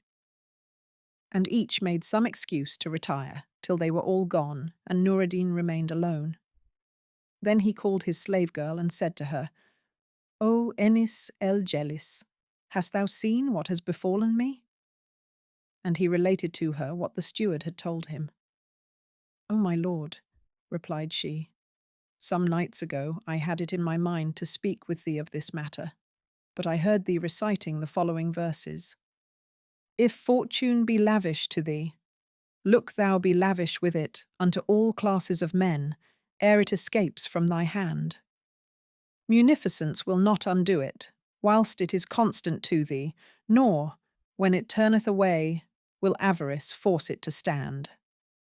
When I heard thee speak thus, I held my peace, and cared not to say aught to thee. O Enis Jelis, said Noureddin, thou knowest that I have not expended my substance but on my friends, who have beggared me, and I think they will not leave me without help. By Allah, replied she, they will not profit thee in aught. Said he, I will rise at once, and go to them, and knock at their doors. Maybe I shall get of them somewhat, with which I may trade, and leave pleasure and merry-making. So he rose, and repaired to a certain street, where all his 10 comrades lived. He went up to the first door, and knocked, whereupon a maid came out and said, Who art thou? Tell thy master, replied he, that Noureddin Ali stands at the door and says to him, Thy slave kisses thy hands and awaits thy bounty. The girl went in and told her master, who cried out at her, saying, Go back and tell him that I am not at home. So she returned and said to Noureddin, O my lord, my master is from home. With this he went away, saying to himself, Though this fellow be a whoreson knave and deny himself, another may not be so. Then he came to the second door, and sent in a like message to the master of the house, who denied himself, as the first had done, whereupon Noureddin repeated the following verse. They're gone, who, if before their door thou didst arrest thy feet, would on thy poverty bestow both flesh and roasted meat, and said, By Allah, I must try them all. There may be one amongst them who will stand me in the stead of the rest. So he went round to all the 10, but not one of them opened his door to him, or showed himself to him, or broke a cake of bread in his face. whereupon he repeated the following verses. A man in time of affluence is like unto a tree, round which the folk collect, as long as fruit thereon they see. Till, when its burden it hath cast, they turn from it away, leave it to suffer heat and dust and all inclemency, out on the people of this age, perdition to them all. Since not a single one of 10 is faithful found to be. Then he returned to his slave girl, and indeed his concern was doubled, and she said to him, O my lord, did I not tell thee that they would not profit thee aught? By Allah, replied he, not one of them would show me his face or take any notice of me. O my lord, said she, sell some of the furniture and household stuff, little by little, and live on the proceed. Against God, the Most High, provide. So he sold all that was in the house, till there was nothing left, when he turned to her and said, What is to be done now? O my lord, replied she, it is my advice that thou rise and take me down to the market and sell me. Thou knowest that thy father bought me for 10,000 dinars. Perhaps God may help thee to near that price, and if it be his will that we be reunited, we shall meet again. O Enis Jelis, replied Noureddin, by Allah, I cannot endure to be parted from thee for a single hour. By Allah, O my lord, rejoined she, nor is it easy to me, but necessity compels, as says the poet. Necessity in life oft drives one into ways that to the courteous mind are foreign and abhorred. We do not trust our weight unto a rope, unless it be to do something adapted to the cord. With this, he rose to his feet and took her, whilst the tears streamed down his cheeks like rain, and he recited with the tongue of the case what follows. Stay and vouchsafe me one more look before our parting hour, to soothe the anguish of a heart well nigh for reverence slain. Yet if it irk thee anywise to grant my last request, far rather let me die of love than cause thee aught of pain. Then he went down to the market and delivered the damsel to a broker, to whom he said, O Hajj Hassan, I would have thee note the value of her thou hast to offer for sale. O my lord Noureddin, replied the broker, I have not forgotten my business. Is not this Enis Jelis, whom thy father bought of me for 10,000 dinars? Yes, said Noureddin. Then the broker went round to the merchants, but found they were not all assembled. So he waited till the rest had arrived, and the market was full of all kinds of female slaves, Turks and Franks, and Circassians, and Abyssinians, and Nubians, and Egyptians, and Tartars, and Greeks, and Georgians, and others. When he came forward and said, O merchants, O men of wealth, every round thing is not a walnut, nor every long thing a banana. Everything red is not meat, nor everything white fat. O merchants, I have here this unique pearl, this unvalued jewel. What price shall I set on her? Say 4,500 dinars, cried one. So the broker opened the biddings for her at that sum, and as he was yet calling, behold, the vizier Muin ben Sawa passed through the market, and seeing Noureddin standing in a corner, said to himself, What doth the son of Kakan here? Has this gallows bird aught left to buy girls withal? Then he looked round, and seeing the broker crying out and the merchants round him, said to himself, Doubtless he is ruined, and has brought the damsel Enis Jelis hither to sell her. What a solace to my heart. Then he called the crier, who came up and kissed the ground before him, and he said to him, Show me the girl thou art crying for sale. The broker dared not cross him, so he answered, O my lord, in the name of God, and brought the damsel and showed her to him. She pleased him, and he said, O Hassan, "What is bidden for this damsel?" 4,500 dinars, replied the broker, as an upset price. Quoth the vizier, "I take that bid on myself." When the merchants heard this, they hung back and dared not bid another dirham, knowing what they did of the vizier's tyranny. Then Mu'in looked at the broker and said to him, "What ails thee to stand still? Go and offer 4,000 dinars for her, and the 500 shall be for thyself." So the broker went to Noureddin and said to him, "O my lord, thy slave is gone for nothing." "How so?" said he. The broker answered, "We had opened the biddings for her at 4,500 dinars, when that tyrant Mu'in ben Sawa passed through the market, and when he saw the damsel, she pleased him, and he said to me, 'Call me the buyer for 4,000 dinars, and thou shalt have 500 for thyself.' I doubt not, but he knows she belongs to thee. And if he would pay thee down her price at once, it were well. But I know, of his avarice and upright, he will give thee a written order on some of his agents, and will send after thee to say to them, 'Give him nothing.' So as often as thou shalt go to seek the money, they will say, 'We will pay thee presently,' and so they will put thee off day after day, for all thy high spirit, till at last, when they are tired of thine importunity, they will say, 'Show us the bill.'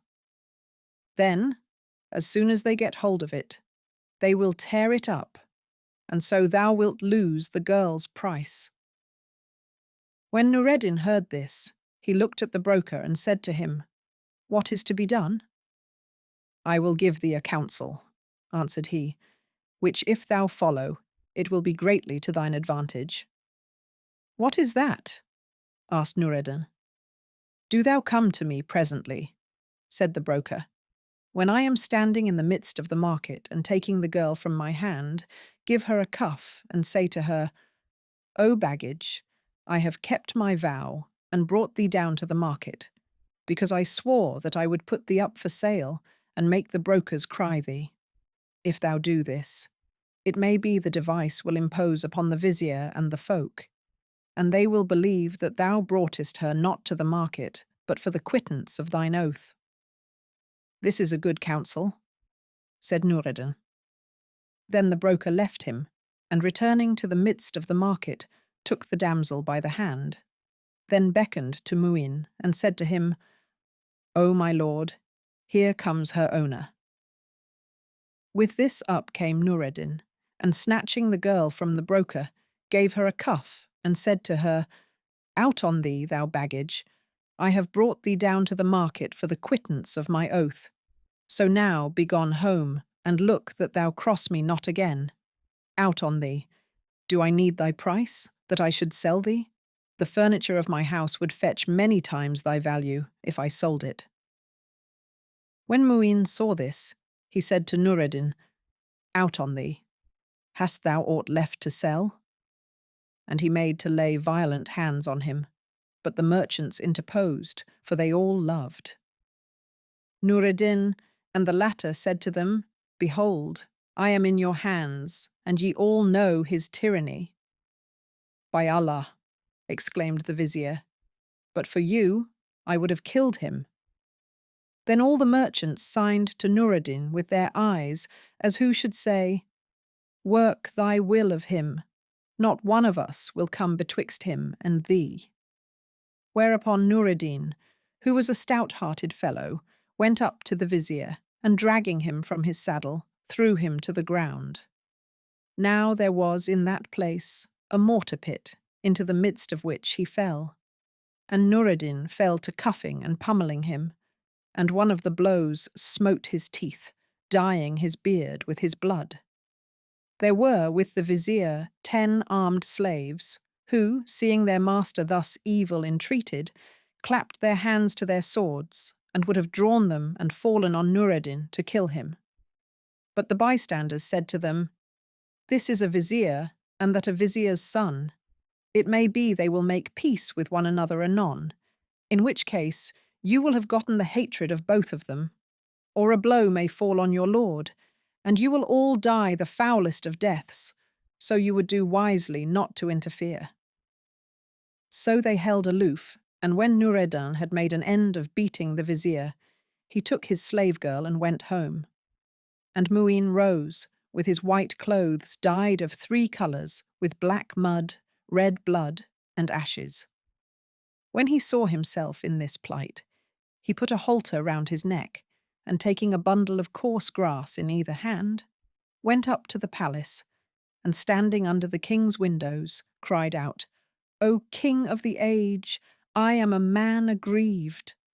So they brought him before the sultan, who looked at him, and knowing him for his chief vizier, asked who had entreated him thus. Whereupon he wept and sobbed and repeated the following verses. "Shall fortune oppress me, and that in thy day, O king? Shall wolves devour me, whilst thou art a lion proud? Shall all that are thirsty drink of thy water tanks, and shall I thirst in thy courts, whilst thou art a rain-fraught cloud? O my lord," continued he, "thus fare all who love and serve thee." "Make haste," said the sultan, "and tell me how this happened, and who hath dealt thus with thee, whose honour is a part of my own honour." "Know then, O my lord," replied the vizier, "that I went out this day to the slave market to buy me a cookmaid, when I saw in the bazaar a damsel, whose like for beauty I never beheld.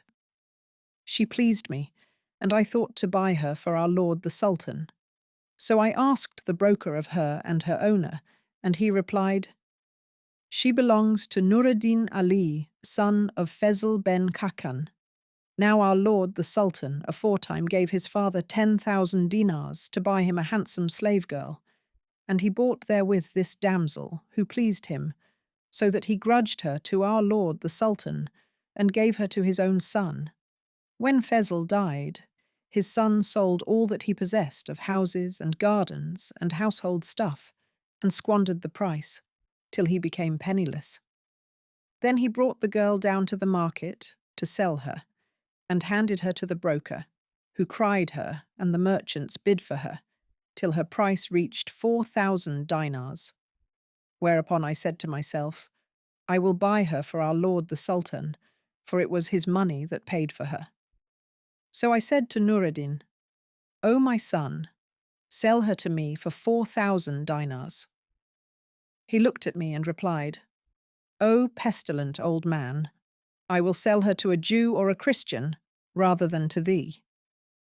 I do not buy her for myself, said I, but for our lord and benefactor, the sultan.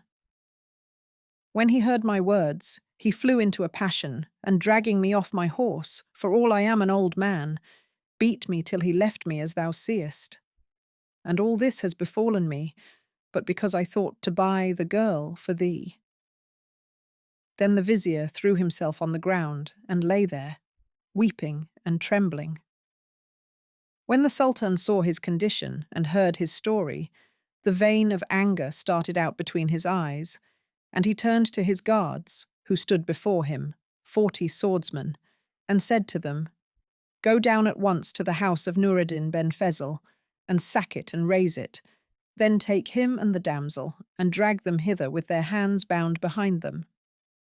We hear and obey, answered they, and arming themselves, set out for Noureddin's house.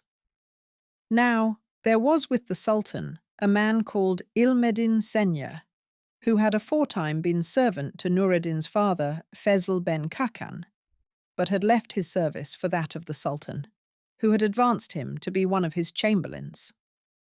When he heard the Sultan's order, and saw the enemies intent upon killing his master's son, it was grievous to him. So he went out from before the Sultan, and mounting his steed, rode to Noureddin's house and knocked at the door. Noureddin came out, and knowing him, would have saluted him. But he said, O my lord, this is no time for greeting or converse. O Ilmeddin, asked Noureddin, what is the matter? Arise and flee for your lives, thou and the damsel, replied he. For Mu'in ben Sawa hath laid a snare for you, and if you fall into his hands, he will kill you. The Sultan hath dispatched 40 swordsmen against you, and I counsel you flee ere evil overtake you." Then Senya put his hand to his pouch, and finding there 40 dinars, took them and gave them to Noureddin, saying, "O my lord, take these and journey with them. If I had more, I would give them to thee, but this is no time to take exception." So Noureddin went in to the damsel and told her what had happened, at which she wrung her hands. Then they went out at once from the city, and God let down the veil of his protection over them, so that they reached the river bank, where they found a ship about to sail. Her captain stood in the waist, saying, "Whoso has aught to do, whether in the way of victualling or taking leave of his friends, or who has forgotten any necessary thing, let him do it at once and return, for we are about to sail." And everyone said, "O captain, we have nothing left to do." Whereupon he cried out to his crew, saying, "Ho there! Cast off the moorings and pull up the pickets." Quoth Noureddin, "Whither bound, O captain?" "To the abode of peace, Baghdad," replied he. So Noureddin and the damsel embarked with him, and they launched out and spread the sails, and the ship sped forth, as she were a bird in full flight, even as says right well the poet, "Look at a ship, how ravishing a sight she is and fair. In her swift course she doth outstrip the breezes of the air. She seems as 'twere a scudding bird that, lighting from the sky, doth on the surface of the stream with outspread pinions fair." Meanwhile, the king's officers came to Noureddin's house, and breaking open the doors, entered and searched the whole place, but could find no trace of him and the damsel. So they demolished the house, and returning to the Sultan, told him what they had done. Whereupon he said, "Make search for them, wherever they are." And they answered, "We hear and obey." Then he bestowed upon the Vizier Muin a dress of honour, and said to him, "None shall avenge thee but myself." So Muin's heart was comforted, and he wished the king long life, and returned to his own house. Then the Sultan caused proclamation to be made in the town, saying, "O all ye people, it is the will of our lord the Sultan that whoso happens on Noureddin Ali ben Kakan and brings him to the Sultan shall receive a dress of honour and 1,000 dinars. And he who conceals him or knows his abiding place and informs not thereof deserves the exemplary punishment that shall befall him." So search was made for Noureddin, but they could find neither trace nor news of him. And meantime he and the damsel sailed on with a fair wind, till they arrived safely at Baghdad, and the captain said to them, "This is Baghdad, and it is a city of safety. The winter hath departed from it, with its cold, and the season of the spring is come, with its roses. Its trees are in blossom, and its streams flowing." So Noureddin landed, he and the damsel, and giving the captain 5 dinars, walked on a while, till chance brought them among the gardens, and they came to a place swept and sprinkled, with long benches on either hand, and hanging pots full of water. Overhead was a trellis work of canes, shading the whole length of the alley, and at the further end was the door of a garden, but this was shut. "By Allah," said Noureddin to the damsel, "this is a pleasant place." And she answered, "O my lord, let us sit down on these benches and rest a while." So they mounted and sat down on the benches, after having washed their faces and hands. And the air smote on them, and they fell asleep. Glory be to him who never sleeps. Now the garden in question was called the Garden of Delight, and therein stood a pavilion called the Pavilion of Pictures, belonging to the Caliph Harun-er-Rashid, who used, when sad at heart, to repair thither and there sit. In this pavilion were 80 windows and 80 hanging lamps, and in the midst a great chandelier of gold. When the Caliph entered, he was wont to have all the windows opened and to order his boon companion Isaac ben Ibrahim and the slave girls to sing, till his care left him and his heart was lightened. Now the keeper of the garden was an old man by name Ghaffur Ibrahim, and he had found, from time to time, on going out on his occasions, idlers taking their case with courtesans in the alley leading to the door of the garden, at which he was sore enraged.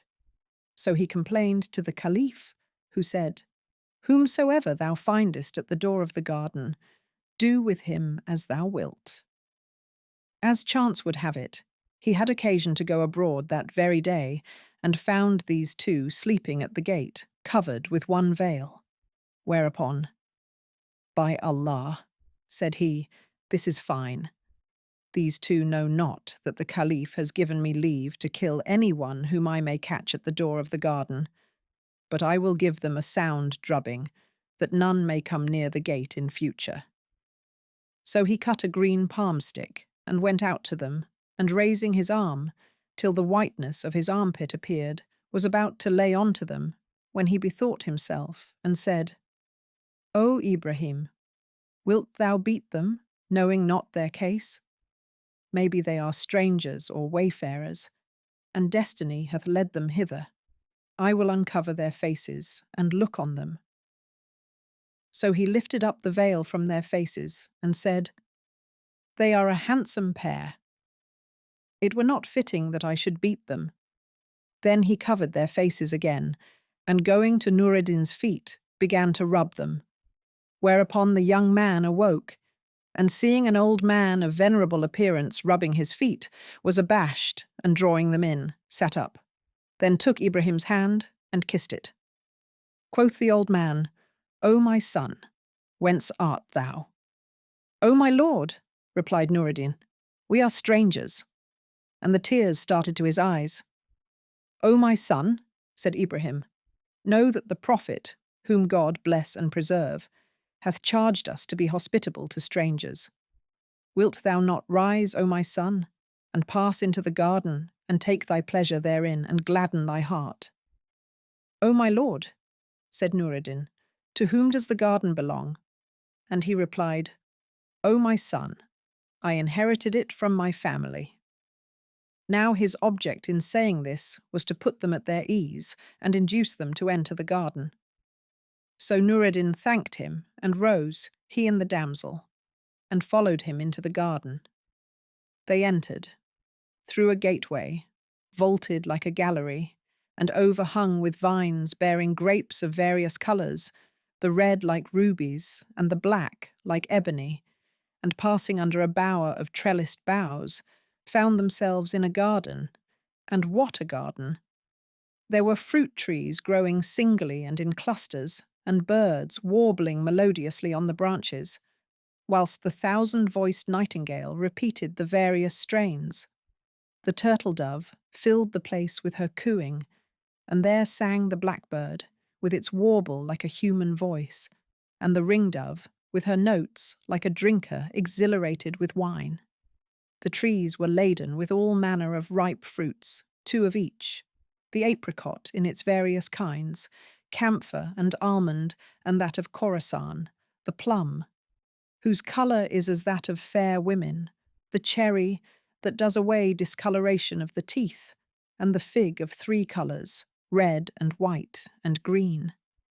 There bloomed the flower of the bitter orange, as it were pearls and coral, the rose whose redness puts to shame the cheeks of the fair, the violet, like sulphur on fire by night, the myrtle, the gillyflower, the lavender, the peony, and the blood-red anemone.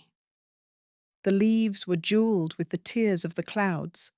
The chamomile smiled with her white petals like a lady's teeth, and the narcissus looked at the rose with her negro's eyes. The citrons shone like cups, and the limes like balls of gold, and the earth was carpeted with flowers of all colours.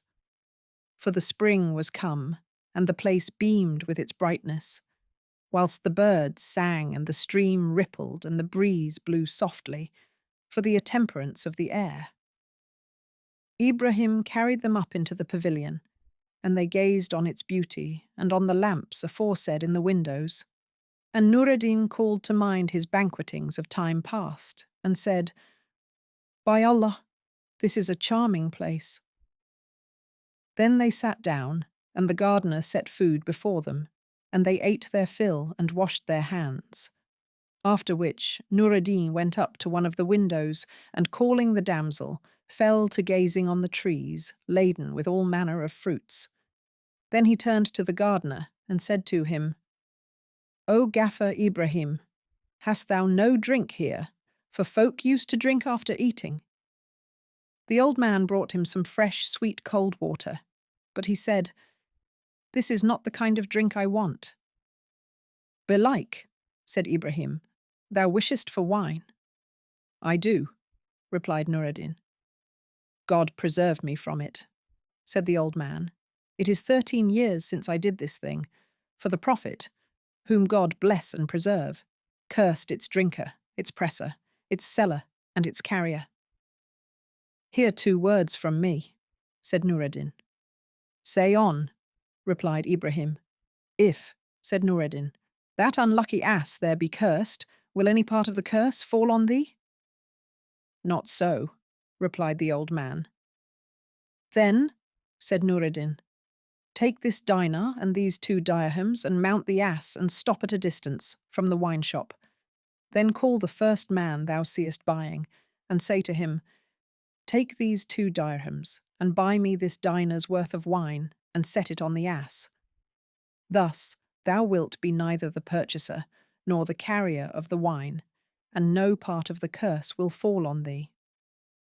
At this the gardener laughed and said, "O my son, never have I seen one readier witted than thou, nor heard aught sweeter than thy speech." So he did as Noureddin had said, and the latter thanked him, saying, "We are dependent on thee, and it is only fitting that thou comply with our wishes, so bring us what we require." "O my son," replied he, "there is my buttery before thee." Now this was the storeroom provided for the commander of the faithful. "Enter, and take what thou wilt. There is more there than thou needest." So Noureddin entered the pantry, and found therein vessels of gold and silver and crystal, encrusted with all kinds of jewels, and was amazed and delighted at what he saw. Then he took what he wanted, and set it on, and poured the wine into flagons and decanters, whilst Ibrahim brought them fruits and flowers, and withdrew and sat down at a distance. So they drank and made merry, till the wine got the mastery of them, so that their cheeks flushed, and their eyes sparkled, and their hair became dishevelled. Then said Ibrahim to himself, "What ails me to sit apart?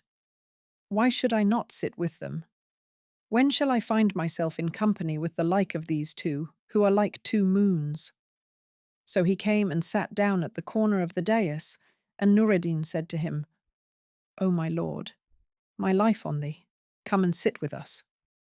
So he came and sat by them, and Noureddin filled a cup, and said to him, "Drink, that thou mayest know the flavour of it." "God forbid," replied he, "I have not done such a thing these 13 years."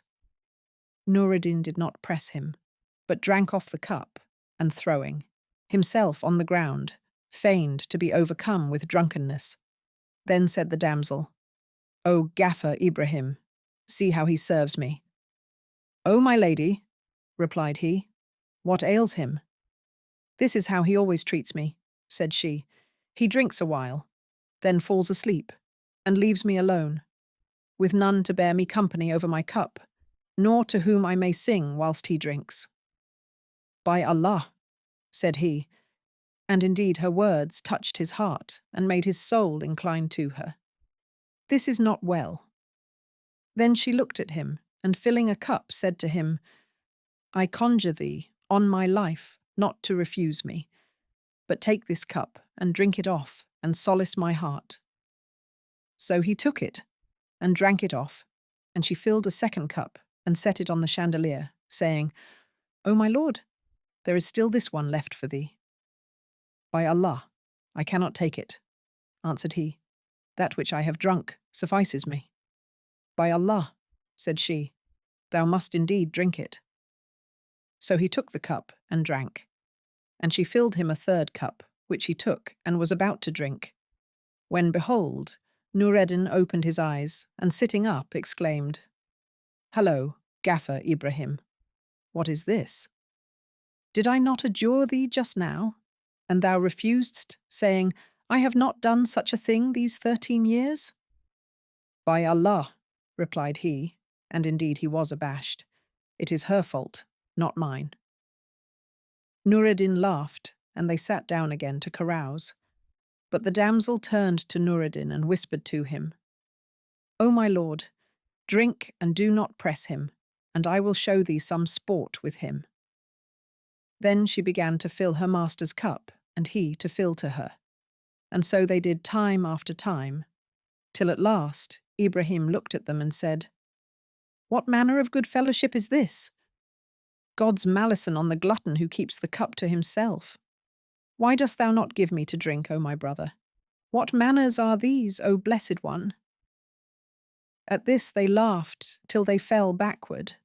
Then they drank and gave him to drink, and ceased not to carouse thus, till a third part of the night was past. Then said the damsel, O Gaffer Ibrahim, with thy leave, I will light one of these candles. Do so, said he, but light no more than one. So she rose, and beginning with one candle, lighted 87 and sat down again. Presently Noureddin said, O Gaffer Ibrahim, how stands my favour with thee? May I not light one of these lamps? Light one, replied he, and plague me no more. So Noureddin rose and lighted one lamp after another, till he had lighted the whole 80, and the palace seemed to dance with light. Quoth Ibrahim, and indeed intoxication had mastered him, Ye are more active than I. Then he rose, and opened all the windows and sat down again, and they fell to carousing and reciting verses, till the place rang with their mirth. Now, as God the All-Powerful, who appointeth a cause to everything, had decreed, the Caliph was at that moment seated at one of the windows of his palace, overlooking the Tigris, in the light of the moon. He saw the lustre of the candles and lamps reflected in the river, and lifting his eyes, perceived that it came from the garden palace, which was in a blaze with light. So he called Ja'far the Barmecide and said to him, O dog of a vizier, has the city of Baghdad been taken from me, and thou hast not told me? What words are these? Said Ja'far. If Baghdad were not taken from me, rejoined the Caliph, the pavilion of pictures would not be illuminated with lamps and candles, nor would its windows be open. Out on thee! Who would dare to do this, except the caliphate were taken from me? Quoth Ja'far, and indeed he trembled in every limb. Who told thee that the pavilion was illuminated and the windows open? Come hither and look, replied the Caliph. So Ja'far came to the window, and looking towards the garden, saw the pavilion flaming with light in the darkness of the night, and thinking that this might be by the leave of the keeper for some good reason of his own, was minded to make an excuse for him. So he said, O Commander of the Faithful, Gaffer Ibrahim said to me last week, O my lord Ja'far, I desire to circumcise my sons during thy life, and that of the Commander of the Faithful, what dost thou want? Asked I, and he said, Get me leave from the Caliph to hold the festival in the pavilion. So I said to him, Go, circumcise them, and I will see the Caliph and tell him. So he went away, and I forgot to tell thee. O Ja'far, said the Caliph, thou hast committed 2 offences against me. First, in that thou didst not tell me. Secondly, in that thou didst not give the old man what he sought. For he only came and told thee this, by way of hinting a request for some small matter of money, to help him out with the expenses. And thou gavest him nothing, nor toldest me. O Commander of the Faithful, replied Jafar. I forgot. By the virtue of my forefathers, rejoined the Caliph, I will not pass the rest of the night but with him, for he is a pious man, who consorts with the elders of the faith and the fakirs. Doubtless they are now assembled with him, and it may be that the prayer of one of them may profit us both in this world and the next. Besides, my presence will advantage him, and he will be pleased. O Commander of the Faithful, objected Jafar, the night is far spent, and they will now be about to break up. It matters not, replied the Caliph. I must and will go to them. And Jafar was silent, being perplexed and knowing not what to do. Then the Caliph rose to his feet, and taking with him Jafar and Mesrour the eunuch, they all three disguised themselves as merchants, and leaving the palace, walked on through the by-streets till they came to the garden. The Caliph went up to the gate, and finding it open, was surprised, and said to the vizier, Look, Jafar, how Gaffer Ibrahim has left the gate open to this hour, contrary to his wont. They entered, and walked on till they came under the pavilion, when the Caliph said, O Jafar, I wish to look in upon them privily before I join them, that I may see what they are about, for up to now I hear no sound, nor any fakir naming God. Then he looked about, and seeing a tall walnut tree, said to Jafar, I will climb this tree, for its branches come near the windows, and so look in upon them. So he mounted the tree, and climbed from branch to branch, till he reached a bough that came up to one of the windows. On this he seated himself, and looking in at the window, saw a young lady and a young man as they were two moons. Glory be to him who created them and fashioned them. And by them Gaffer Ibrahim seated, with a cup in his hand, saying, O Princess of fair ones, drink without music is nothing worth. Indeed, I have heard a poet say, Pass round the wine in the great and the small cup too, and take the bowl from the hands of the shining moon. But without music, I charge you, forbear to drink, for sure I see even horses drink to a whistled tune. When the Caliph saw this, the vein of anger started out between his eyes, and he descended and said to the vizier, O Jafar, never saw I men of piety in such a case. Do thou mount this tree and look upon them, lest the benisons of the devout escape thee.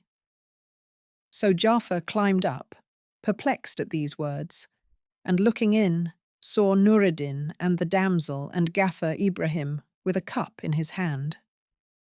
At this sight, he made sure of ruin and descending, stood before the commander of the faithful, who said to him, O Jafar, praised be God who hath made us of those who observe the external forms of the divine ordinances. Jafar could make no answer for excess of confusion, and the Caliph continued, I wonder how these people came hither, and who admitted them into my pavilion. But the like of the beauty of this youth and this girl my eyes never beheld. Thou art right, O Commander of the Faithful, replied Jafar, hoping to propitiate him. Then said the Caliph, O Jafar, let us both mount the branch that overlooks the window, that we may amuse ourselves with looking at them. So they both climbed the tree, and looking in, heard Ibrahim say, O my lady, I have laid aside gravity in drinking wine, but this is not thoroughly delectable without the melodious sound of the strings. By Allah, replied Enis Jelis, if we had but some musical instrument, our joy would be complete. When the old man heard what she said, he rose to his feet, and the Caliph said to Jafar, I wonder what he is going to do. I know not, replied Jafar. Then Ibrahim went out and returned with a lute, and the Caliph looked at it and knew it for that of Isaac, the boon companion. By Allah, said he, if this damsel sing ill, I will crucify you all of you, but if she sing well, I will pardon them and crucify thee." "God grant she may sing ill," said Ja'far. "Why so?" asked the Caliph. "Because," replied Ja'far, "if thou crucify us all together, we shall keep each other company." The Caliph laughed at his speech. Then the damsel took the lute, and tuning it, played a measure which made all hearts yearn to her, then sang the following verses. "O ye that to help unhappy lovers are fain, we burn with the fire of love and longing in vain. Whatever ye do, we merit it. See, we cast ourselves on your ruth. Do not exult in our pain, for we are children of sadness and low estate. Do with us what you will, we will not complain. What were your glory to slay us within your courts? Our fear is but lest you sin in working us bane." "By Allah," said the Caliph, "it is good, O Ja'far. Never in my life have I heard so enchanting a voice." "Belike," said Ja'far, "the Caliph's wrath hath departed from him." "Yes," said the Caliph, "it is gone." Then they descended from the tree, and the Caliph said to Ja'far, "I wish to go in and sit with them and hear the damsel sing before me." "O Commander of the Faithful," replied Ja'far, "if thou go in to them, they will most like be troubled, and Ghaffar Ibrahim will assuredly die of fright." "O Ja'far," said the Caliph, "thou must teach me some device, whereby I may foregather with them, without being known of them." So they walked on towards the Tigris, considering of this affair, and presently came upon a fisherman standing fishing under the windows of the pavilion. Now, some time before this, the Caliph, being in the pavilion, had called to Ghaffar Ibrahim and said to him, "What is this noise I hear under the windows?" "It is the voices of the fishermen fishing," answered he. And the Caliph commanded him to go down and forbid them to resort thither, so the fishermen were forbidden to fish there. However, that night a fisherman named Karim, happening to pass by and seeing the garden gate open, said to himself, "This is a time of negligence. I will take advantage of it to fish." So he went in, but had hardly cast his net, when the Caliph came up alone and standing behind him, knew him and called out to him, saying, "Ho, Karim!" The fisherman, hearing himself called by his name, turned round, and seeing the Caliph, trembled in every limb, and exclaimed, "O Commander of the Faithful, I did it not in mockery of the edict, but poverty and distress drove me to what thou seest." Quoth the Caliph, "Make a cast in my name." At this the fisherman was glad, and going to the bank, cast his net. Then waiting till it had spread out to the utmost and settled down, pulled it up and found in it various kinds of fish. The Caliph was pleased and said, "O Kerim, put off thy clothes." So he put off a gown of coarse woolen stuff, patched in 100 places and full of disgusting vermin, and a turban that had not been unwound for 3 years, but to which he had sewn every rag he came across. The Caliph pulled off his cassock and mantle, and 2 vests of Alexandria and Baalbek silk, and saying to the fisherman, "Take these and put them on," donned the latter's gown and turban, and tied a chin band round the lower part of his face. Then said he to the fisherman, "Go about thy business." So he kissed the Caliph's feet and thanked him, and recited the following verses. "Thou hast heaped benefits on me, past all that I could crave. My tongue suffices not to praise thy goodness to thy slave. So I will thank thee whilst I live, and when I come to die, my very bones shall never cease to thank thee in the grave." Hardly had he finished, when the lice began to crawl over the skin of the Caliph, who fell to snatching them with either hand from his neck and throwing them down, exclaiming, "Out on thee, O fisherman! This gown is swarming with vermin." "O my lord," replied the fisherman, "they torment thee just now, but before a week has passed, Thou wilt not feel them, nor think of them. The Caliph laughed and said, Out on thee. Dost thou think I mean to leave this gown on my body? O my lord, said the fisherman, I desire to say one word to thee. Say on, answered the Caliph. It occurs to me, O commander of the faithful, said the fisherman, that if thou wish to learn hunting, so thou mayest have an useful trade ready to thy hand, this gown will be the very thing for thee. The Caliph laughed, and the fisherman went his way. Then the Caliph took up the basket of fish, and laying a little grass over it, carried it to Ja'far, and stood before him. Ja'far, concluding that it was Kerim the fisherman, was alarmed for him, and said, O Kerim, what brings thee hither? Flee for thy life, for the Caliph is in the garden tonight, and if he see thee, thou wilt lose thy head. At this the Caliph laughed, and Ja'far knew him, and said, Surely thou art our lord the Caliph. Yes, O Ja'far, replied he, and thou art my vizier, and I came hither with thee, yet thou knewest me not. So how should Gaffer Ibrahim know me, and he drunk? Stay here till I come back.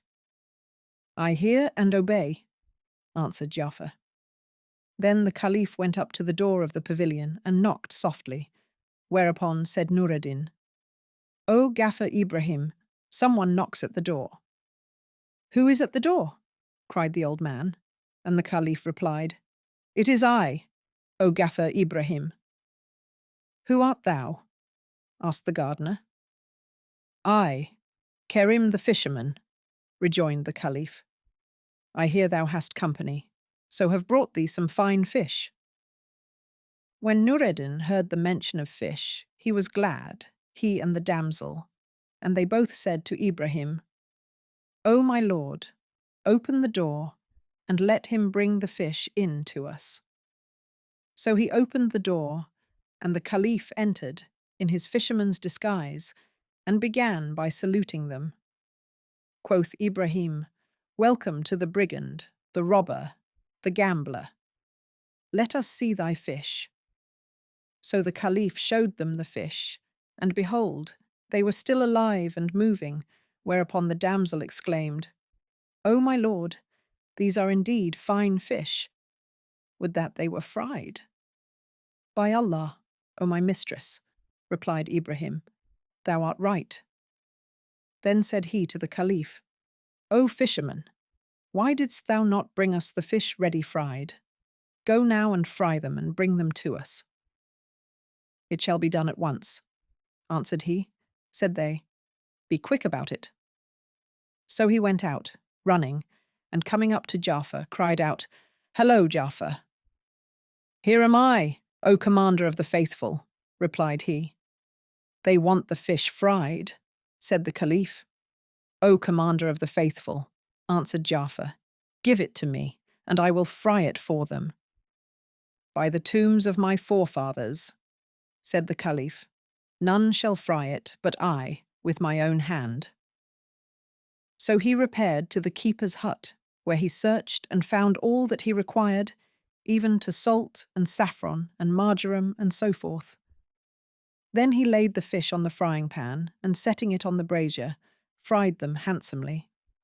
When they were done, he laid them on a banana leaf, and gathering some lemons from the garden, carried the dish to the pavilion, and set it before them. So Noureddin and the damsel and Ibrahim came forward and ate, after which they washed their hands, and Noureddin said to the Caliph, O fisherman, thou hast done us a right welcome service this night. Then he put his hand to his pouch, and taking out 3 of the dinars that Senya had given him, said, O fisherman, excuse me. By Allah, had I known thee before that which has lately befallen me, I had done away the bitterness of poverty from thy heart. But take this as an earnest of my good will. Then he threw the dinars to the Caliph, who took them and kissed them and put them up. Now the Caliph's sole desire in all this was to hear the damsel sing, so he said to Noureddin, O my lord, thou hast rewarded me munificently, but I beg of thy great bounty that thou wilt let this damsel sing an air, that I may hear her. So Noureddin said, O Enis el Jelis. Yes, replied she. And he said, My life on thee, sing us something for the sake of this fisherman, for he wishes to hear thee. So she took the lute and struck the strings, after she had tuned them, and sang the following verses. The fingers of the lovely maid went wandering o'er the lute, and many a soul to ravishment its music did compel. She sang, and lo, her singing cured the deaf man of his ill, and he that erst was dumb exclaimed, Thou hast indeed done well. Then she played again, so admirably that she ravished their wits, and sang the following verses. Thou honouredst us, when thou didst in our land alight. Thy lustre hath dispelled the moonless midnight gloom. Wherefore, with camphor, white, and rosewater, and musk, it e'en behoveth us our dwelling to perfume. At this the Caliph was agitated, and so overcome with emotion that he was not master of himself for excess of delight, and he exclaimed, By Allah, it is good. By Allah, it is good. By Allah, it is good. Quoth Noureddin, O fisherman, doth this damsel please thee? Ay, by Allah, replied he. Whereupon said Noureddin, I make thee a present of her, the present of a generous man who does not go back on his giving, nor will revoke his gift. Then he sprang to his feet, and taking a mantle, threw it over the pretended fisherman, and bade him take the damsel and be gone. But she looked at him and said, O my lord, art thou going away without bidding me adieu? If it must be so, at least, stay, whilst I bid thee farewell and make known my case. And she repeated the following verses. I am filled full of longing pain and memory and dole, till I for languor am become a body without soul. Say not to me, beloved one, thou'lt grow consoled for me. When such affliction holds the heart, what is there can console? If that a creature in his tears could swim as in a sea, I to do this of all that breathe were surely first and sole. O thou, the love of whom doth fill my heart and overflow, even when wine with water mixed fills up the brimming bowl. O thou, for whom desire torments my body and my sprite. This severance is the thing I feared was writ on fortune's scroll. O thou, whose love from out my heart shall never more depart, O son of Kakan, thou my wish, my hope unshared and whole. On my account thou didst transgress against our Lord and King, and leftst thy native land for me, to seek a foreign goal. Thou givest me unto Kerim, may he for aye be praised. And may the Almighty, for my loss, my dearest Lord, console. When she had finished, Noureddin answered her by repeating the following. She bade me adieu on the day of our parting, and said, whilst for anguish she wept, and she sighed, Ah, what wilt thou do, when from me thou art severed? Ask that of the man who'll survive, I replied. When the Caliph heard what she said in her verses, Thou hast given me to Kerim, his interest in her redoubled, and it was grievous to him to separate them. So he said to Noureddin, O my lord, verily the damsel said in her verses that thou hadst transgressed against her master and him who possessed her. So tell me, against whom didst thou transgress, and who is it that has a claim on thee? By Allah, O fisherman, replied Noureddin, there hangs a rare story by me and this damsel, a story which, were it graven with needles on the corners of the eye, would serve as a lesson to him who can profit by example. Said the Caliph, Wilt thou not tell us thy story and acquaint us with thy case? Peradventure, it may bring thee relief, for the help of God is near at hand. O fisherman, said Noureddin, Wilt thou hear our story in prose or verse? Prose is but words, replied the Caliph, but verse is strung pearls. Then Noureddin bowed his head and spoke the following verses. O my friend, I have bidden farewell to repose, and the anguish of exile has doubled my woes. I once had a father who loved me right dear, but left me to dwell in the tombs where all goes. There fell on me after him hardship and pain, and fate broke in pieces my heart with its blows. He bought me a slave girl, the fairest of maids. Her shape shamed the branch, and her colour the rose. I wasted the substance he left me, alas, and lavished it freely on these and on those, till for need I was minded to sell the fair maid, though sorely I grudged at the parting, God knows. But lo, when the crier 'gan call her for sale, a scurvy old skinflint to bid for her chose. At this I was angered beyond all control, and snatched her away ere the crier could close. Whereupon the old rancorous curmudgeon flamed up with despite and beset me with insults and blows. In my passion I smote him with right hand and left, till my wrath was assuaged, after which I arose, and returning betook me in haste to my house, where I hid me for fear of the wrath of my foes. Then the king of the city decreed my arrest, but a kind-hearted chamberlain pitied my woes, and warned me to flee from the city forthright, ere my enemies' springes my life should enclose. So we fled from our house in the dead of the night, and came to Baghdad for a place of repose. I have nothing of value, nor treasures, nor gold, or I'd hansel thee, fisherman, freely with those, but I give thee instead the beloved of my soul, and in her thou hast gotten my heart's blood, God knows. When he had finished, the Caliph said to him, O my lord Noureddin, explain to me thy case more fully. So he told him the whole story from beginning to end, and the Caliph said to him, Whither dost thou now intend?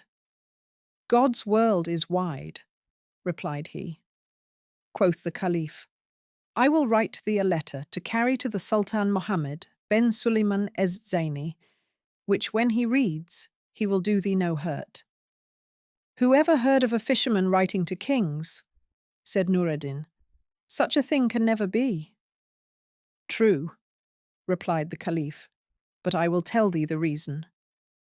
Know that he and I learnt in the same school, under one master, and that I was his monitor.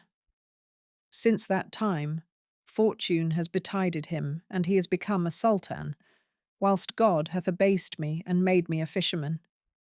Yet I never send to him to seek aught, but he does my desire.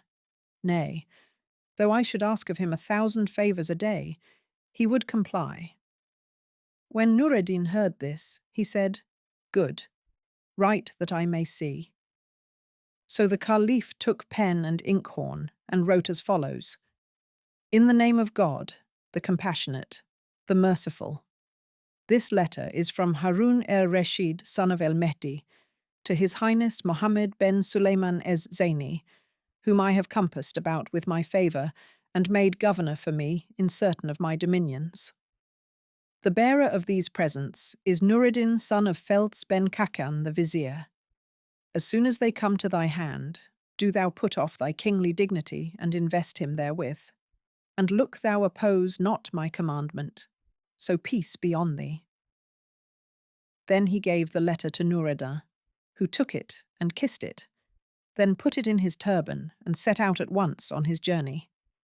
As soon as he was gone, Ghaffar Ibrahim turned to the Caliph and said to him, O vilest of fishermen, thou hast brought us a couple of fish worth a score of paras, and hast gotten 3 dinars for them. And thinkest thou to take the damsel also? When the Caliph heard this, he cried out at him, and made a sign to Mesrour, who discovered himself, and rushed upon him. Now Jaffa had sent one of the gardeners to the doorkeeper of the palace for a suit of the royal raiment for the commander of the faithful. So he went, and returning with the suit, kissed the earth before the caliph and gave it to him. Then he threw off the clothes he had on and dressed himself in those which the gardener had brought, to the great amazement of Gaffer Ibrahim, who bit his nails in bewilderment and exclaimed, "Am I asleep or awake?" "O Gaffer Ibrahim," said the caliph, "what state is this in which I see thee?" With this, he recovered from his drunkenness, and throwing himself on the ground, repeated the following verses. "Forgive the error into which my straying feet did fall, for the slave sues for clemency from him to whom he's thrall. Lo, by confessing I have done what the offence requires. Where then is that for which good grace and generous mercy call?" The caliph forgave him, and bade carry the damsel to the palace, where he assigned her a separate lodging and servants to wait upon her, saying to her, "Know that we have sent thy master to be sultan in Bassora, and God willing, we will dispatch him a dress of honour, and thee with it." Meanwhile, Noureddin fared on, till he reached Bassora, when he repaired to the sultan's palace, and gave a loud cry. The sultan heard him, and sent for him, and when he came into his presence, he kissed the earth before him, and pulling out the letter, gave it to him. The sultan, seeing that the superscription was in the handwriting of the caliph, rose to his feet and kissed the letter 3 times, then read it and said, "I hear and obey God and the commander of the faithful." Then he summoned the 4 cadis and the emirs, and was about to divest himself of the kingly office, when in came the vizier Mu'in ben Sawa. The sultan gave him the caliph's letter, and he read it, then tore it in pieces, and putting it in his mouth, chewed it, and threw it away. "Out on thee!" exclaimed the sultan, and indeed he was angry. "What made thee do that?" "By thy life, O our lord the sultan," replied Mu'in, "this fellow hath never seen the caliph nor his vizier, but he is a gallows bird, a crafty imp, who, happening upon a blank sheet in the caliph's handwriting, hath written his own desire in it. The caliph would surely not have sent him to take the sultanate from thee, without a royal mandate and a patent appended thereto, nor would he have omitted to send with him a chamberlain or a vizier. But he is alone, and hath never come from the caliph, never, never." "What is to be done?" said the sultan. "Leave him to me," replied the vizier. "I will send him in charge of a chamberlain to the city of Baghdad. If what he says be true, they will bring us back royal letters, patent, and a diploma of investiture, and if not, I will pay him what I owe him." When the sultan heard the vizier's words, he said, "Take him." So Mu'in carried Noureddin to his own house, and cried out to his servants, who threw him down and beat him till he swooned away. Then he caused heavy shackles to be put on his feet, and carried him to the prison, where he called the jailer, whose name was Qutayt, and said to him, "O Qutayt, take this fellow, and throw him into one of the underground cells in the prison, and torture him night and day." "I hear and obey," replied he, and taking Noureddin into the prison, locked the door on him. Then he bade sweep a bench behind the door, and laying thereon a mattress and a leather rug, made Noureddin sit down. Moreover, he loosed his fetters and treated him kindly. The vizier sent every day to the jailer, charging him to beat him, but he abstained from this, and things abode thus 40 days' time. On the 41st day, there came a present from the caliph, which when the sultan saw, it pleased him, and he took counsel about it with his viziers, one of whom said, "Mayhap this present was intended for the new sultan." Quoth Mu'in, "We should have done well to put him to death at his first coming." And the sultan said, "By Allah, Thou remindest me of him. Go down to the prison and fetch him, and I will strike off his head." "I hear and obey," replied Mu'in. "With thy leave, I will have proclamation made in the city. Whoso hath a mind to look upon the beheading of Noureddin Ali ben Kakan, let him repair to the palace. So, great and small will come out to gaze on him, and I shall heal my heart and mortify those that envy me." "As thou wilt," said the Sultan.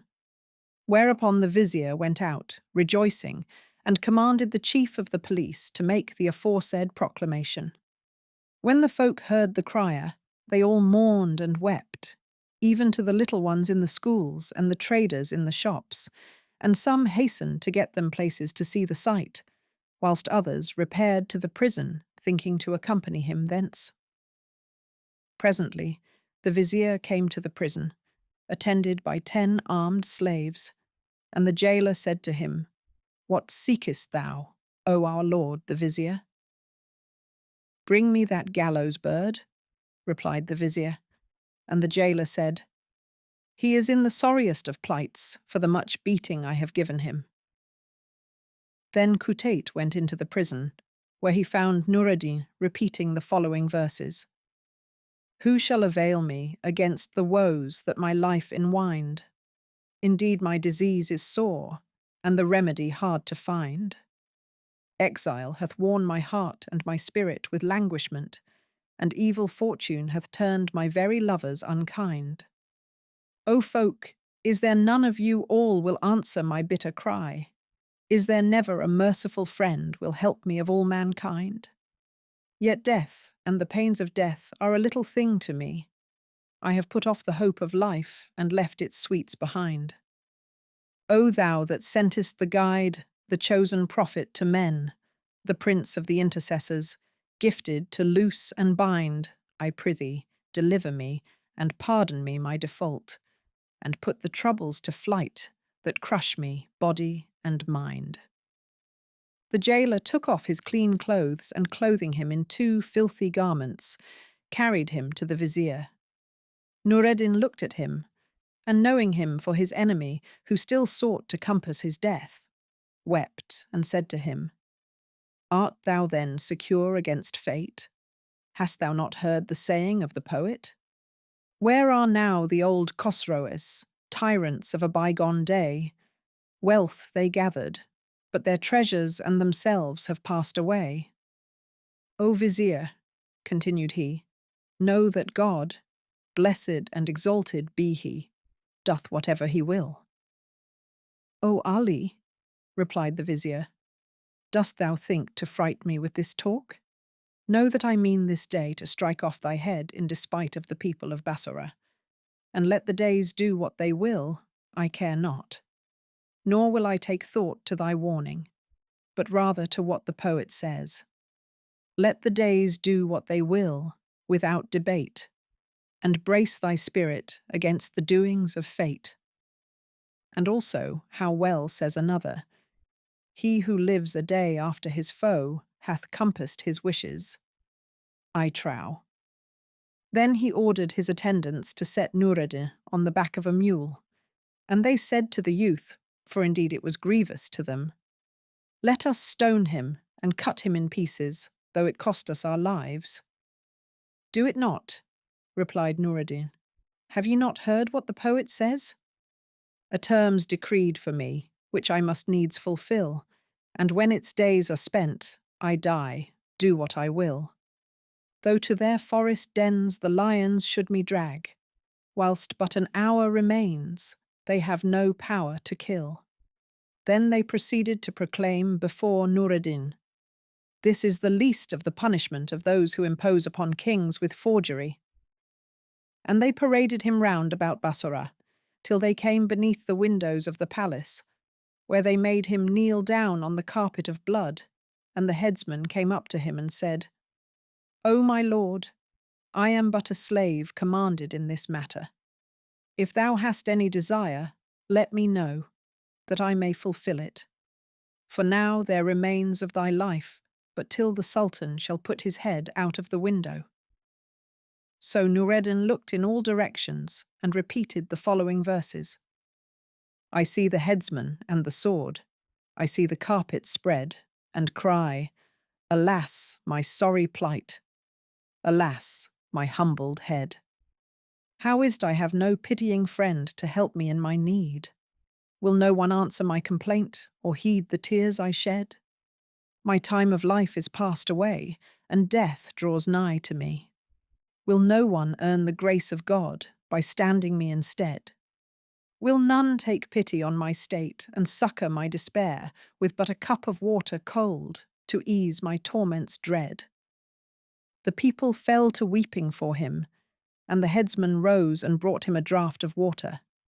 But the vizier smote the gugglet with his hand and broke it.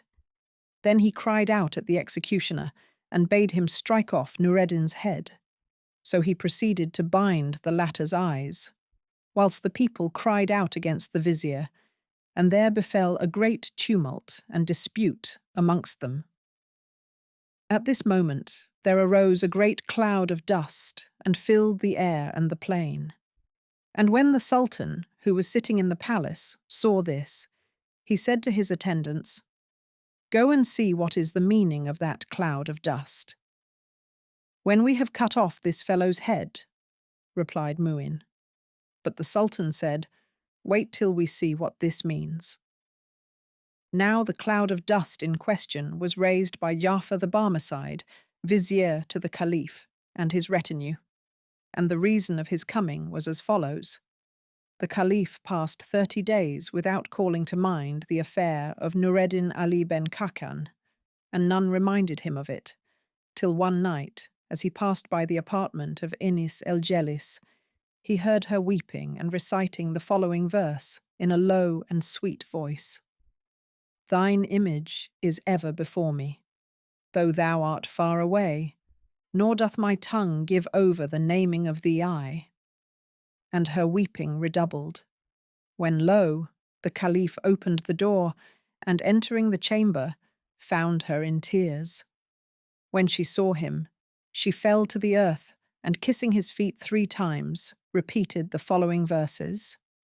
O thou pure of royal lineage, and exalted in thy birth! O thou tree of fruitful branches, thou the all unstained of race! I recall to thee the promise that thy noble bounty made. God forbid thou shouldst forget it, or withhold the gifted grace. Quoth the Caliph, Who art thou?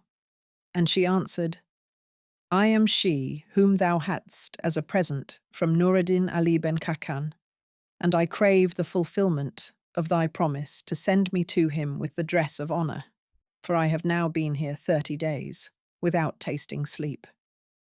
Thereupon the Caliph sent for Ja'far and said to him, O Ja'far, it is 30 days since we had news of Noureddin Ali ben Khacan, and I doubt me the Sultan has killed him. But by the life of my head and the tombs of my forefathers, if aught of ill have befallen him, I will make an end of him who was the cause of it, though he be the dearest of all men to myself. So it is my wish that thou set out at once for Bassorah, and bring me news of my cousin Mohammed ben Sulayman ez Zaini, and how he hath dealt with Noureddin.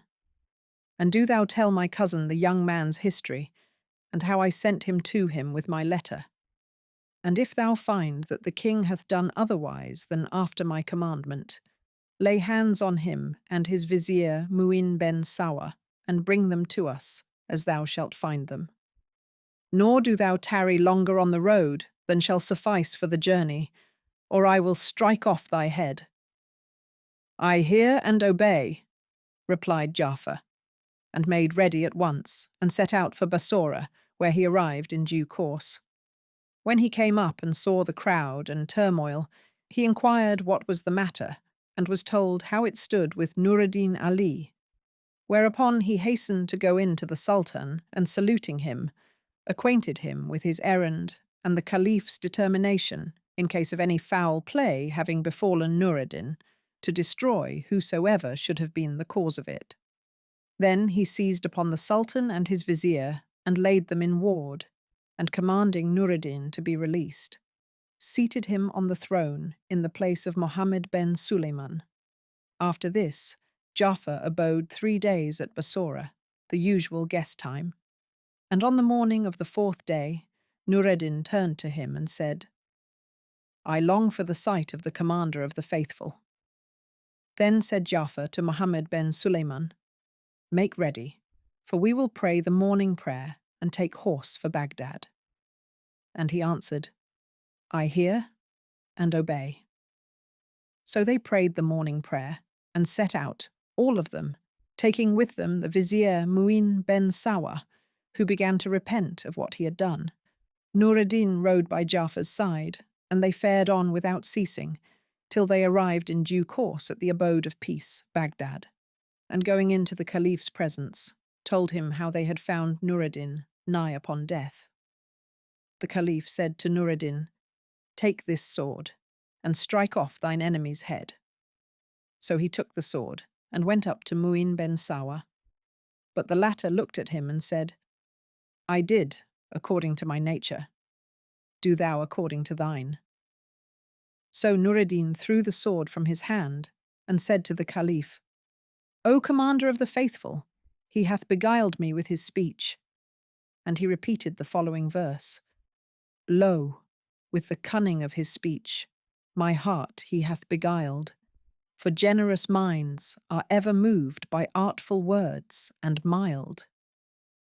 "Leave him thou," said the Caliph, and turning to Mesrour, commanded him to behead Mu'in. So Mesrour drew his sword and smote off the vizier's head. Then said the Caliph to Noureddin, "Ask a boon of me." "O my lord," answered he, "I have no need of the sovereignty of Bassorah. All my desire is to have the honour of serving thee and looking on thy face."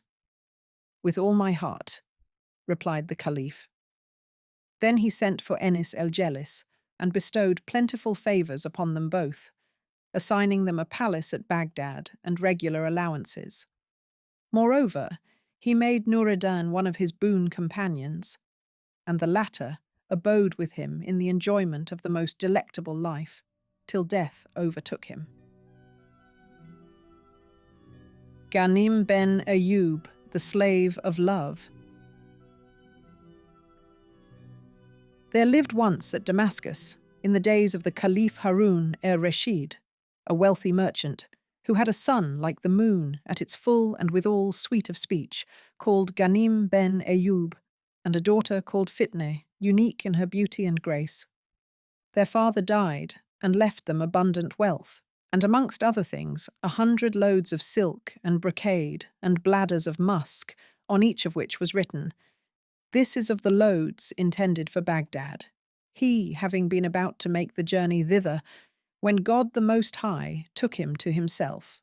After a while, his son took the loads, and bidding farewell to his mother and kindred and townsfolk, set out for Baghdad with a company of merchants, committing himself to God the Most High, who decreed him safety, so that he arrived without hindrance at that city. Here he hired a handsome house, which he furnished with carpets and cushions and hangings, and stored his goods therein, and put up his mules and camels. Then he abode a while, resting, whilst the merchants and notables of Baghdad came and saluted him, after which he took a parcel containing 10 pieces of costly stuffs, with the prices written on them, and carried it to the bazaar, where the merchants received him with honour, and made him sit down in the shop of the chief of the market, to whom he delivered the parcel of stuffs. He opened it, and taking out the stuffs, sold them for him at a profit of 2 dinars on every one of prime cost. At this, Ghanim rejoiced, and went on to sell his stuffs, little by little, for a whole year. On the 1st day of the following year, he repaired, as usual, to the bazaar in the marketplace, but found the gate shut, and inquiring the reason, was told that one of the merchants was dead, and that all the others had gone to wail in his funeral, and was asked if he were minded to gain the favour of God by going with them. He assented, and inquired where the funeral was to be held, whereupon they directed him to the place. So he made the ablution, and repaired with the other merchants to the place of prayer, where they prayed over the dead, then went before the bier to the burial place without the city, and passed among the tombs till they came to the grave. Here they found that the dead man's people had pitched a tent over the tomb, and brought thither lamps and candles. So they buried the dead, and sat down to listen to the reading of the Koran over the tomb. Ghanim sat with them, being overcome with bashfulness, and saying to himself, I cannot well go away till they do. They sat listening to the recitation till nightfall, when the servants set the evening meal and sweetmeats before them, and they ate till they were satisfied, then sat down again, after having washed their hands. But Ghanim was troubled for his house and property, being in fear of thieves, and said to himself, I am a stranger here, and thought to be rich, and if I pass the night abroad, the thieves will steal the money and the goods. So he arose and left the company, having first asked leave to go about a necessary business, and following the beaten track, came to the gate of the city, but found it shut, and saw none going or coming, nor heard aught but the dogs barking and the wolves howling, for it was now the middle of the night. At this he exclaimed, There is no power and no virtue but in God. I was in fear for my property, and came back on its account, but now I find the gate shut, and am become in fear for my life. And he retraced his steps, seeking a place where he might pass the night, till he found a tomb enclosed by 4 walls, with a palm tree in its midst, and a gate of granite. The gate stood open, so he entered and lay down. But sleep came not to him, and fright and oppression beset him, for that he was alone among the tombs. So he rose to his feet, and opening the door, looked out and saw in the distance a light making for the tomb from the direction of the city gate. At this he was afraid, and hastening to shut the gate, climbed up into the palm tree and hid himself among the branches. The light came nearer and nearer, till he could see 3 black slaves, 2 carrying a chest, and a third a lantern, an adze and a basket of plaster. When they came to the tomb, one of those who were carrying the chest cried out to the other, Hello, Eyoub. What ails thee, O Kafour? Said the other. Were we not here at nightfall? Asked the first. And did we not leave the gate open? True, replied Eyoub. See, said the other, it is now shut and barred. How small is your wit, broke in the bearer of the lantern, whose name was Bekhit. Do you not know that the owners of the gardens used to come out of Baghdad to tend them? And when the night overtakes them, they enter this place and shut the gate, for fear the blacks like ourselves should catch them and roast them and eat them. Thou art right, replied the others, but by Allah, none of us is less of wit than thou. If you do not believe me, said Bekhit, let us go into the tomb, and I will unearth the rat for you. I doubt not but that, when he saw the light and us making for the tomb, he took refuge in the palm tree, for fear of us. When Ghanim heard this, he said to himself, O most damnable of slaves, may God not have thee in his keeping for this thy craft and quickness of wit.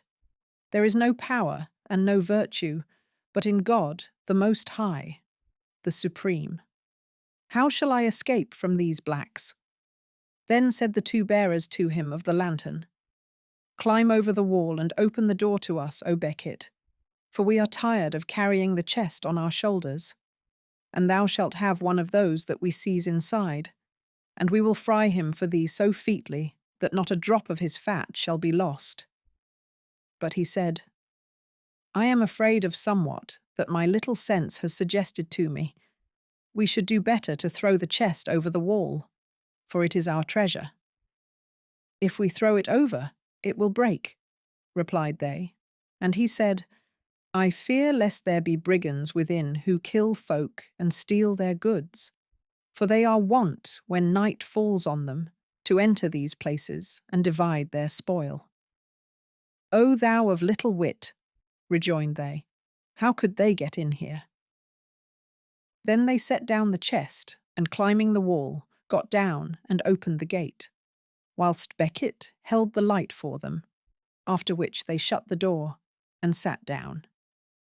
Then said one of them, O my brothers, we are tired with walking and carrying the chest, and it is now the middle of the night, and we have no breath left to open the tomb and bury the chest. So let us rest 2 or 3 hours, then rise and do what we have to do. Meanwhile, each of us shall tell how he came to be an eunuch, and all that befell him from first to last, to pass away the time, whilst we rest ourselves. Good, answered the others, and Bekhit said, O my brothers, I will begin. Say on, replied they. So he began as follows, Know, O my brothers, that. Story of the Eunuch Bekhit. I was brought from my native country, when I was 5 years old, by a slave merchant who sold me to one of the royal messengers. My master had a 3-year-old daughter with whom I was reared, and they used to make sport of me, letting me play with the girl and dance and sing to her, till I reached the age of 12, and she that of 10, and even then they did not forbid me from her. One day I went in to her, and found her sitting in an inner room, perfumed with essences and scented woods, and her face shone like the round of the moon on its 14th night, as if she had just come out of the bath that was in the house. She began to sport with me, and I with her. Now I had just reached the age of puberty, and my yard rose on end, as it were a great bolt. Then she threw me down, and mounting my breast, pulled me hither and thither, till my yard became uncovered.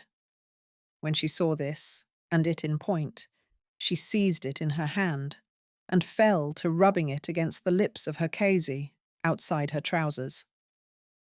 At this, heat stirred in me, and I put my arms round her, whilst she wreathed hers about my neck and strained me to her with all her might, till, before I knew what I did, my yard thrust through her trousers, and entering her case, did away her maidenhead.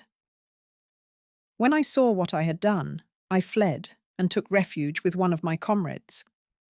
Presently, her mother came in to her, and seeing her in this state, was lost to the world. However, she smoothed the matter over and hid the girl's condition from her father. Of the love they bore me, nor did they cease to call to me and coax me, till they took me from where I was. After 2 months had passed by, her mother married her to a young man, a barber, who used to shave her father, and portioned and fitted her out of her own moneys, whilst her father knew nothing of what had passed. Then they took me unawares, and gelded me, and when they brought her to her husband, they made me her eunuch, to go before her, wherever she went, whether to the bath or to her father's house. On the wedding night, they slaughtered a young pigeon and sprinkled the blood on her shift, and I abode with her a long while, enjoying her beauty and grace, by way of kissing and clipping and clicketing, till she died, and her husband and father and mother died also, when they seized me for the treasury, and I found my way hither, where I became your comrade. This then, O my brothers, is my story, and how I came to be docked of my cullions, and peace be on you. End of story of the Eunuch Bekhit. Then said the second eunuch, Know, O my brothers, that. Story of the Eunuch Kafour. From the time when I was 8 years old, I was wont to tell the slave merchants one lie every year, so that they fell out with one another, till at last my master lost patience with me, and carrying me down to the market, delivered me to a broker, and bade him cry me for sale, saying, Who will buy this slave with his fault? He did so, And it was asked him, "What is his fault?" Quoth he tells one lie every year. Then came up one of the merchants and said to the broker, "How much have they bidden for this slave with his fault?" 600 dirhams, replied the broker. "And 20 dirhams for thyself," said the merchant.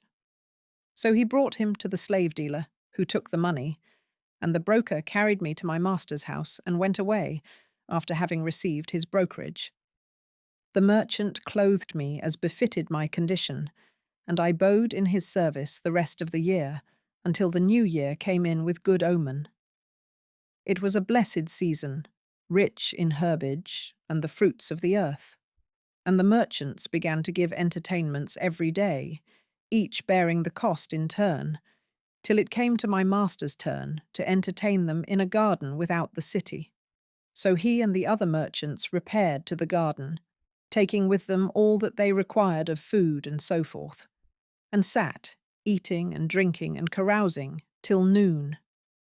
When my master, having need of something from the house, said to me, "O slave, mount the mule and go to the house and get such and such a thing from thy mistress and return quickly," I did as he bade me and started for the house. But as I drew near, I began to cry out and weep copiously, whereupon all the people of the quarter collected, great and small. And my master's wife and daughters, hearing the noise I was making, opened the door and asked me what was the matter. Quoth I, "My master and his friends were sitting beneath an old wall, and it fell on them. And when I saw what had befallen them, I mounted the mule, and came hither in haste to tell you." When my master's wife and daughters heard this, they shrieked aloud and tore their clothes and buffeted their faces, whilst the neighbours came round them. Then my mistress overturned the furniture of the house, pell-mell, tore down the shelves, broke up the casements and the lattices, and smeared the walls with mud and indigo. Presently she said to me, "Out on thee, O Kafour! Come and help me tear down these cupboards and break up these vessels and porcelain." So I went to her and helped her break up all the shelves in the house, with everything on them, after which I went round about the roofs and every part of the house, demolishing all I could, and leaving not a single piece of china or the like in the house unbroken, till I had laid waste the whole place, crying out the while, "Alas, my master!" Then my mistress sallied forth, with her face uncovered and only her kerchief on, accompanied by her sons and daughters, and said to me, "Go thou before us, and show us the place where thy master lies dead under the wall, that we may take him out from the ruins, and lay him on a bier, and carry him to the house, and give him a goodly funeral."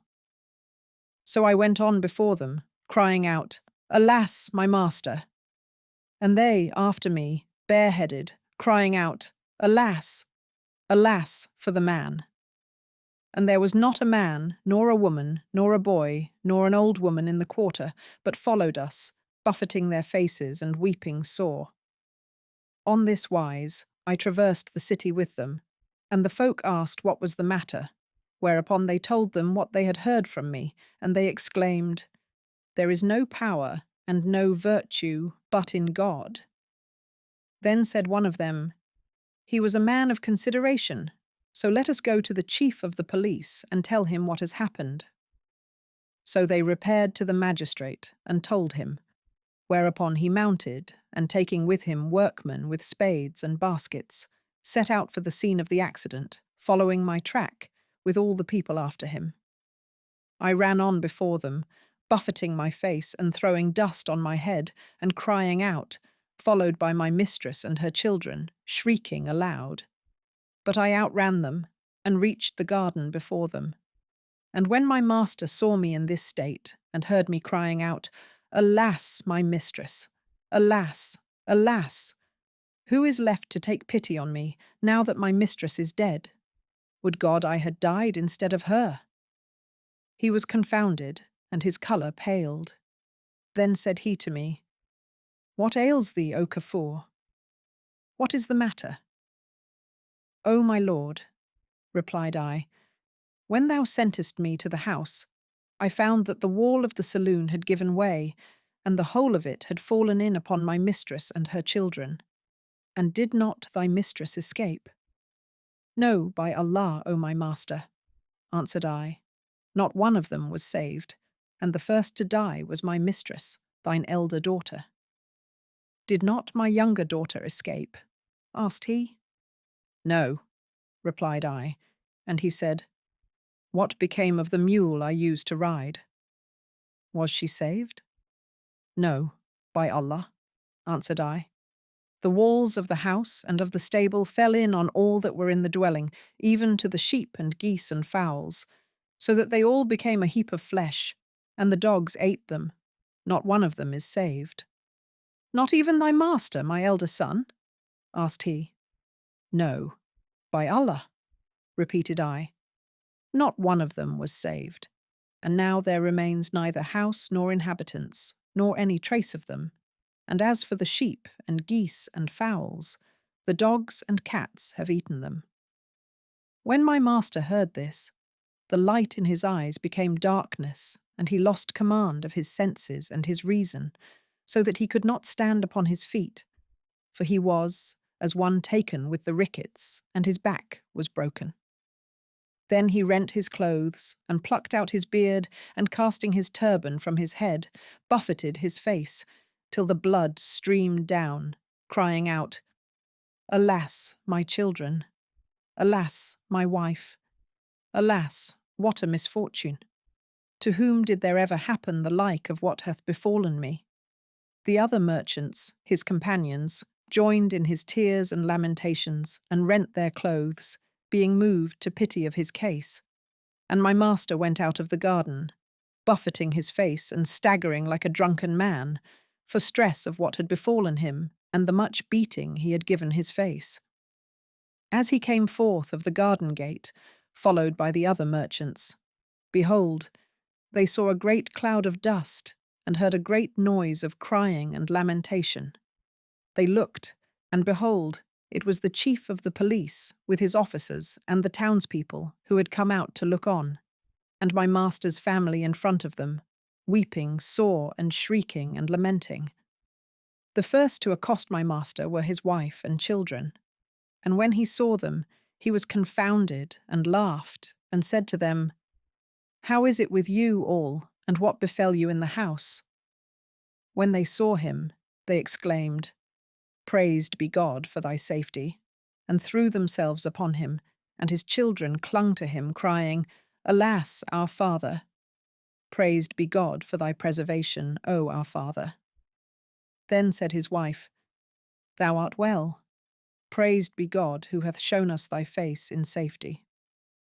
And indeed she was confounded, and her reason fled, when she saw him, and she said, O my lord, how did you escape, thou and thy friends the merchants? And how fared it with thee in the house? Asked he. We were all in good health and case, answered they, nor has aught befallen us in the house, save that thy slave Kafour came to us, bareheaded, with his clothes torn and crying out, Alas, my master! Alas, my master!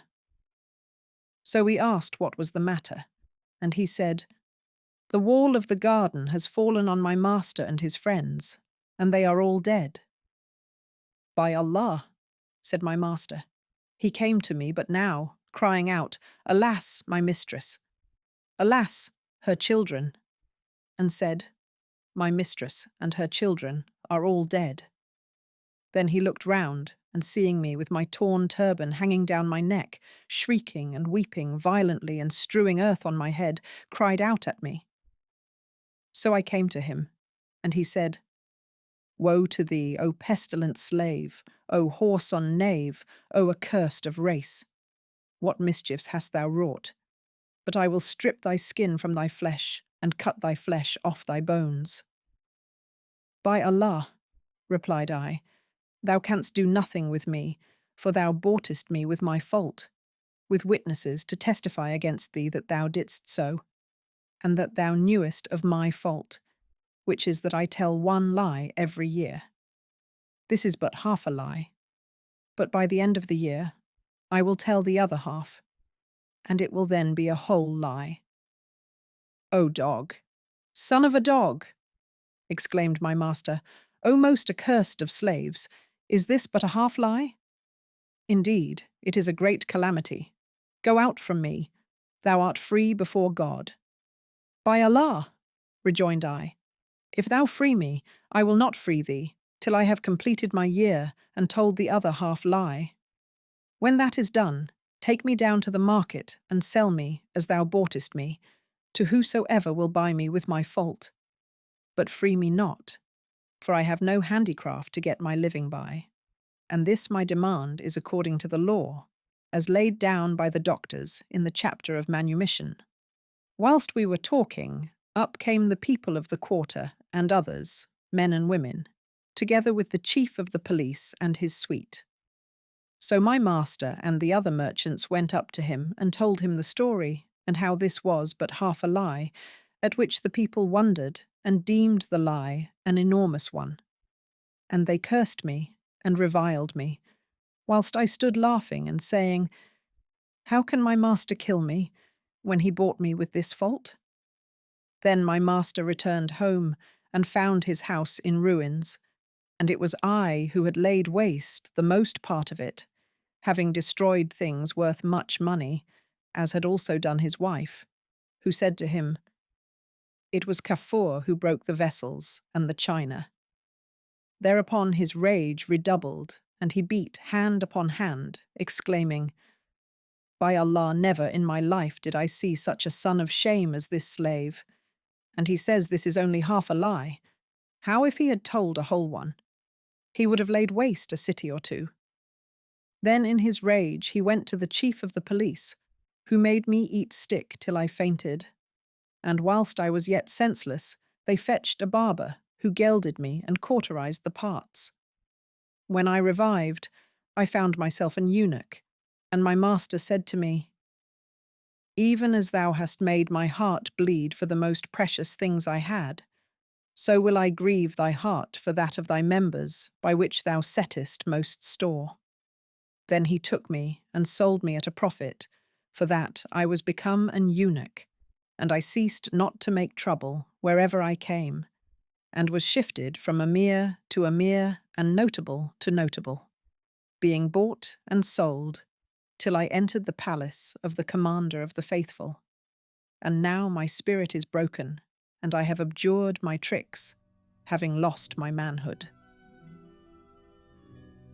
End of story of the eunuch Kafour. When the others heard his story, they laughed and said, "Verily, thou art dung, the son of dung. Thou liedst most abominably." Then said they to the third slave, "Tell us thy story." "O my cousins," replied he, "all that ye have said is idle. I will tell you how I came to lose my cullions. And indeed I deserved more than this, for I swived my mistress and my master's son. But my story is a long one, and this is no time to tell it, for the dawn is near, and if the day surprise us with this chest yet unburied, we shall be blown upon and lose our lives. So let us fall to work at once, and when we get back to the palace, I will tell you my story and how I became an eunuch." So they set down the lantern and dug a hole between 4 tombs, the length and breadth of the chest, Kafour plying the spade and Eyoub clearing away the earth by basketsful, till they had reached a depth of half a fathom, when they laid the chest in the hole and threw back the earth over it, then went out, and shutting the door, disappeared from Ghanim's sight. When he was sure that they were indeed gone, and that he was alone in the place, his heart was concerned to know what was in the chest, and he said to himself, "I wonder what was in the chest." However, he waited till break of day, when he came down from the palm tree and scraped away the earth with his hands, till he laid bare the chest and lifted it out of the hole. Then he took a large stone and hammered at the lock, till he broke it, and raising the cover, beheld a beautiful young lady, richly dressed and decked with jewels of gold and necklaces of precious stones, worth a kingdom. No money could pay their price. She was asleep, and her breath rose and fell, as if she had been drugged. When Ghanim saw her, he knew that someone had plotted against her and drugged her, so he pulled her out of the chest and laid her on the ground on her back. As soon as she scented the breeze and the air entered her nostrils and lungs, she sneezed and choked and coughed, when there fell from her mouth a pastille of Cretan henbane, enough to make an elephant sleep from night to night, if he but smelt it. Then she opened her eyes, and looking round, exclaimed in a sweet and melodious voice, "Out on thee, O breeze! There is in thee neither drink for the thirsty, nor solace for him whose thirst is quenched. Where is Zair el Bustan?" But no one answered her, so she turned and cried out, "Ho, Sebihe, Shejeret ed-Dur, Nur el-Huda, Nejmet es-Subh, Shehwe, Nuje, Hulwe, Zerife, out on ye, speak." But no one answered her, and she looked about her and said, "Woe is me! They have buried me among the tombs. O thou who knowest what is in the breasts, and who wilt requite at the day of resurrection, who hath brought me out from among the screens and curtains of the harem, and laid me between 4 tombs." All this while Ghanim was standing by.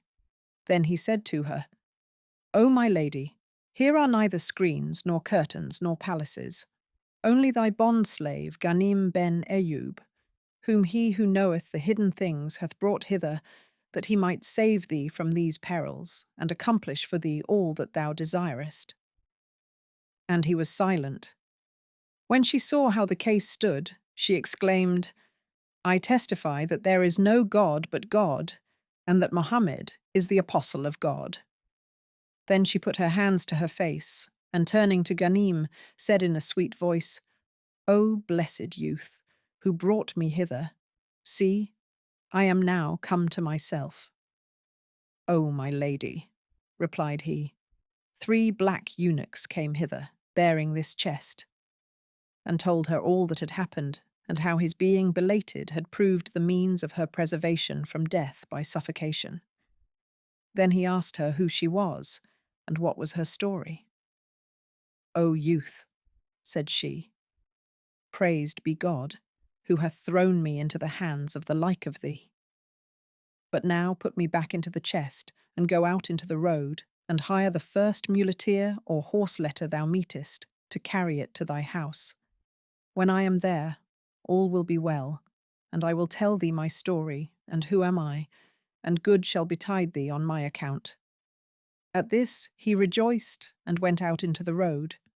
It was now broad day, and the folk began to go about the ways, so he hired a muleteer, and bringing him to the tomb, lifted up the chest, in which he had already replaced the young lady, and set it on the mule. Then he fared homeward, rejoicing, for that she was a damsel worth 10,000 dinars, and adorned with jewels and apparel of great value, and love for her had fallen on his heart. As soon as he came to the house, he carried in the chest, and opening it, took out the young lady, who looked about her, and seeing that the place was handsome, spread with carpets and decked with gay colours, and noting the stuffs tied up and the bales of goods and what not, knew that he was a considerable merchant and a man of wealth. So she uncovered her face, and looking at him, saw that he was a handsome young man, and loved him. Then said she to him, "O my lord, bring us something to eat." "On my head and eyes," replied he, and going to the market, bought a roasted lamb, a dish of sweetmeats, dried fruits, and wax candles, besides wine and drinking gear and perfumes. With these he returned to the house. And when the damsel saw him, she laughed and kissed and embraced him. Then she fell to caressing him, so that love for her redoubled on him and got the mastery of his heart. They ate and drank, each in love with the other, for indeed they were alike in age and beauty till nightfall, when Ghanim rose and lit the lamps and candles, till the place blazed with light. After which he brought the wine service and set on the banquet. Then they sat down again and began to fill and give each other to drink, and they toyed and laughed and recited verses, whilst joy grew on them, and each was engrossed with love of the other. Glory be to him who uniteth hearts. They ceased not to carouse thus till near upon daybreak, when drowsiness overcame them, and they slept where they were till the morning. Then Ghanim arose, and going to the market, bought all that they required in the way of meat and drink and vegetables and what not, with which he returned to the house. And they both sat down and ate till they were satisfied, when he set on wine. They drank and toyed with each other, till their cheeks flushed and their eyes sparkled, and Ghanim's soul yearned to kiss the girl and lie with her. So he said to her, "O my lady, grant me a kiss of thy mouth. Maybe it will quench the fire of my heart." "O Ghanim," replied she, "wait till I am drunk, then steal a kiss from me, so that I may not know thou hast kissed me." Then she rose, and taking off her upper clothes, sat in a shift of fine linen and a silken kerchief. At this, desire stirred in Ghanim, and he said to her, "O my mistress, wilt thou not vouchsafe me what I asked of thee?"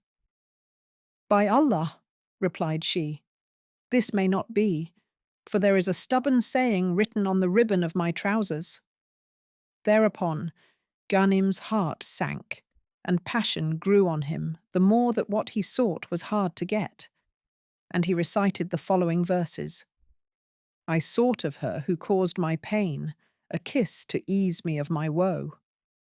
"No, no," she answered, "hope it not." And I, "Yes, yes, it shall be so." Then said she, smiling, "Take it then, with my consent, before I know." And I, "By force." "Not so," said she, "I freely it on thee bestow. So do not question what befell, but seek God's grace and ask no mo. Think what thou wilt of us, for love is with suspect made sweet, I trow. Nor do I reck if, after this, avowed or secret be the foe. Then love increased on him, and the fires were loosed in his heart, while she defended herself from him, saying, "I can never be thine." They ceased not to make love and carouse, whilst Ghanim was drowned in the sea of passion and distraction, and she redoubled in cruelty and coyness, till the night brought in the darkness and let fall on them the skirts of sleep. When Ghanim rose and lit the lamps and candles and renewed the banquet and the flowers, then took her feet and kissed them, and finding them like fresh cream, pressed his face on them and said to her, "O my lady, have pity on the captive of thy love and the slain of thine eyes, for indeed I were whole of heart but for thee." And he wept a while. "O my lord and light of my eyes," replied she, "by Allah, I love thee and trust in thee, but I know that I cannot be thine." "And what is there to hinder?" asked he. Quoth she, "Tonight I will tell thee my story, that thou mayest accept my excuse." Then she threw herself upon him, and twining her arms about his neck, kissed him and wheedled him, promising him her favours, and they continued to toy and laugh till love got complete possession of them. They abode thus for a whole month, sleeping nightly on one couch, but whenever he sought to enjoy her, she put him off, whilst mutual love increased upon them, till they could hardly abstain from one another. One night, as they lay, side by side, both heated with wine, he put his hand to her breast and stroked it, then passed it down over her stomach to her navel. She awoke, and sitting up, put her hand to her trousers, and finding them fast, fell asleep again. Presently, he put out his hand a second time, and stroked her, and sliding down to the ribbon of her trousers, began to pull at it, whereupon she awoke and sat up. Ghanim also sat up beside her, and she said to him, "What dost thou want?" "I want to lie with thee," answered he, "and that we may deal frankly one with the other." Quoth she, "I must now expound my case to thee, that thou mayest know my condition and my secret, and that my excuse may be manifest to thee." "It is well," replied he. Then she opened the skirt of her shift, and taking up the ribbon of her trousers, said to him, "O my lord, read what is on this ribbon." So he took it, and saw, wrought in letters of gold, the following words: "I am thine, and thou art mine, O descendant of the Prophet's uncle." When he read this, he dropped his hand and said to her, "Tell me who thou art." "It is well," answered she. "Know that I am one of the favourites of the Commander of the Faithful, and my name is Kut el-Kulub. I was reared in his palace, and when I grew up, he looked on me, and noting my qualities and the beauty and grace that God had bestowed on me, conceived a great love for me. So he took me and assigned me a separate lodging, and gave me 10 female slaves to wait on me, and all this jewellery thou seest on me. One day he went on a journey to one of his provinces, and the lady Zubaydah came to one of my waiting women and said to her, "I have somewhat to ask of thee." "What is it, O my lady?" asked she. "When thy mistress Kut el-Kulub is asleep," said Zubaydah, "put this piece of henbane up her nostrils or in her drink, and thou shalt have of me as much money as will content thee." "With all my heart," replied the woman, and took the henbane, being glad because of the money and because she had aforetime been in Zubaydah's service. So she put the henbane in my drink, and when it was night, I drank, and the drug had no sooner reached my stomach than I fell to the ground, with my head touching my feet, and knew not but that I was in another world. When Zubaydah saw that her plot had succeeded, she put me in this chest, and summoning the slaves, bribed them and the doorkeepers, and sent the former to do with me as thou sawest. So my delivery was at thy hands, and thou broughtest me hither, and hast used me with the utmost kindness. This is my story, and I know not what is come of the Caliph in my absence. Know then my condition, and divulge not my affair."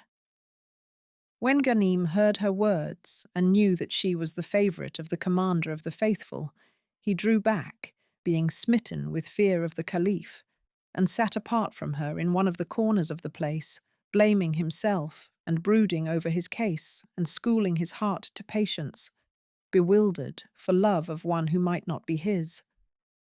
Then he wept for excess of longing, and bemoaned the injustice and hostility of fortune. Glory be to him who occupies hearts with love, reciting the following verses: "The heart of the lovers racked with weariness and care, for his reason ravished is for one who is passing fair." It was asked me, "What is the taste of love?" I answer, "Maid, love is sweet water, wherein are torment and despair." Thereupon Kut el-Kulub arose and pressed him to her bosom and kissed him, for love of him mastered her heart, so that she discovered to him her secret and the passion that possessed her, and throwing her arms about his neck, embraced him. But he held off from her for fear of the Caliph. Then they talked a while, and indeed they were both drowned in the sea of mutual love, till day, when Ghanim rose, and going to the market as usual, took what was needful, and returned home. He found her in tears, but when she saw him, she ceased weeping, and smiled, and said, "Thou hast made me desolate, O beloved of my heart. By Allah, the hour that thou hast been absent from me has been to me as a year. I have let thee see how it is with me for the excess of my passion for thee.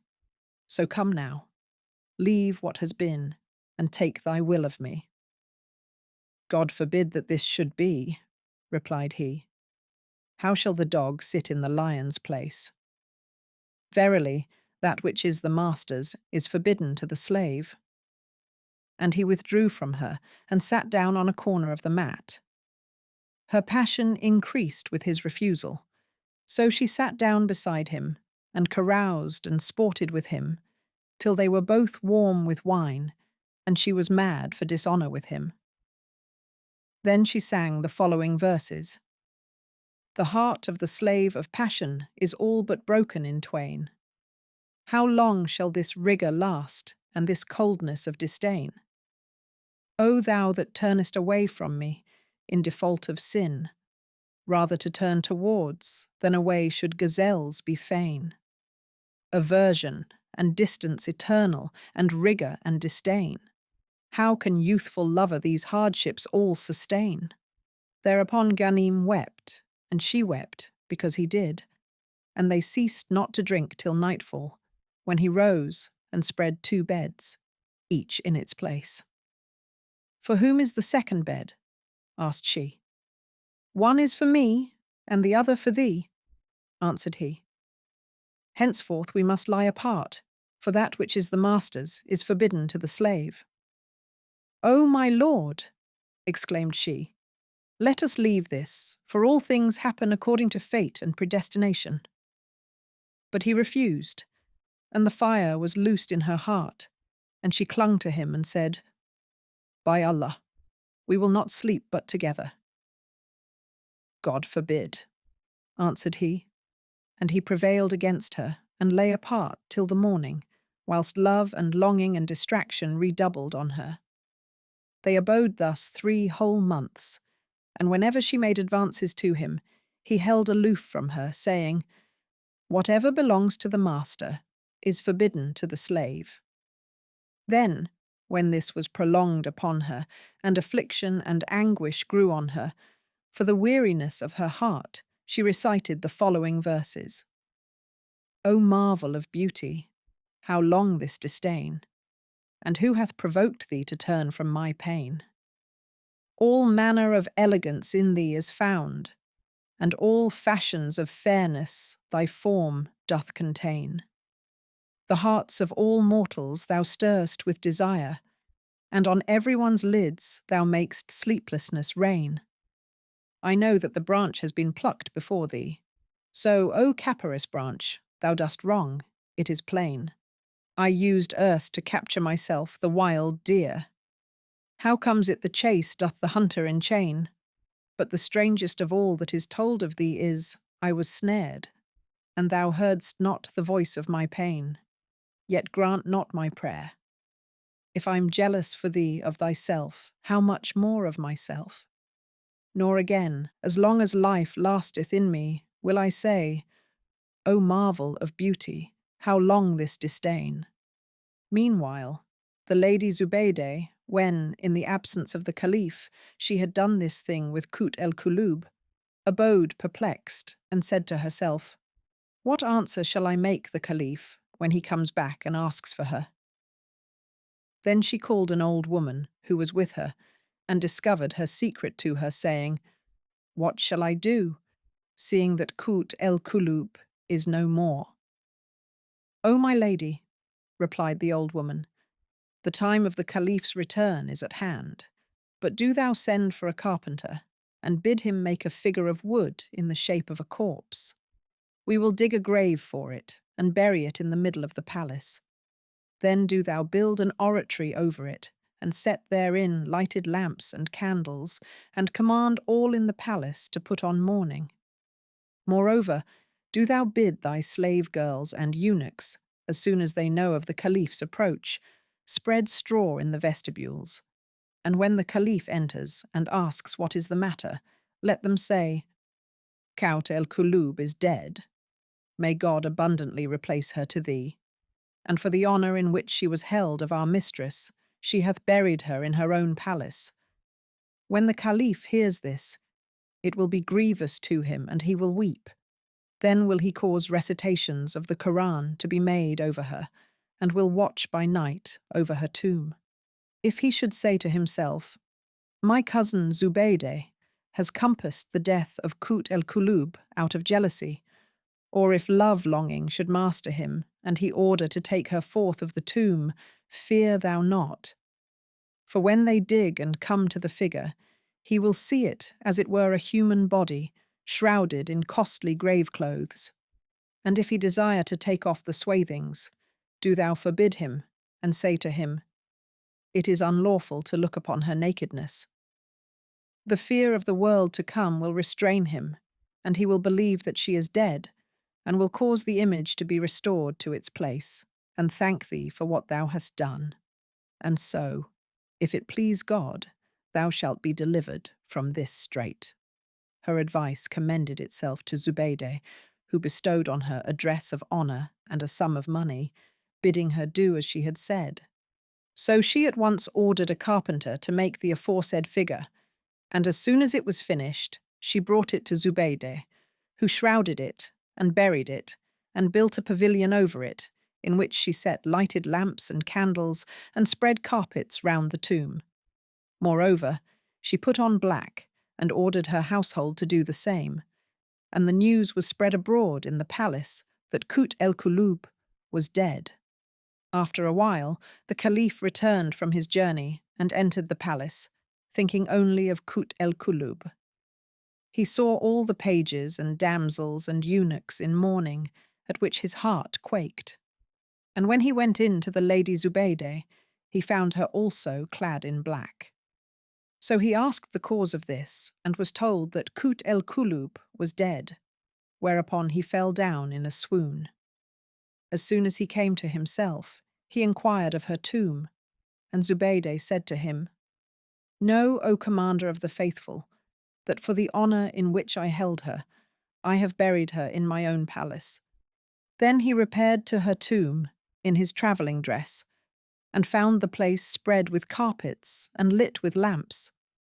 When he saw this, he thanked Zubaydah for what she had done, and abode perplexed, halting between belief and distrust, till at last suspicion got the better of him, and he ordered the grave to be opened and the body exhumed. When he saw the figure and would have taken off the swathings to look upon the body, the fear of God, the Most High, restrained him, and the old woman, taking advantage of his hesitation, said, Restore her to her place.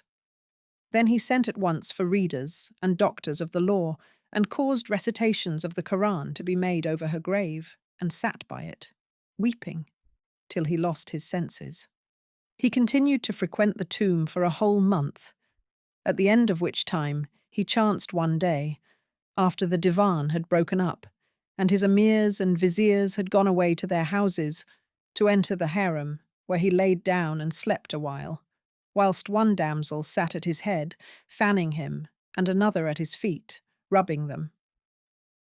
Presently he awoke, and opening his eyes, shut them again, and heard the damsel at his head say to her at his feet, Hist, Kayzuran. Well, Kezib Elban, answered the other. Verily, said the first, our Lord knows not what has passed, and watches over a tomb in which there is only a carved wooden figure of the carpenter's handiwork. Then what is become of Kut el-Kulub? Inquired the other.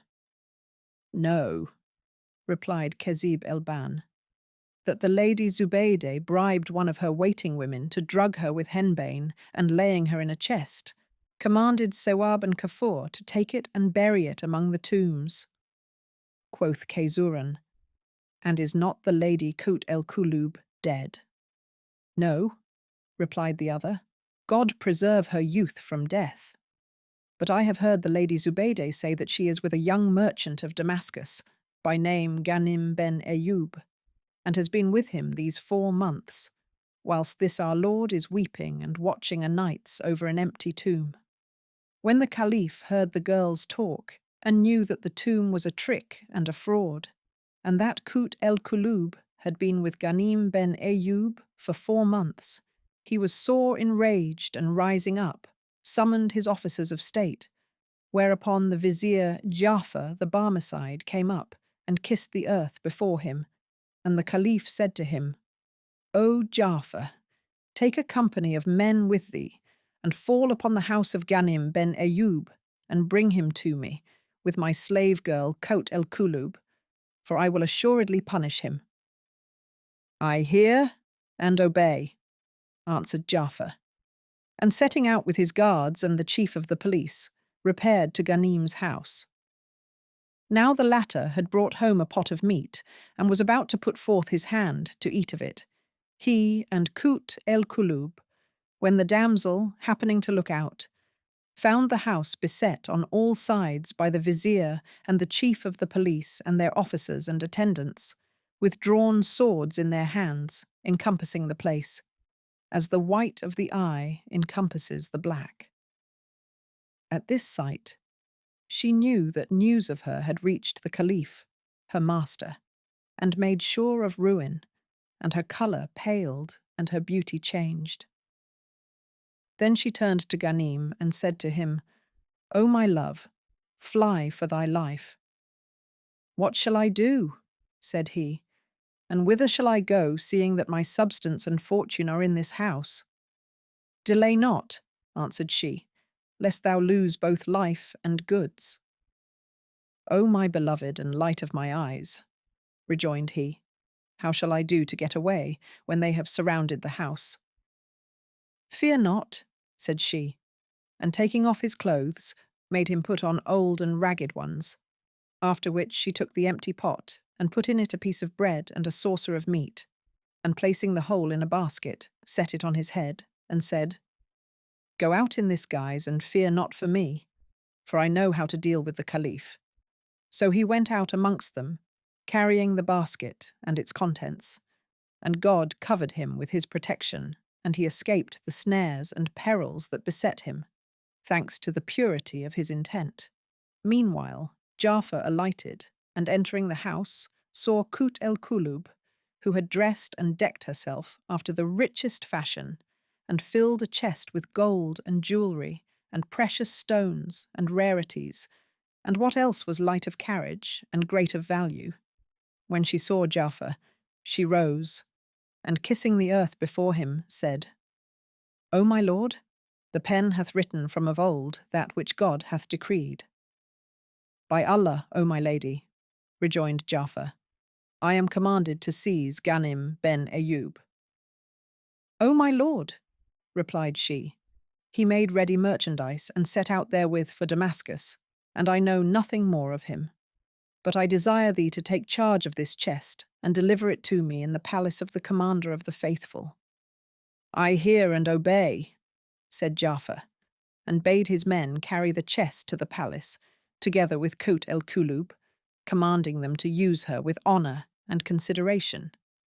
And they did his bidding, after they had plundered Ghanim's house.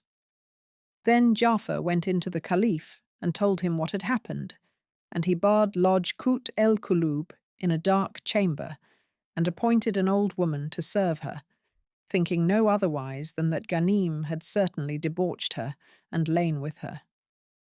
Then he wrote a letter to the Emir Mohammed ben Suleiman ez-Zaini, the viceroy of Damascus, to the following purport: "As soon as this letter reaches thee, lay hands on Ghanim ben Eyoub, and send him to me." When the letter came to the viceroy, he kissed it and laid it on his head, then caused proclamation to be made in the streets of Damascus, "Whoso is minded to plunder, let him betake himself to the house of Ghanim ben Eyoub." So they repaired to the house, where they found that Ghanim's mother and sister had made him a tomb midmost the house, and sat by it, weeping for him. Whereupon they seized them, without telling them the cause, and carried them before the Sultan, after having plundered the house. The viceroy questioned them of Ghanim, and they replied, "This year or more we have had no news of him." So they restored them to their place. Meanwhile, Ghanim, finding himself despoiled of his wealth and considering his case, wept till his heart was well nigh broken. Then he fared on at random till the end of the day, and hunger was sore on him, and he was worn out with fatigue. Coming to a village, he entered a mosque, where he sat down on a mat, leaning his back against the wall, and presently sank to the ground, in extremity for hunger and weariness, and lay there till morning, his heart fluttering for want of food. By reason of his sweating, vermin coursed over his skin, his breath grew fetid, and he became in sorry case. When the people of the town came to pray the morning prayer, they found him lying there, sick and weak with hunger, yet showing signs of gentle breeding. As soon as they had done their devotions, they came up to him, and finding him cold and starving, threw over him an old mantle with ragged sleeves, and said to him, "O stranger, whence art thou, and what ails thee?" He opened his eyes and wept, but made them no answer, whereupon one of them, seeing that he was starving, brought him a saucerful of honey and 2 cakes of bread. So he ate a little, and they sat with him till sunrise, when they went about their occupations. He abode with them in this state for a month, whilst sickness and infirmity increased upon him. And they wept for him, and pitying his condition, took counsel together of his case, and agreed to send him to the hospital at Baghdad. Meanwhile, there came into the mosque 2 beggar women, who were none other than Ghanim's mother and sister. And when he saw them, he gave them the bread that was at his head, and they slept by his side that night. But he knew them not. Next day the villagers fetched a camel, and said to the driver, "Put this sick man on thy camel, and carry him to Baghdad, and set him down at the door of the hospital. So haply he may be medicined and recover his health, and God will reward thee." "I hear and obey," said the camel driver.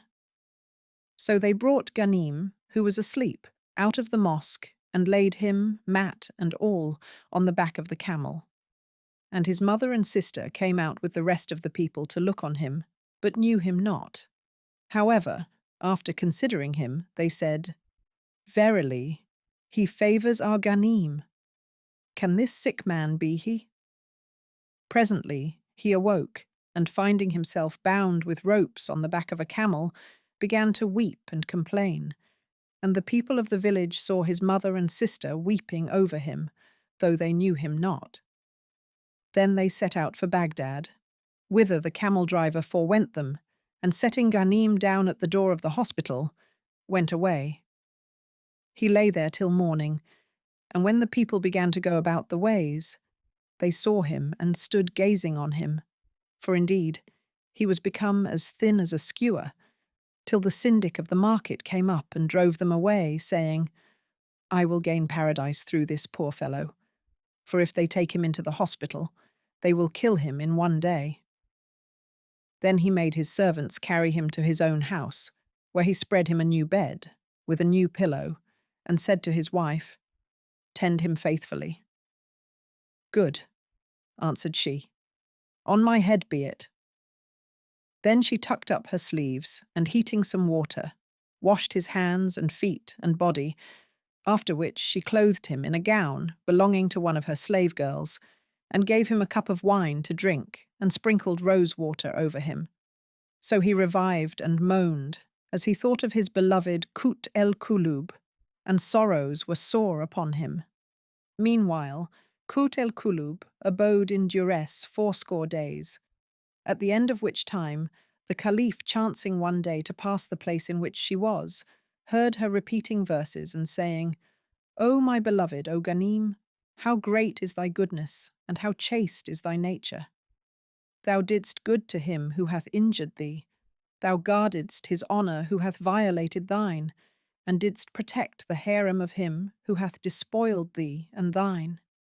But thou wilt surely stand, with the commander of the faithful, before the just judge, and be justified of him on the day when the judge shall be the Lord of all, to whom belong might and majesty, and the witnesses the angels."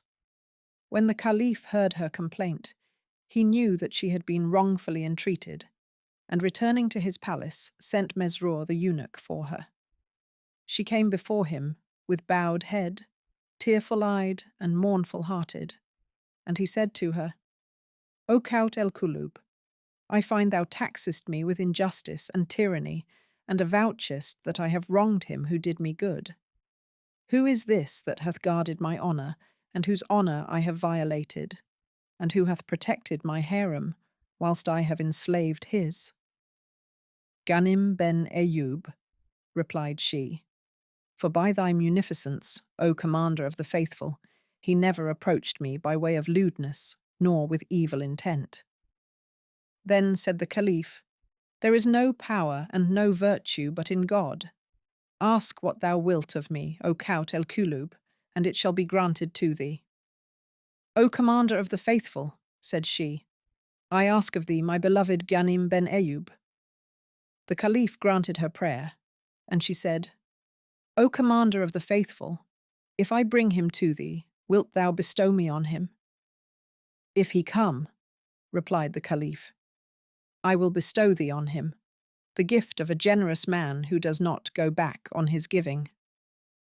O commander of the faithful, said she, suffer me to go in quest of him. It may be God will unite me with him. Do what seemeth good to thee, answered he.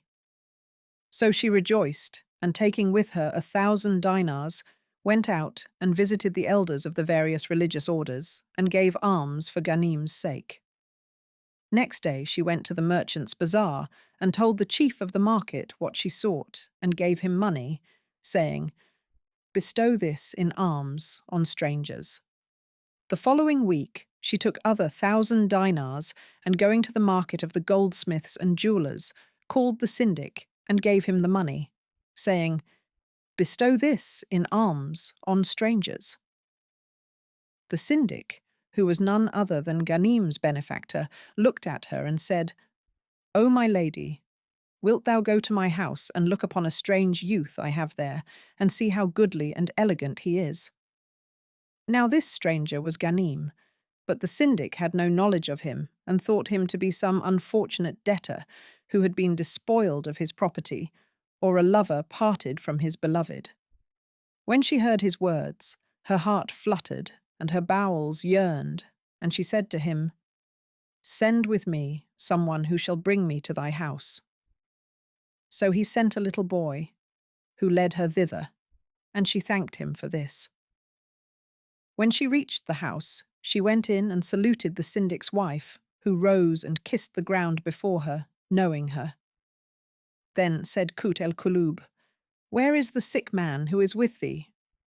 O my lady, replied she, weeping, here he is, lying on this bed. By Allah, he is a man of condition, and bears traces of gentle breeding. So Kut el-Kulub turned and looked at him, but he was as if disguised in her eyes, being worn and wasted till he was become as thin as a skewer, so that his case was doubtful to her, and she was not certain that it was he.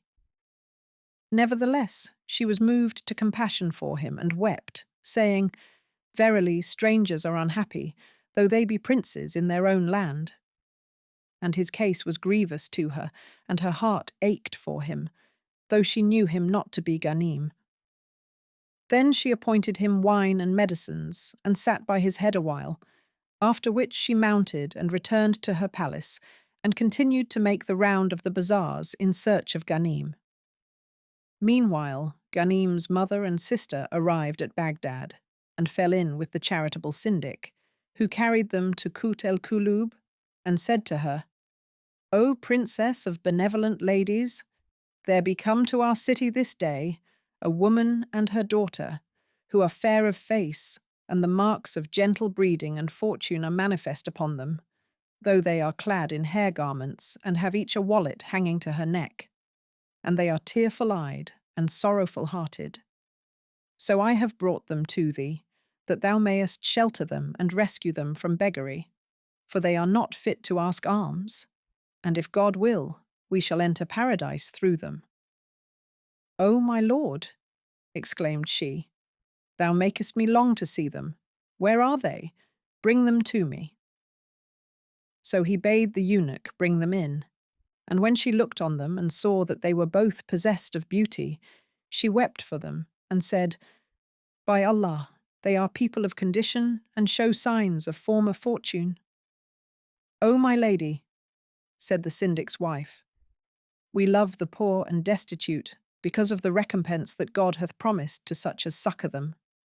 As for these, belike the oppressors have done them violence and robbed them of their fortune and laid waste their dwelling place."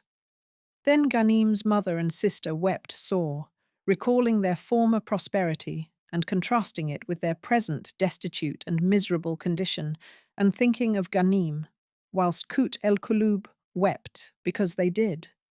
And they exclaimed, "We beseech God to reunite us with him whom we desire, and he is none other than our son, Ghanim ben Eyoub." When Kut el-Kulub heard this, she knew them to be the mother and sister of her beloved, and wept till she lost her senses.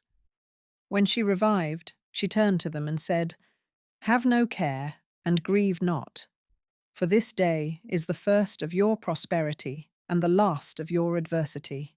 Then she bade the syndic take them to his own house, and let his wife carry them to the bath, and clothe them handsomely. And she charged him to take care of them, and treat them with all honour, and gave him a sum of money. Next day she mounted, and riding to his house, went in to his wife, who rose and kissed her hands, and thanked her for her goodness.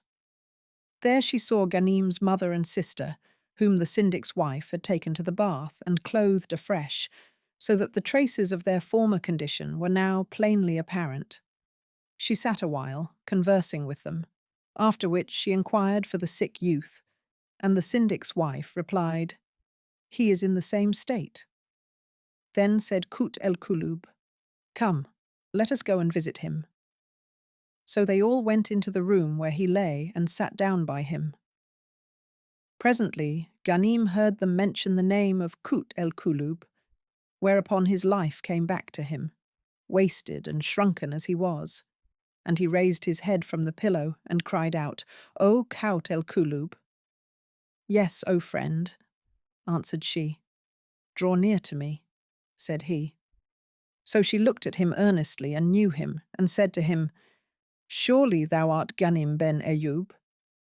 "I am indeed he," replied he. At this she fell down in a swoon, and when Ghanim's mother and sister heard their words, they both cried out, "O joy!" and swooned away. When they recovered, Kut el-Kulub exclaimed, "Praised be God, who hath brought us together again, and hath reunited thee with thy mother and sister." Then she told him all that had befallen her with the Caliph, and said, "I have made known the truth to the commander of the faithful, who believed me and approved of thee, and now he wishes to see thee." Then she told him how the Caliph had bestowed her on him, at which he was beyond measure rejoiced, and she returned to the palace at once, charging them not to stir till she came back. There she opened the chest that she had brought from Ghanim's house, and taking out some of the money, carried it to the syndic, and bade him buy them each 4 suits of the best stuffs, and 20 handkerchiefs, and what else they needed. After which she carried them all 3 to the bath, and commanded to wash them, and made ready for them broths and galingale and apple water against their coming out. When they left the bath, they put on new clothes, and she abode with them 3 days, feeding them with fowls and broths and sherbet of sugar candy, till their strength returned to them. After this, she carried them to the bath a second time, and when they came out and had changed their clothes, she took them back to the syndic's house and left them there, whilst she returned to the palace, and craving an audience of the Caliph, told him the whole story, and how her lord Ghanim and his mother and sister were now in Baghdad. When the Caliph heard this, he turned to his attendants and said, "Bring hither to me Ghanim." So Ja'far went to fetch him, but Kut el-Kulub forewent him to the syndic's house, and told Ghanim that the Caliph had sent for him, and enjoined him to eloquence and self-possession and pleasant speech. Then she clad him in a rich habit, and gave him much money, bidding him be lavish of largesse to the household of the Caliph, when he went in to him. Presently, Jafar arrived, riding on his Nubian mule, and Ghanim met him and kissed the ground before him, wishing him long life. Now was the star of his good fortune risen and shone, and Jafar took him and brought him to the Caliph. When he entered, he looked at the viziers and emirs and chamberlains and deputies and grandees and captains, Turks and Medes and Arabs and Persians, and then at the Caliph. Then he made sweet his speech and his eloquence, and bowing his head, spoke the following verses. Long life unto a king, the greatest of the great, still following on good works and bounties without date, glowering with high resolves, a fountain of largesse, for ever full. 'Tis said, of fire and flood and fate, that they none else would have for monarch of the world, for sovereign of the time and king in Kisra's gate. Kings, salutation-wise, upon his threshold's earth, for his acceptance lay the jewels of their state, and when their eyes behold the glory of his might, upon the earth, in awe, themselves they do prostrate. This humbleness it is that profits them with thee, and wins them wealth and power and rank and high estate. Upon old Saturn's heights pitch thy pavilion, since for thy countless hosts the world is grown too strait, and teach the stars to know thine own magnificence, in kindness to the prince who rules the starry state. May God with his consent for ever favour thee, for steadfastness of soul and sense upon thee wait, thy justice overspreads the surface of the earth, till far and near for it their difference abate. The Caliph was charmed with his eloquence and the sweetness of his speech, and said to him, Draw near to me.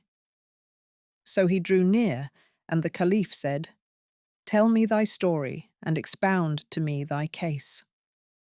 So Ghanim sat down and related to him all that had befallen him from beginning to end. The Caliph was assured that he spoke the truth, so he invested him with a dress of honour and took him into favour. Then he said to him, Acquit me of the wrong I have done thee. And Ghanim did so, saying, O Commander of the faithful, the slave, and all that is his belong to his lord. The Caliph was pleased with this, and bade set apart a palace for Ghanim, on whom he bestowed great store of gifts, and assigned him bountiful stipends and allowances, sending his mother and sister to live with him. After which, hearing that his sister Fitneh was indeed a seduction for beauty, he demanded her in marriage of Ghanim, who replied, She is thy handmaid, and I am thy servant.